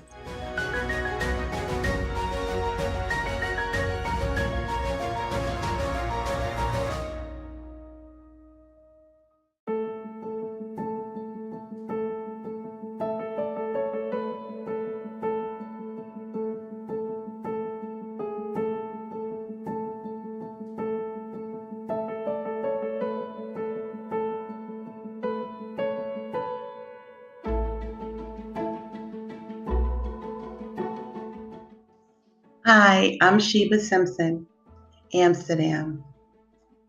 I'm so happy that you chose to spend this time with me. I want you to know that each of us is born with a unique and innate talents to complete our earthly assignments and to make positive change in society. For me, it took me a long time to understand what an earthly assignment was. I thought growing up in poverty, you go up, you get educated, you get a job, you make sure that your family is taken care of, and you make sure that you do right by others so that you could have a quality of life. But so many times as I went through life, I was scared, confused, angry, because I felt that I was doing everything right and I still kept hitting the wall. Many times I would choose professions just so I could maintain food on the table, pay my bills, make sure that my children were safe. And again, I felt like I was going around and around on a hamster wheel. Silently within my soul, I felt empty. And as a spiritual person, I couldn't understand why I felt empty. Again, I went back to my childhood and I kept hearing my mother's voice telling me, you better get an education. You better make something of yourself. You better do some good in this world. But she never explained to me what doing good in this world meant other than getting an education, going to school, teaching my children to be good people. And again, I kept hitting this wall. Then I saw other people living lives that was glamorous, and I wanted that life. But I knew the jobs that I had, I couldn't be a glamour girl. I wanted the glamour. I wanted the lights. I wanted the shiny new cars, and I wanted to go on the trips. But again, something inside of me just wouldn't let me be the status quo. Something kept saying to me, you're not doing what I told you to do. And every time you don't, something's going to happen. I'm not sure if you or someone you know has experienced these thoughts. But I'm here again to tell you that each of us are born with unique and innate talents to complete our earthly assignments and make positive change in our society. How do I know that? Because finally I got the message.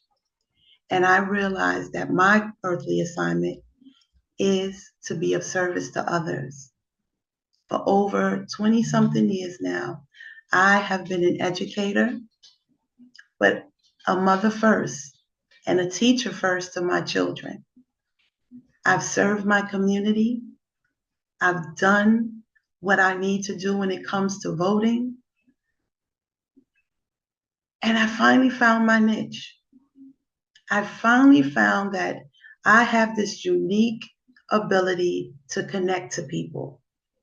And so here I am today, about to share some tips that you may use to help you find your earthly purpose. Again, I'm Sheba Simpson, and we are all on assignment.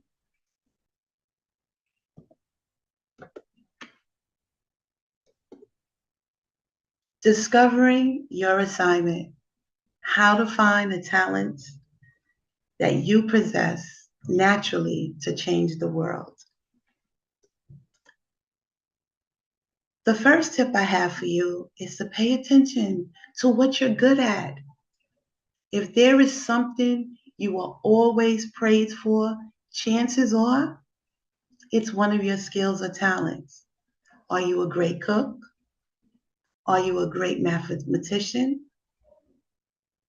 Are you able to connect to people? Are you someone that when you walk into a room, people want to know who you are? People listen to you? If that is so, then you definitely have that talent and you need to build upon it. My second tip, ask other people. Sometimes other people see our skills and talents more clearly than we see ourselves. So if you're not sure of what yours are, ask a friend, someone you respect, because we all know we have those haters, or ask a family member for their opinion. Those who want to see you successful will always come to your aid. They will give you what you may not give yourself. I know it was true for me. People always tell me, how are you able to say certain things to people without them being angry?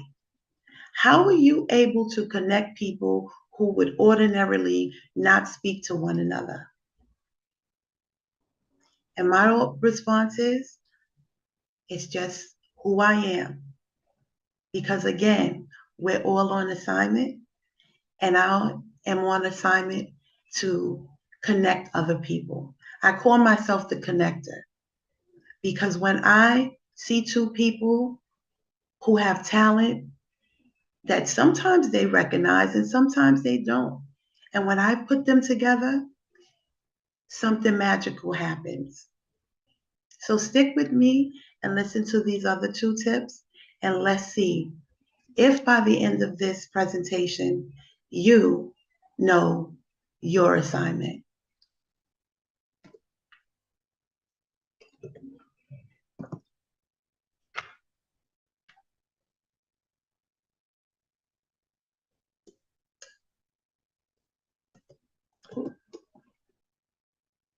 I apologize.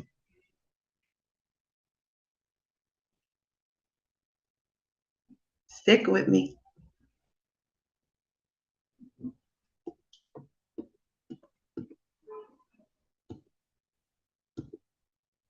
Think about things that make you happy. Even in my mistakes, just like I did just now, I know that I'm on assignment. So, what are the activities that make you lose track of time? These are likely the things you're most talented at. Are you a big advocate for other people who sometimes don't use their voice when wrong has been done to them? Make sure that when you're advocating, that is something that you're also doing for yourself. Don't be afraid to try new things. You never know what skills or talents you may discover you possess until you step out of your comfort zone and try something new. When I was trying to learn how to ride a bike as a child, I failed miserably and I gave up. And you know what? To this day, I still don't know how to ride a bike. So use me as an example.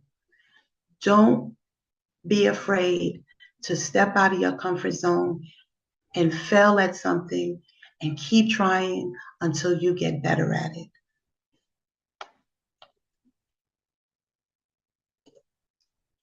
If these tips are something that has inspired you to want to seek out or to complete your earthly assignment, please reach out to me at www.I'mOnAssignmentInc.com. I again am Sheba Simpson Amsterdam. I'm the CEO and CFO of I'm on Assignment Inc., located in New York, New York. This is my information, and I look forward to connecting with you.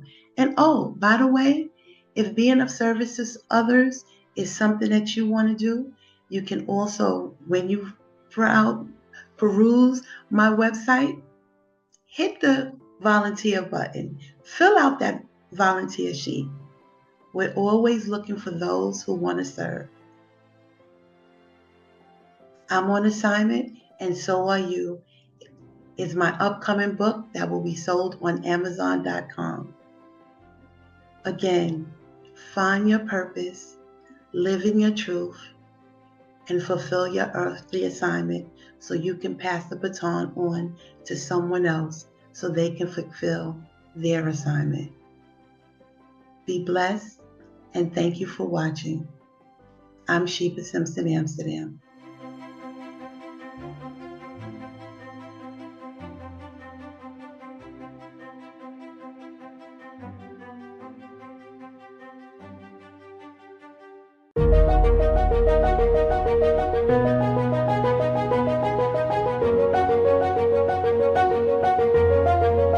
Hello, everybody. Dr. Dan Robinson here, and it's so great to be at SuccessFest with Tracy D. Armstrong.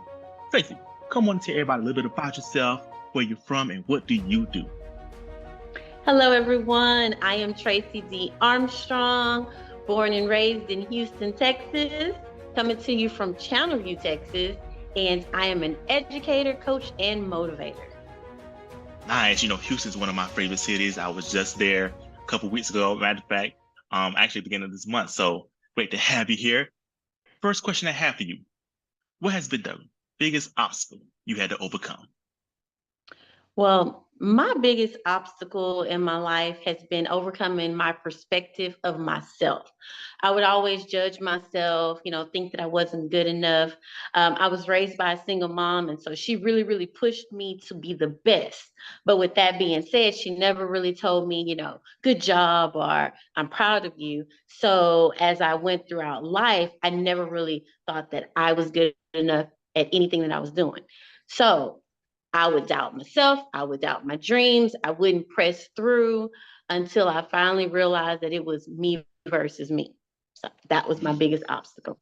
Oh man, that is very, very deep. And I'm guessing because you went through that yourself and had to overcome it, this is why you chose to be successful. So can you speak on why do you choose to be successful or help other people be successful?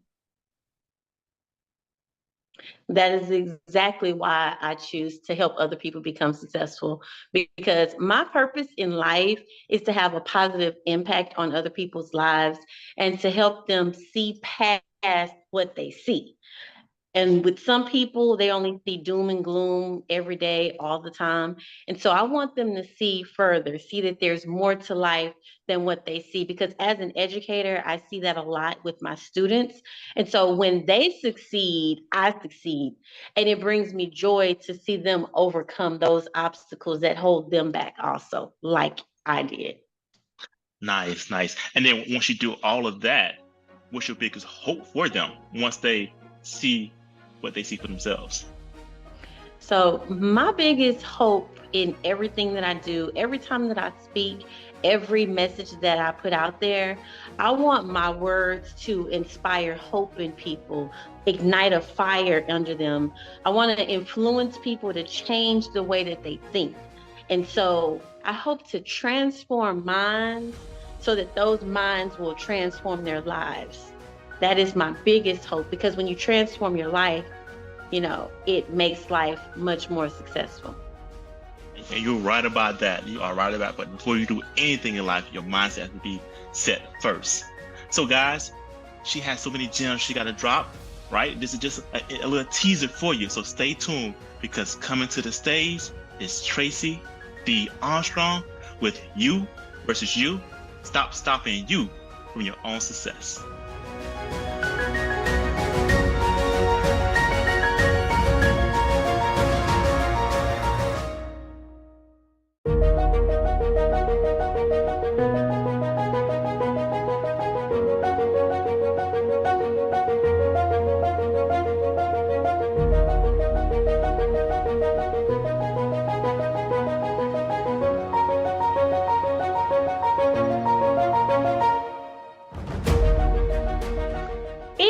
You versus you.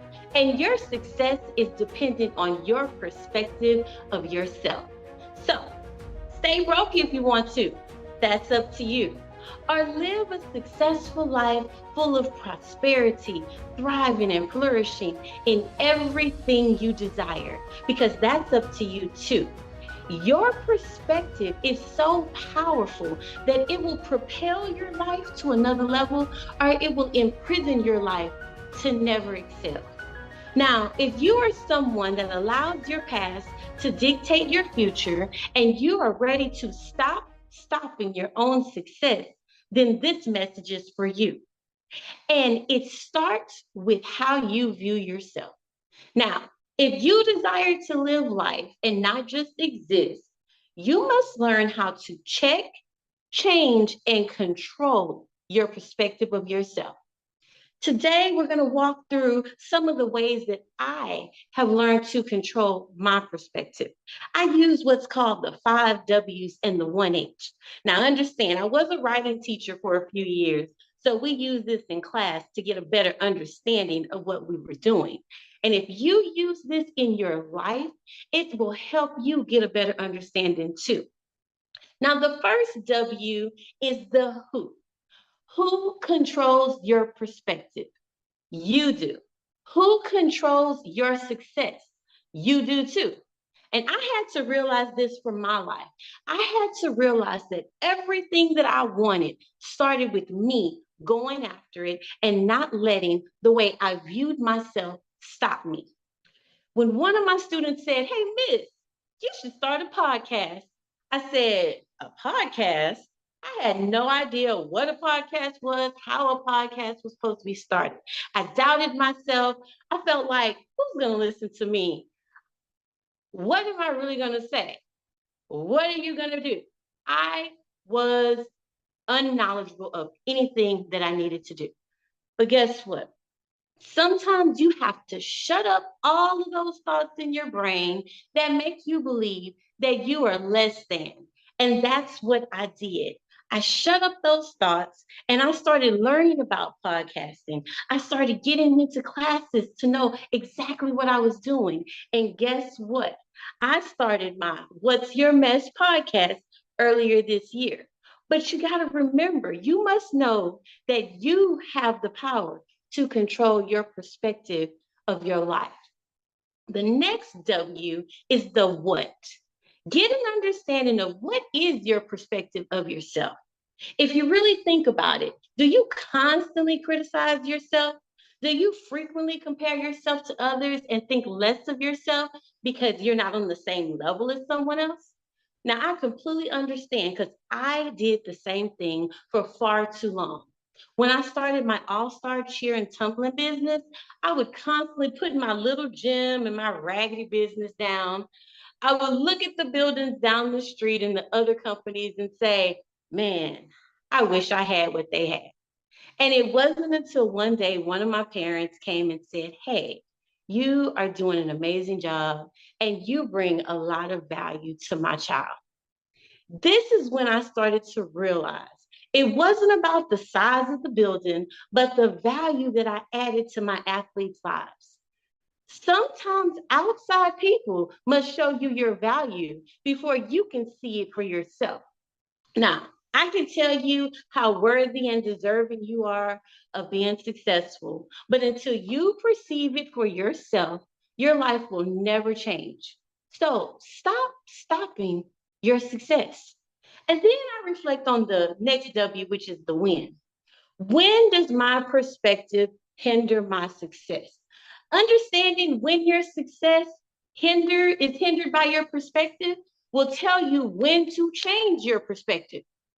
Now, when you don't do what you know you're supposed to do in order to live a successful life because you underestimate your abilities, then your perspective is hindering your success.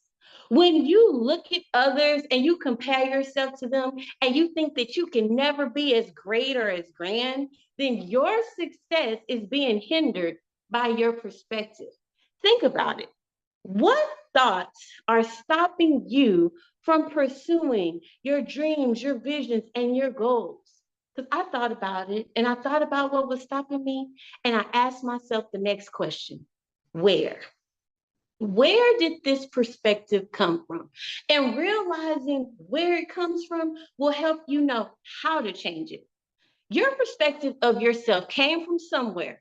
The way you viewed life from previous experiences and the way it's developed over years. Have you been defeated, overlooked, or misjudged for so many years that you view life from that one perspective of failure? Some of your perspectives and the way you view yourself come from something that someone said to you years ago, and it still sticks in your mind. Now, your perspective of yourself won't get unstuck until you remove those thoughts from your mind. And then the last W is the why. Why is the perspective so important? Your perspective of yourself is so important because it will dictate what you're willing to do and what you're not willing to do. Because if you don't even believe you can do it, you're not even going to try. Therefore, it determines your fate, your finances, and your future success. Now, the H. How do you control your perspective? It all starts right here in your brain with controlling your thoughts. Your thoughts about your past can control your future because it's like you're playing tug of war with your past. You're trying to move forward towards a brighter future, and your past keeps pulling you back into the darkness that you've already escaped. The thoughts that keep telling you you're not good enough. Remember where you came from? Those are the thoughts that you need to recognize and you need to control them. And when they start to rise up, cut the rope. Cut the rope of those thoughts that keep you from moving towards your success. Next, you must control your tongue. Watch what you say about yourself because the words that you say are so powerful. And some of your perspectives are built on what you said or what someone has said to you. You must speak what you desire and expect to achieve it. If you don't want lack, stop speaking lack over your life. And if you want to be successful, start speaking words that line up with what you want. And then next, controlling your team, TEAM. The team you have in your life are the people that you surround yourself with. And it's so important to control who you have and who you allow in your circle because they will either have a positive impact or a negative impact on your life. You may have to cut some of those people off from your team, especially those that want to keep reminding you of who you used to be. You need to surround yourself with a team of people who will have your best interest in mind and a team who will be supportive of you as you move towards your success. Now, I know I've laid out a lot, but I leave you with these actionable steps. Always remember to self-reflect on your perspective for any situations that you face. Recognize who is in control. That's you. Understand what perspective you have. Know when you need to change it.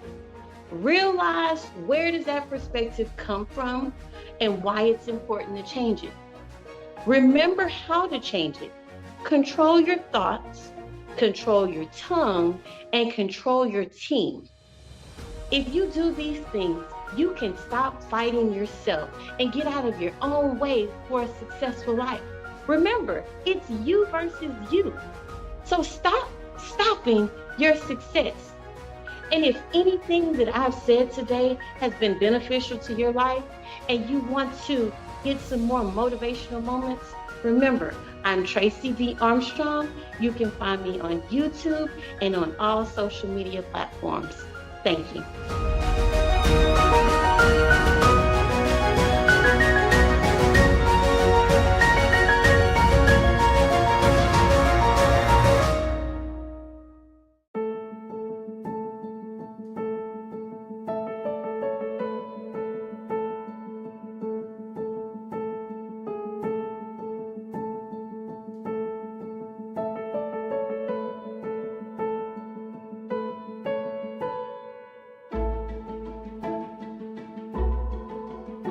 Hello, everyone. My name is Andrea Dotson, affectionately known as Lady Felicia. I am a life coach, certified, and a certified Christian counselor. As you heard, I'm a helper. I'm always helping everyone else. I'm a fixer, and I get paid to do it most times. This makes me driven, determined, and purposed to do my best and be the best and give my best to those I'm called to serve. It takes over me and envelops me when I do it. I oftentimes call self-amnesia. You know, when I forget all about me. How many have been in that situation where you forget all about you? I get so caught and so focused on helping others at times that I forget about me. It's so much so that it is what wet is to water.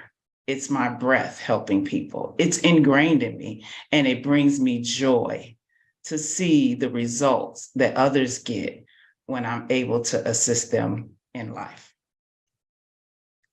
When others are empowered, equipped, and ejected from this thing that holds them back to that thing that makes them free, it makes me know that is what I am made to do. It rewards me to see people's success and triumphs. But in my helping, sharing, doing, caring, and creating spaces and opportunities for others to be great, oftentimes I've lost myself. I get more involved, inundated, enamored with the success of others that I forget about me. I bury me in helping others at times. And then sometimes I don't even know that I'm lost until I'm awakened with the question of, how did I get here? I know there's more. Why am I here? Who am I now? And how do I get back to the true and authentic me? What I found is that it's dangerous to lose you while doing what you are called and purposed to do in life. But it's important to remember that we have purpose and that we are the vessel being used by God And yet we must be properly cared for in order to be an effective, viable help to others. We must love on ourselves. And that is part of our success in life. Loving ourselves, it is a path that we all must take. Because if we're not good, if I'm not good, if I'm depleted, if I'm run down and I'm burned out, what I'm offering, gifting, pouring won't be good, effective, or usable to anyone else. So I have to stop, sit, search, and then evaluate and determine what is needed for this vessel to forge forward and determine where exactly it is that I need to be and what I need to do next to take care of me, to love on me, to replenish, refresh, and be restored through loving on myself. This in turn will produce the discipline, the routine, the care that I need to get back to serving and helping others from a pure place. I have to get proper rest. I have to eat well, be nurtured, feed my mind, body, soul, and spirit in a healthy and holistic way. So I can bring my best to give you the best so that you can become the best of you. What I give comes from me, but I have to love on me. If I don't love on me in the midst of taking care of myself and helping others and serving, then I become depleted. It's like a car that runs out of gas. It can only run on E for so long before it breaks down.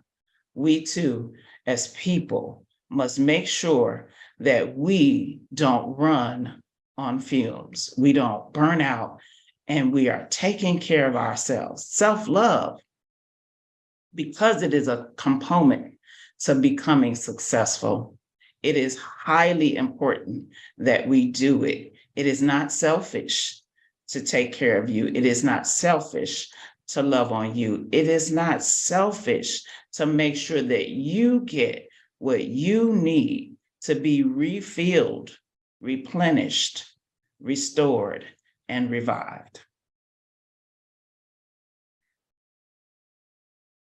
When starting to love on you, what that looks like at times is making sure that you have peace, that you have joy, that you're getting rest, you're well-rounded, you laugh often, your core values are in order. And in short, making you a top priority to be taken care of.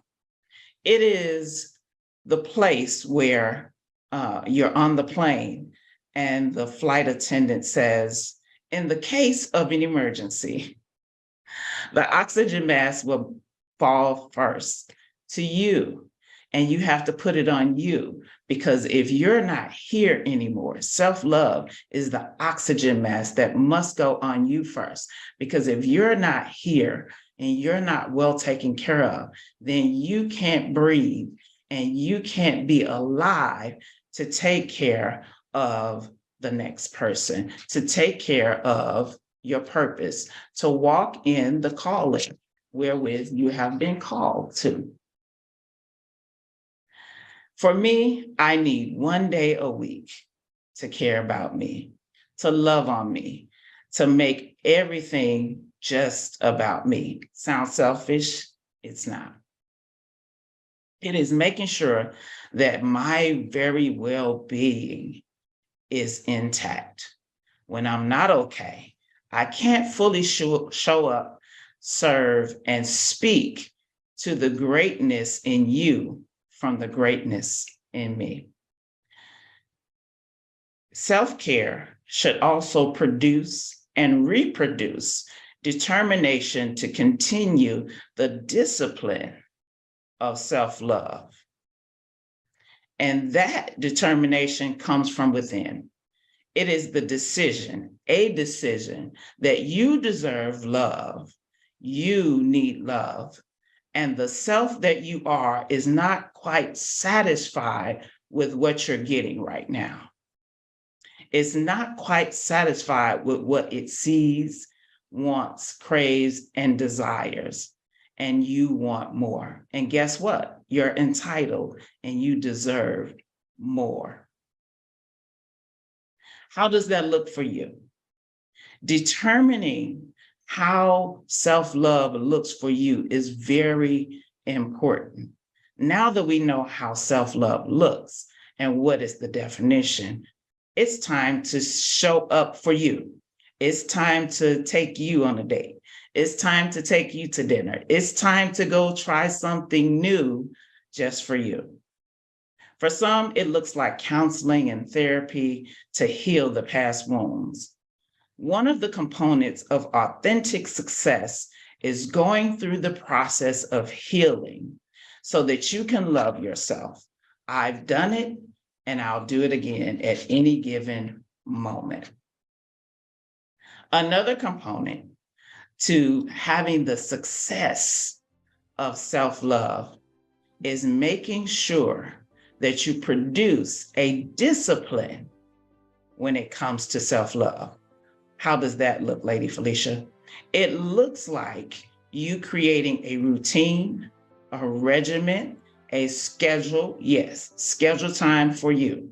And if you're a person who doesn't like being alone, consider spending time with God. Consider inviting a friend every now and then, whether it's weekly, monthly, or daily. 5 minutes a day, 10 minutes a day, 2 hours a week, or 10 hours a month. You're important enough and you deserve self-love, because the self-love that you give yourself today is going to determine the success that you see tomorrow as you pour from a full cup of love.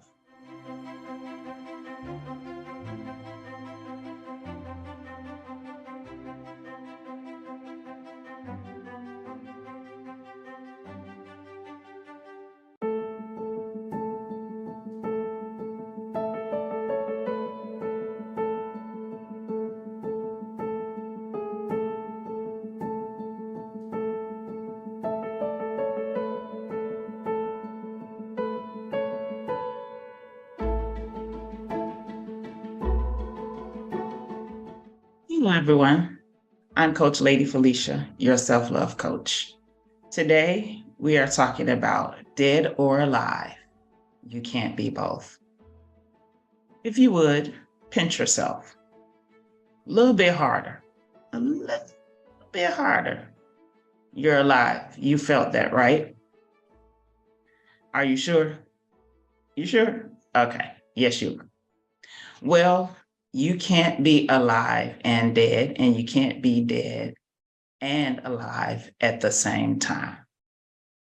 Listen, when you decide not to take care of you and love on you explicitly, when you neglect yourself, you begin to die slowly.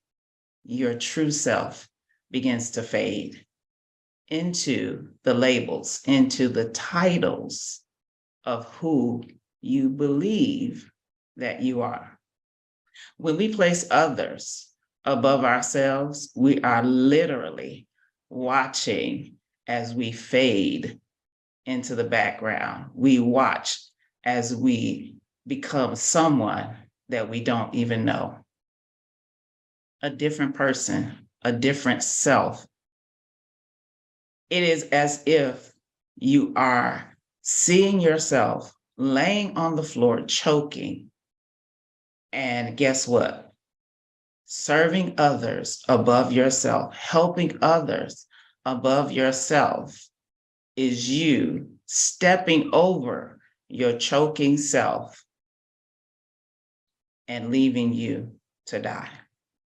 Well, it's time out for that. It's time out for putting everybody else above ourselves.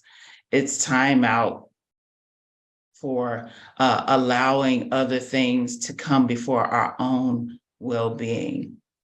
It is time for us to live.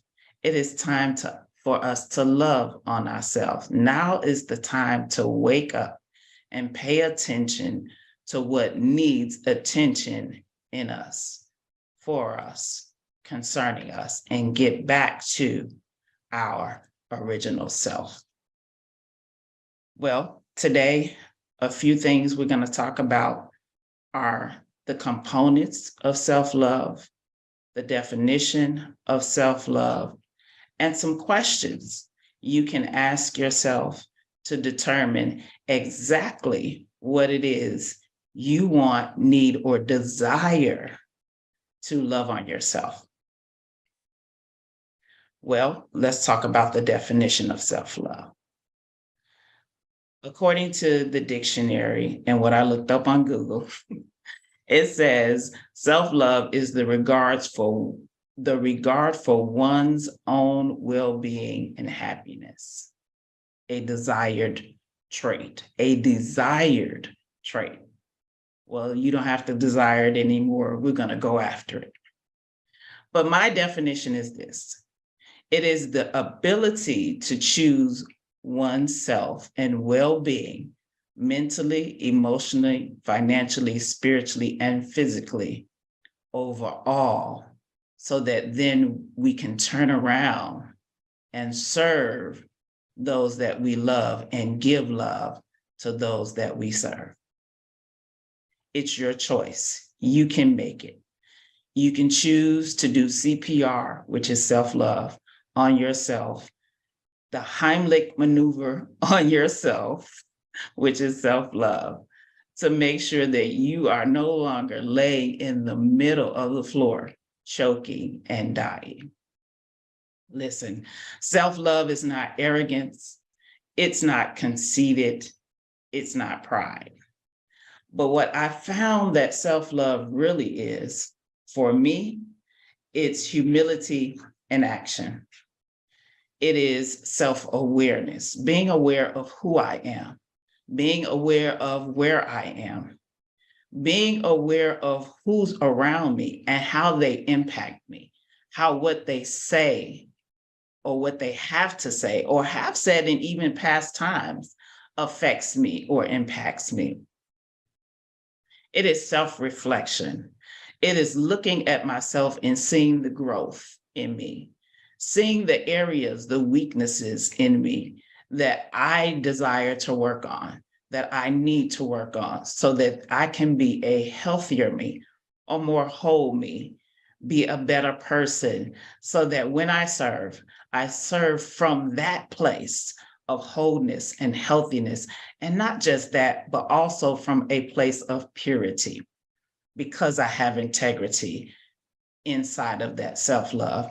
I have standards, I have morals, I have core values that I leave up and no one can penetrate or take me down from them. That is self-love.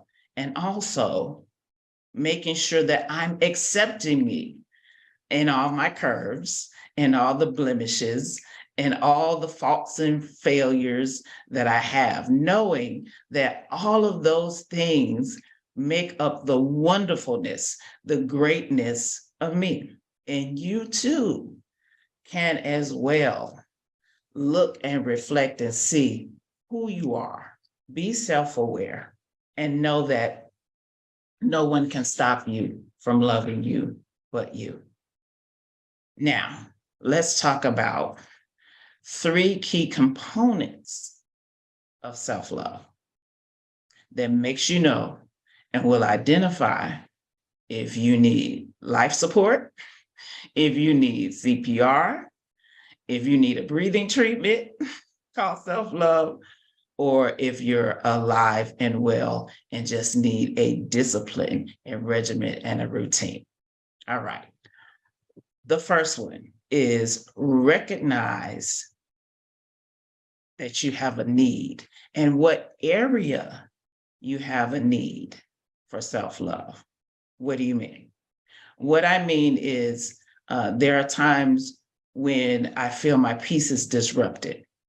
So my self-love regimen is either take a ride, schedule a massage, or find a place where I can just sit and read a book, listen to music, and just be with me, center myself, align myself with God, align myself with peace, get back to a place of peace. So whatever area you need to reignite, refresh, replenish, or revive that self-love, recognize where it is, what it is, and how you can get back there. The next part is to rearrange your thoughts, because thoughts bring change, whether it's to the good or to the bad. So whatever you think of yourself, either you're killing yourself softly or you're encouraging yourself daily. So what does that look like? That looks like getting in the mirror and saying to yourself, you're beautiful, you're handsome, you're lovely. It looks like when the negative thoughts come from your childhood, from a relationship that says you're not good enough, you don't have enough, you'll never be enough. You cancel out those thoughts and you open your mouth and you speak something positive. You rearrange your thought process, and that comes with discipline, that comes with consistency, that comes with even you can, if you aren't confident enough yet to say it out loud, then at least write it.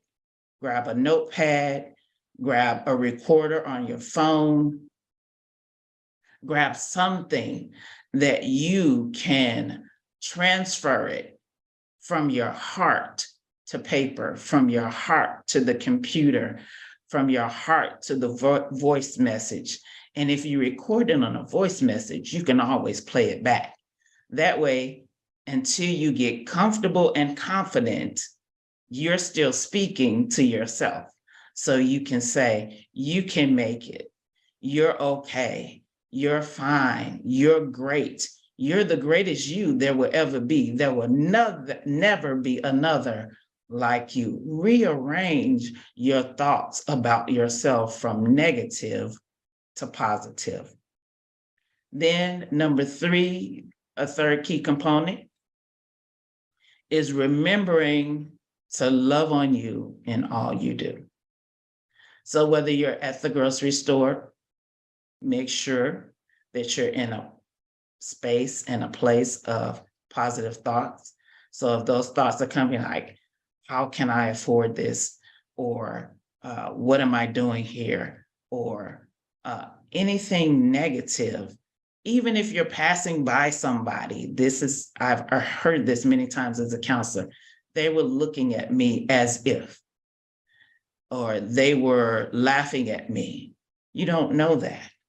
So rearranging your thoughts and remembering to be in that space and place of self-love will help you remember to be about you in that moment and making sure that positivity stays around you, that peace stays around you. And loving you teaches others how to love you too. Now, the next part, there's 5 questions that I want you to ask yourself to determine your need for self-love. Yes, 5 questions. These aren't the only ones, but these are ones that I've asked myself quite often and gotten the answers to, and I use them whenever I'm feeling in that place of contention, strife, anxiety, or anything to the negative. Let's go into them. The first one is, are you happy? Are you happy? Do you need something to be happening for you to be happy? That's part B of number one. So part A is, are you happy? Part B is, do you need something happening to be happy? What I found about happiness is this: it's a choice. When I'm in a situation or a circumstance, I can either choose to succumb to the negativity that's going on at that particular time, or I can choose to do like the Word of God says, to think myself happy. Well, how would I do that? And someone's yelling and screaming at me. Well, I've done it. I've been standing before a person who's accusing me and maybe saying very foul language to me, but in my mind, I'm not taking in the trash that they're throwing out.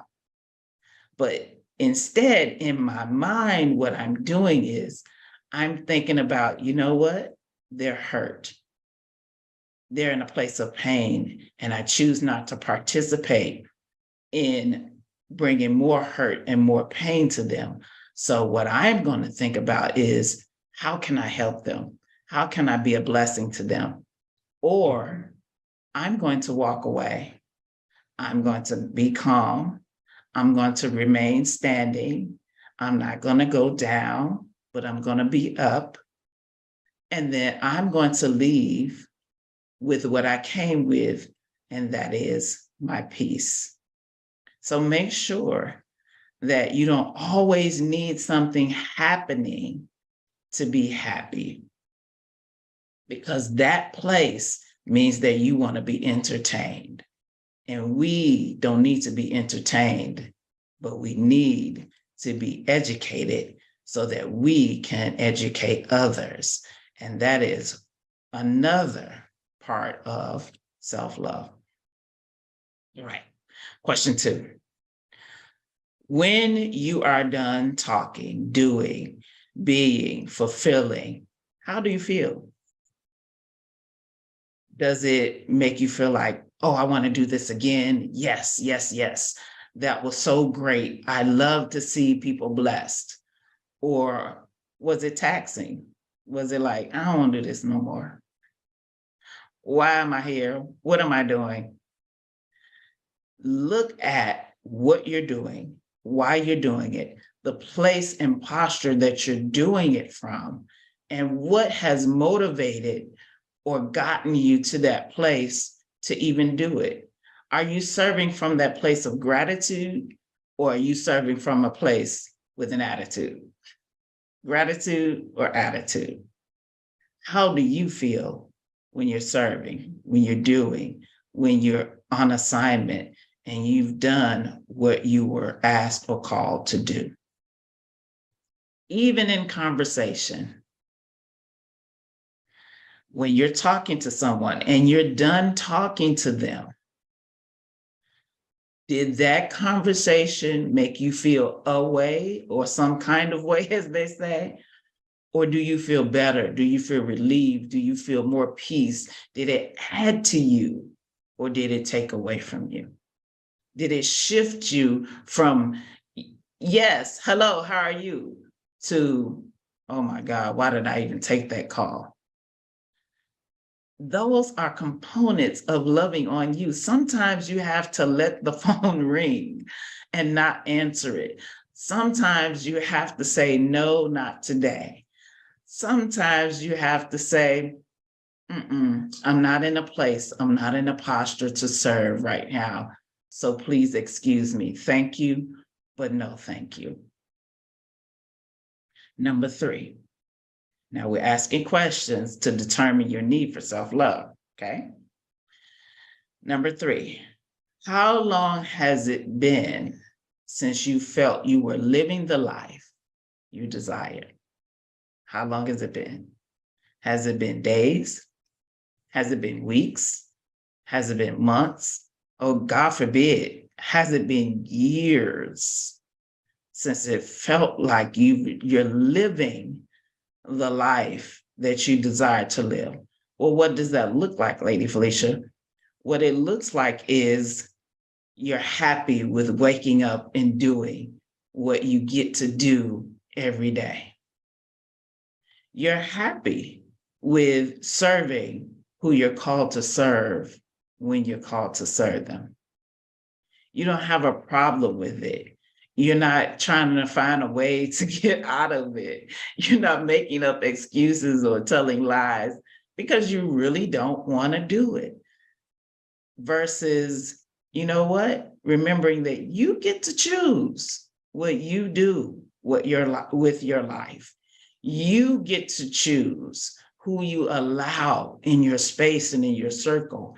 You get to choose who you talk to on your phone that you pay the bill for. That is part of self-love. Do you need to exact some of that in your life? All right. Number 4, when was the last time you did something just for you, just to make you smile? It could have been buy you a piece of cake. It could have been just walking up and down the aisles of Macy's. It could have been taking a trip. It could have been just sitting in the middle of the bed, eating out of the ice cream carton, whatever makes you happy, whatever makes you smile. It could have been binge watching your favorite TV show or watching Hallmark Channel back to back to back. Whatever makes you smile. When was the last time you chose to do that? You made time to do that. You even wanted or thought about doing it. Sometimes we don't even think about ourselves. We don't even think about what it is that we need to do for us.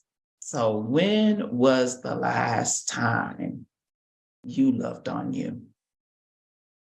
All right, the 5th question is, what last made you laugh until your belly hurt? Smile till your cheeks hurt? Feel excited just at the thought of it? There's been moments where maybe I was with a friend and they said something really funny in our conversation. And later on, it came up in my mind and it just made me laugh hard all over again. Having those type of relationships that can foster thoughts of positivity that will make you laugh even when you're no longer in their presence. Those are the things that help us love on ourselves. When was the last time you watched a movie or heard a comedian that made you just laugh and laugh and laugh? Listen, I've laughed sometimes till I fell off the chair. That's how funny it was to me. So when have you been able to do that in your life? Think back, reflect, remember, and if you haven't, find out. Figure out exactly what it is that would make you laugh so hard that you would potentially fall off your seat. What would make you smile so hard for so long that by the time you finish, you're like, oh my God, my cheeks hurt. I just do, what happened? That is self-love. That is taking care of you. Don't let anybody tell you any different.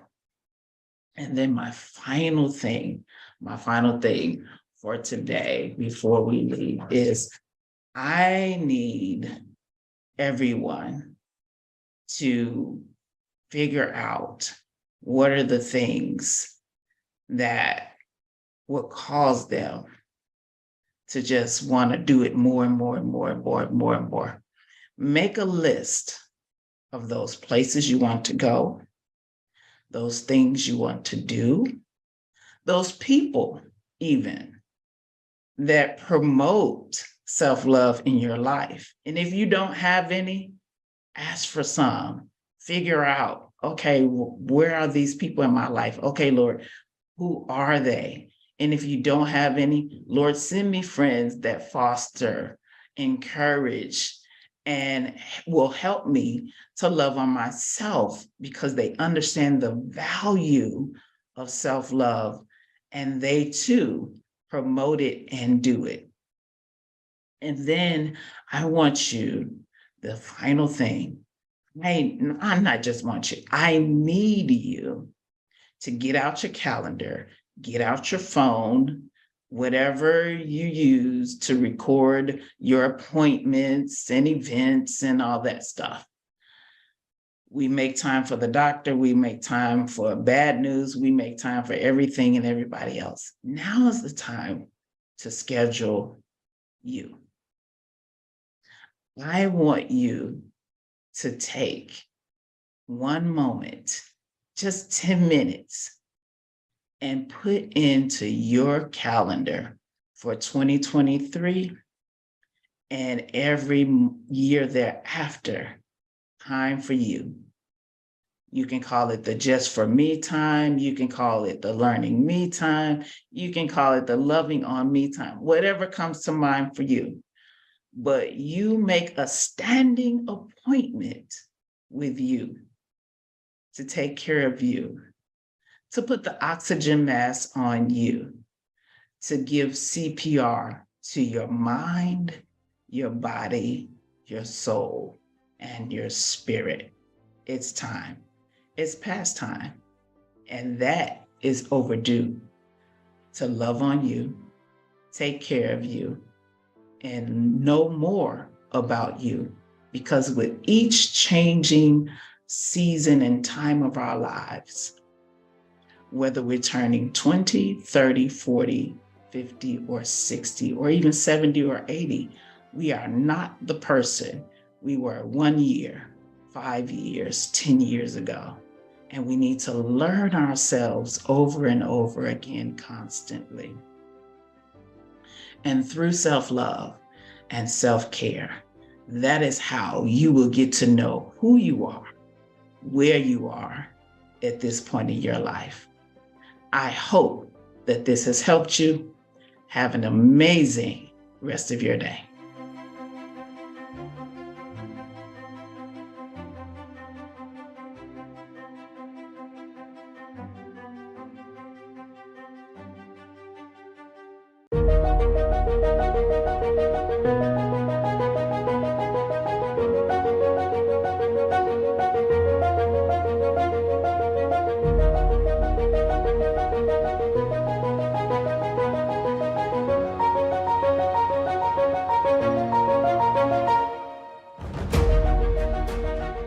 Good day, everyone. I'm Dr. Pamela Hall, also known as Dr. Ye, and I am here to talk to you today about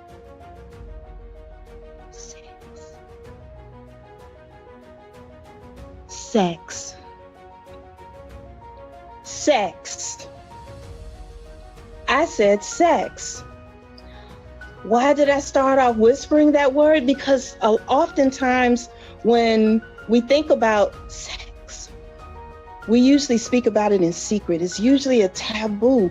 Even though America is a major consumer of all things dealing with sex, when it comes to having a serious conversation about it, we get a little timid. So I'm here to talk today about sex, and not just any kind of sex, the ultimate of sex and the ultimate of orgasm. Did you know that there are 3 types of orgasms? There's the little boy, little girl orgasm, which deals with genital stimulation. Then there's the teenager orgasm that deals with penile penetration.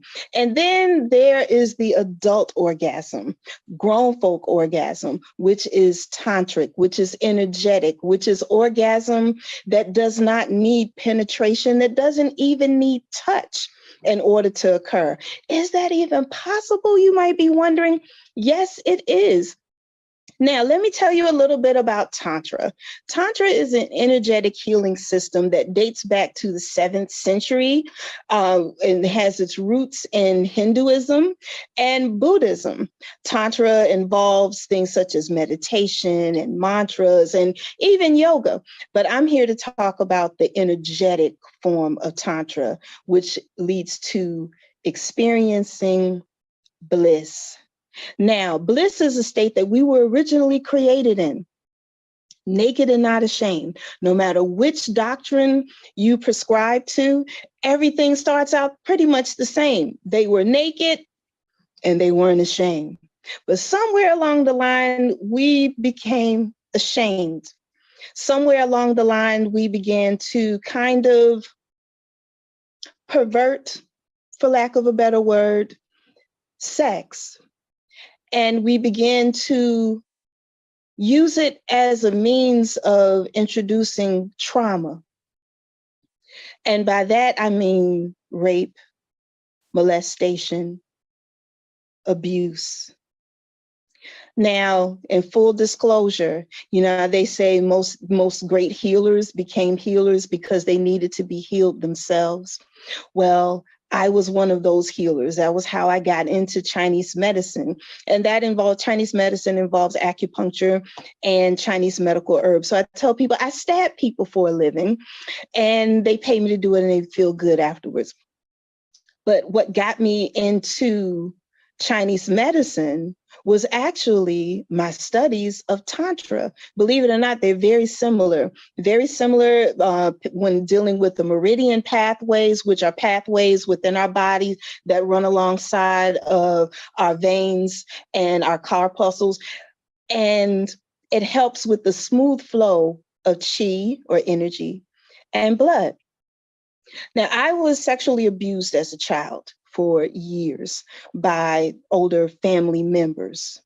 So that is what got me into this, because it perverted my view of sex. It perverted my view of relationships. And a lot of times when children experience sexual trauma, and in the US, 1 in 4 girls and 1 in 4 boys have experienced some form of sexual trauma by the time they are adults. That's a lot of people. And that's just of those cases that are reported. So you can imagine how high the numbers actually are. And so when you take those traumatized little girls and traumatized little boys and you turn them into adults and expect them to enter into healthy relationships, well, everyone is pretty much starting out at a deficit. When I came into the knowledge of this energetic system, it was at a time I had gone through a messy divorce and was having all kinds of relationship issues. And someone told me about tantric energy healing and how it heals you in a gentle way. Gentle in the sense that you don't have to take your clothes off. There is no sexual penetration. There is no invasive touch. It's just energy healing. And it brings you to a state of bliss, which is how we were actually created to be. So I tell people Tantra isn't so much what you do, but Tantra is about who you are. So in this practice, we bring you back to who you actually are. So what is energy? Energy is defined as the strength and vitality required to sustain physical and mental activity. Spiritual energy, or energetic in this sense, is defined as experiences and phenomena that defy measurement, thus making it distinguishable from the scientific form of energy. This energy system, this healing system, deals with, as I describe it to some people who are pretty, heavily religious, because, we've been conditioned to think that anything that we're not familiar with is somehow evil and ungodly and all of these different things. And I can tell you that it is not. In fact, to all of my religious people out there, Tantra is in the Bible. It is located in the Song of Solomon, which is one of the most titillating 16th century soft pornographic writings that you can write. I was surprised that it even made it into the Bible when I first read the Song of Solomon. But once you study and you learn the techniques, then you can read and see where and how it was utilized by King Solomon, who in tantric circles is known as the ultimate tantric. So who is Tantra for? Tantric energy is for everyone, not just those who need to be healed or desire to be healed, but those who want to maintain the health that they already possess. And definitely for all of those who want to enter into relationships, however you define those relationship dynamics to be. How does it work? It's dealing with, as I said before, the meridian pathways that are within the body. There are a system of pathways, 14 actually. And this is how it kind of comes into play with Chinese medicine and acupuncture and acupressure, because you're gently laying hands on specific points on the body to effectuate change at the physical, mental, and emotional and energetic levels. And the cool thing about it is once you get to the higher levels, because there are levels to this, once you get to higher levels, then you learn how to project your energy to your partner to bring them to a full-bodied energetic orgasm without even touching them. They don't have to be in the same room. They don't even have to be in the same state. I personally, and my students tell me, they call me the beast master. They say I create beasts. But I have personally projected tantric energy as far as some of our men who were stationed in the army and bases in South Korea. And they felt the energy flowing through their body. Some people feel like electrical stimulation pulses all over. Some people experience warmth, but what all people experience is healing and bliss. It heals you at the deepest levels, at the deepest levels. And this is why I enjoy this. I was about to call it medicine, but yes, medicine. I believe, as I've been taught by the founders of my university, my alma mater, that medicine is whatever helps. And as a young African-American woman or child who was the victim of years of sexual abuse, as well as physical abuse and verbal abuse, this has done wonders for me and for my relationships, and just becoming a healing presence for others. And Tantra, I teach my students, it's not about sex. In fact, in my classes, there's no sex allowed. There's no sex allowed, because I understand that people are coming, and yes, they're bringing their curiosity, but they're also bringing their traumas. And it is my goal for you to heal. And as I said, once you heal, bliss is a natural way of being, and sexual bliss, intimacy and bliss is a natural byproduct of healing. Because again, Tantra is not so much what you do. Tantra is a way of life, and it is who you are. I invite you, wherever you are, to delve into it, do your own research. You can reach out to me. I'm Dr. Pamela Hall, also known on social media as Dr. Ye Wong. I'm here to help you, to teach you, to lead you, to guide you back to being the blissful being that you were ultimately created to be. Ashe, ashe, ashe.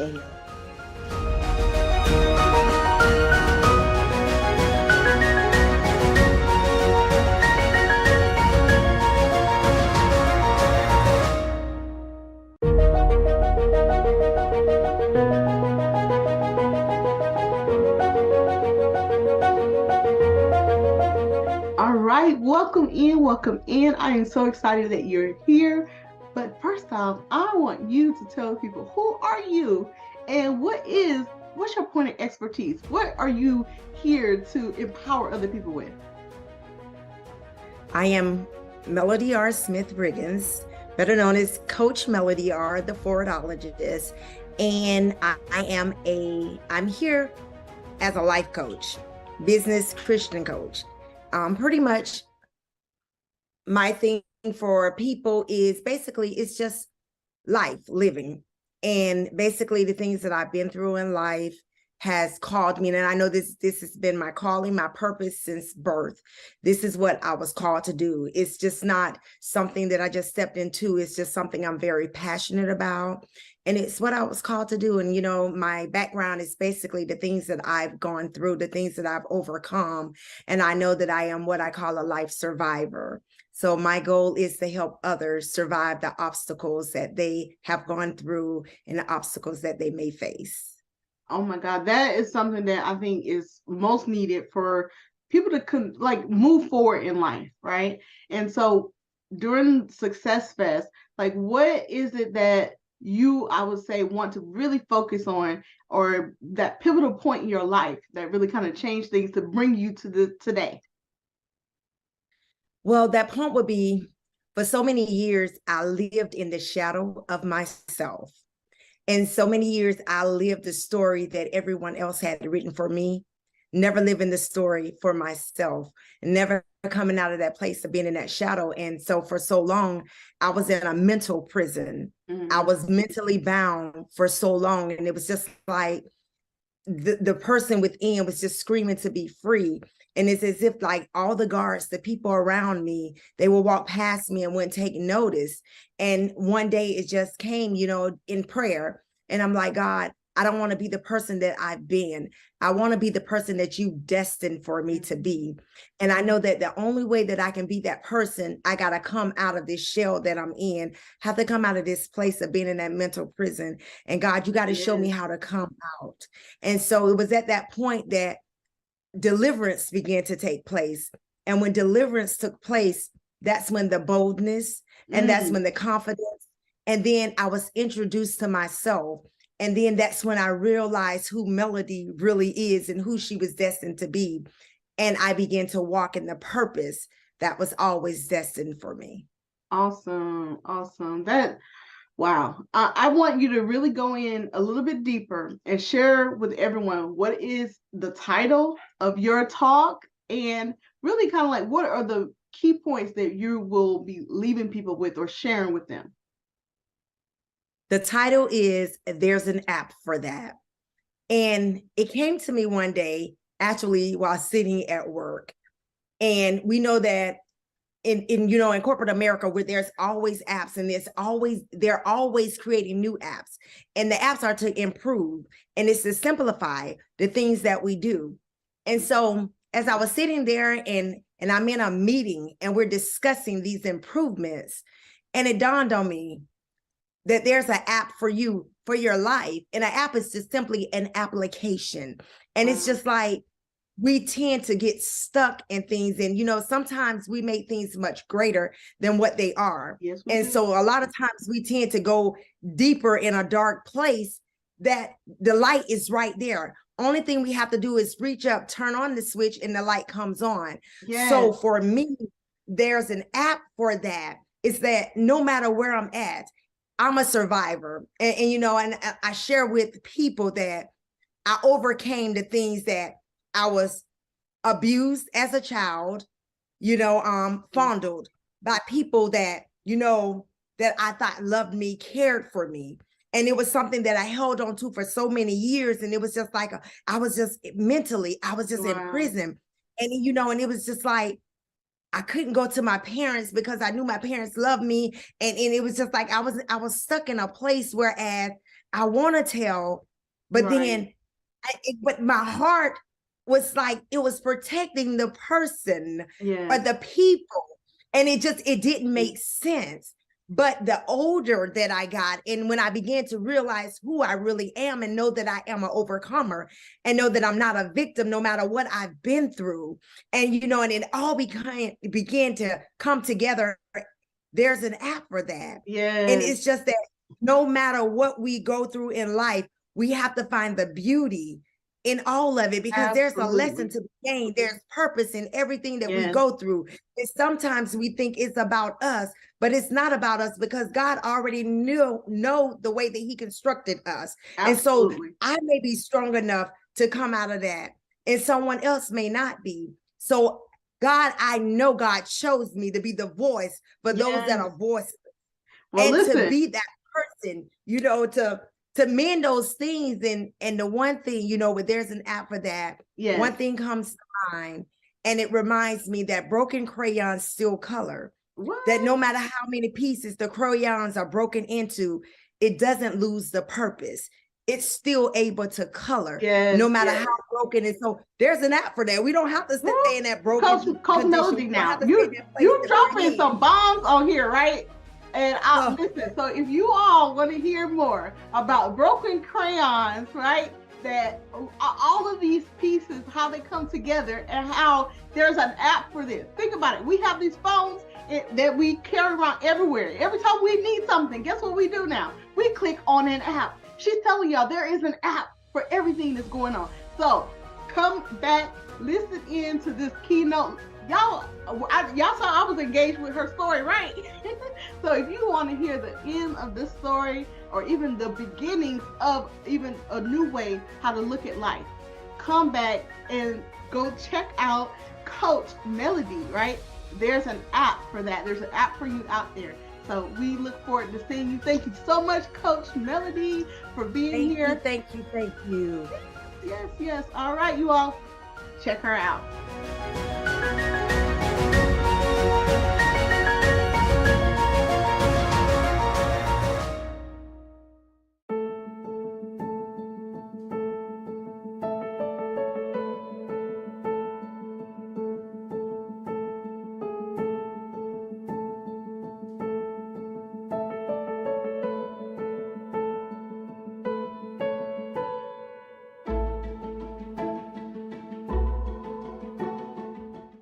Hello and welcome. I am Coach Melody R., also known as the Forwardologist, and I am so glad that you decided to join me on today. On today, I'm so glad that you decided to fuel up at this gas station. The gas station called There's an App for That. Yes, there's an app for that. On Moving Forward Boulevard. About myself. I am a certified life, business, and Christian coach. I am an ordained minister. I'm a licensed real estate agent in the state of Florida. I'm a mother, a wife, a teacher, whatever you want me to be, that I can also be. And I'm so glad to announce I'm also an author of The Wisdom of Pain, How to Use Your Suffering to Grow and to Heal. And again, thank you for stopping by. There's an app for that on Moving Forward Boulevard. There's an app for that. So you may ask, what do I mean by that? Let me just share with you just a little bit about how that came about. Many years ago, I remember working for a company, and I was hired in as just a temporary employee. And only thing that I was hired to do was just to process payments, meaning that the people will call in to make their payments online, and the only thing I was to do was just get the information, and that was that. But in the midst of that, people began to ask more questions in reference to other departments, other lines of business within the company. And I want to share where just there's an app for that comes in. So in the midst of all of that, I'm one of those people that are never satisfied just being where I am. So I had to come up with a strategy. How can I be more of a service? Not just what I was hired to do, but what more could I do? So therefore, I began to gather up all the material for every department within the company. Yes, gather up all the training manuals and everything. And I began to take them home, and I began to study, and I began to research, and I began to equip myself to be able to answer questions if someone called in. No, it wasn't my job. It was far beyond that. I desired to know more. I desired to put myself in a better position. So with all of that information, so when the people began to call in and they wanted to know about this and they wanted to know about that, And so it was in the mortgage industry, and they wanted to know about escrow accounts. They wanted to know about hazard insurance, and they wanted to know about all these different things that are covered within a mortgage. And so as I began to study and equip myself, I began to answer the questions. I began to set myself up. There's an app for that. And what there's an app for that, it simply means there's an application for it. There's an application for anything that we want to do in life, for any situation. It does not matter what the situation is. There is an app for that. So as I equip myself with more and more, and the people began to call in, I can answer every question that they had. And this is the mind concept that I began to form. Just like Walmart is a one-stop shop, Melody was going to be a one-stop shop. I had to create what I desired. So with that, you know, one of my favorite, most valuable thing that I practice consistently, what I've learned is if they don't invite you to the table, you create a table. So what I was doing was I was creating Melody to be more marketable. I was creating myself to put me in a position whereas I had choices. And what do you mean by choices? See, when there's an app for that, that means that you're in control. I can take the power that's in me along with my faith, and then I can begin to create. So I'm going to create a greater version of myself by applying the tools that I used and the knowledge that I gained in order to make a better version. And there's an app to that. So as I began to do that, higher up, the executive team began to take notice. And then I began to dig a little more into it. And I learned some things that nobody in the company even knew about. There were some laws that we had not been practicing as a company. And so as I began to dig into that, I came in as a temporary associate just to process these payments. Then I began to move up the ladder. See, I didn't wait for them to train me or to teach me. I began to dig in for myself to make myself more marketable.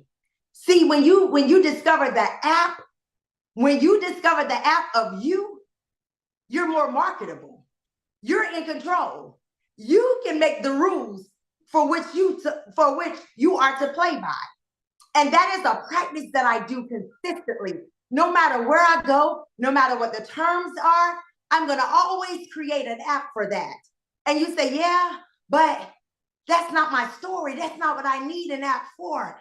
But then I began to think about it. When they started creating, we have Netflix, we have HBO Max, we have Hulu, we have all of these different apps for anything that you need. Apps are just to simplify a process to get you quicker access to something.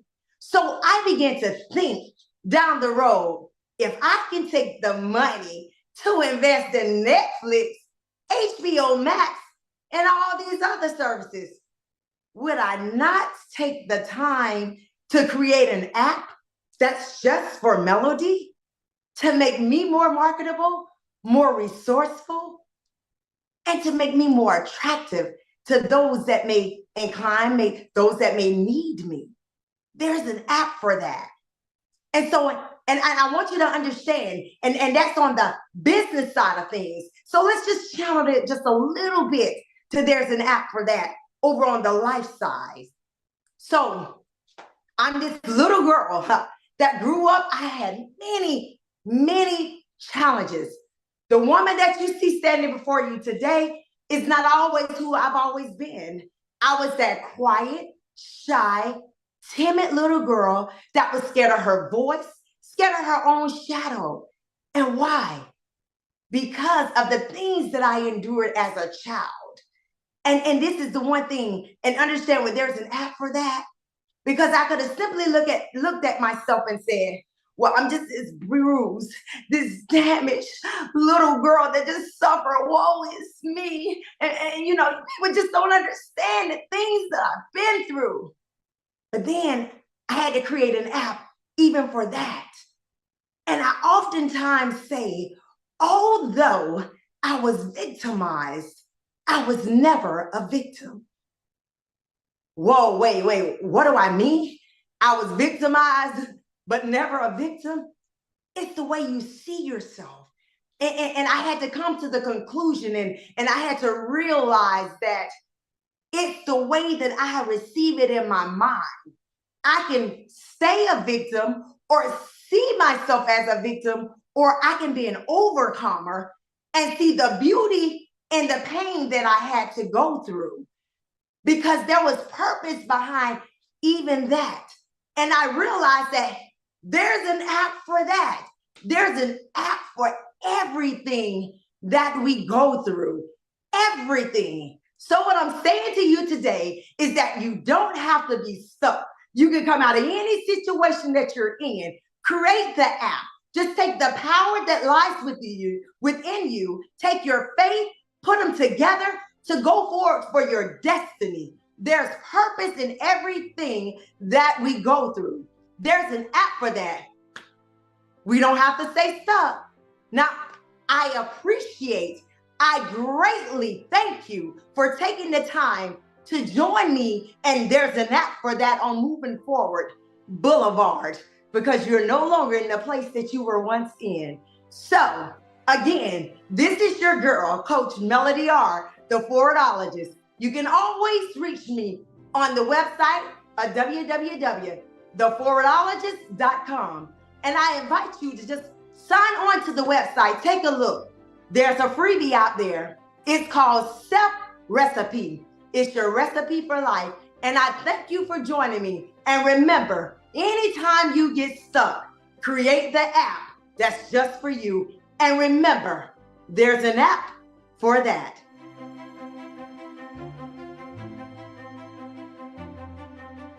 Clap, clap, and snap, snap. Woo!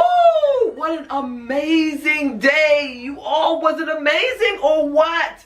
Listen, I hope that each of you and every one of you took something valuable away from today's event. And I'm feeling so inspired. Are you feeling inspired to continue this journey towards our success? Come on. Today has been about taking the next steps toward achieving our goals. So let's make sure we're putting in the work needed to get there. We can do this together. Thank you for joining us today and being a part of this incredible success journey. Let's make sure to take full advantage of all the opportunities that this event has provided. So I'm going to see you all tomorrow. Same place, not same place, same success place, same success time. Y'all don't get ready to sing. It's a song in there. Don't forget to what? Say it, believe it, do it. Say it with me. Say it, believe it, do it. It's a song in there. All right, good night. Have a great rest of your day. It has been my pleasure to serve as your host today. And I am who? Dr. Stephanie Wall, the Tower of Power. Make it an amazing day. See you guys. See ya. See ya. Bye.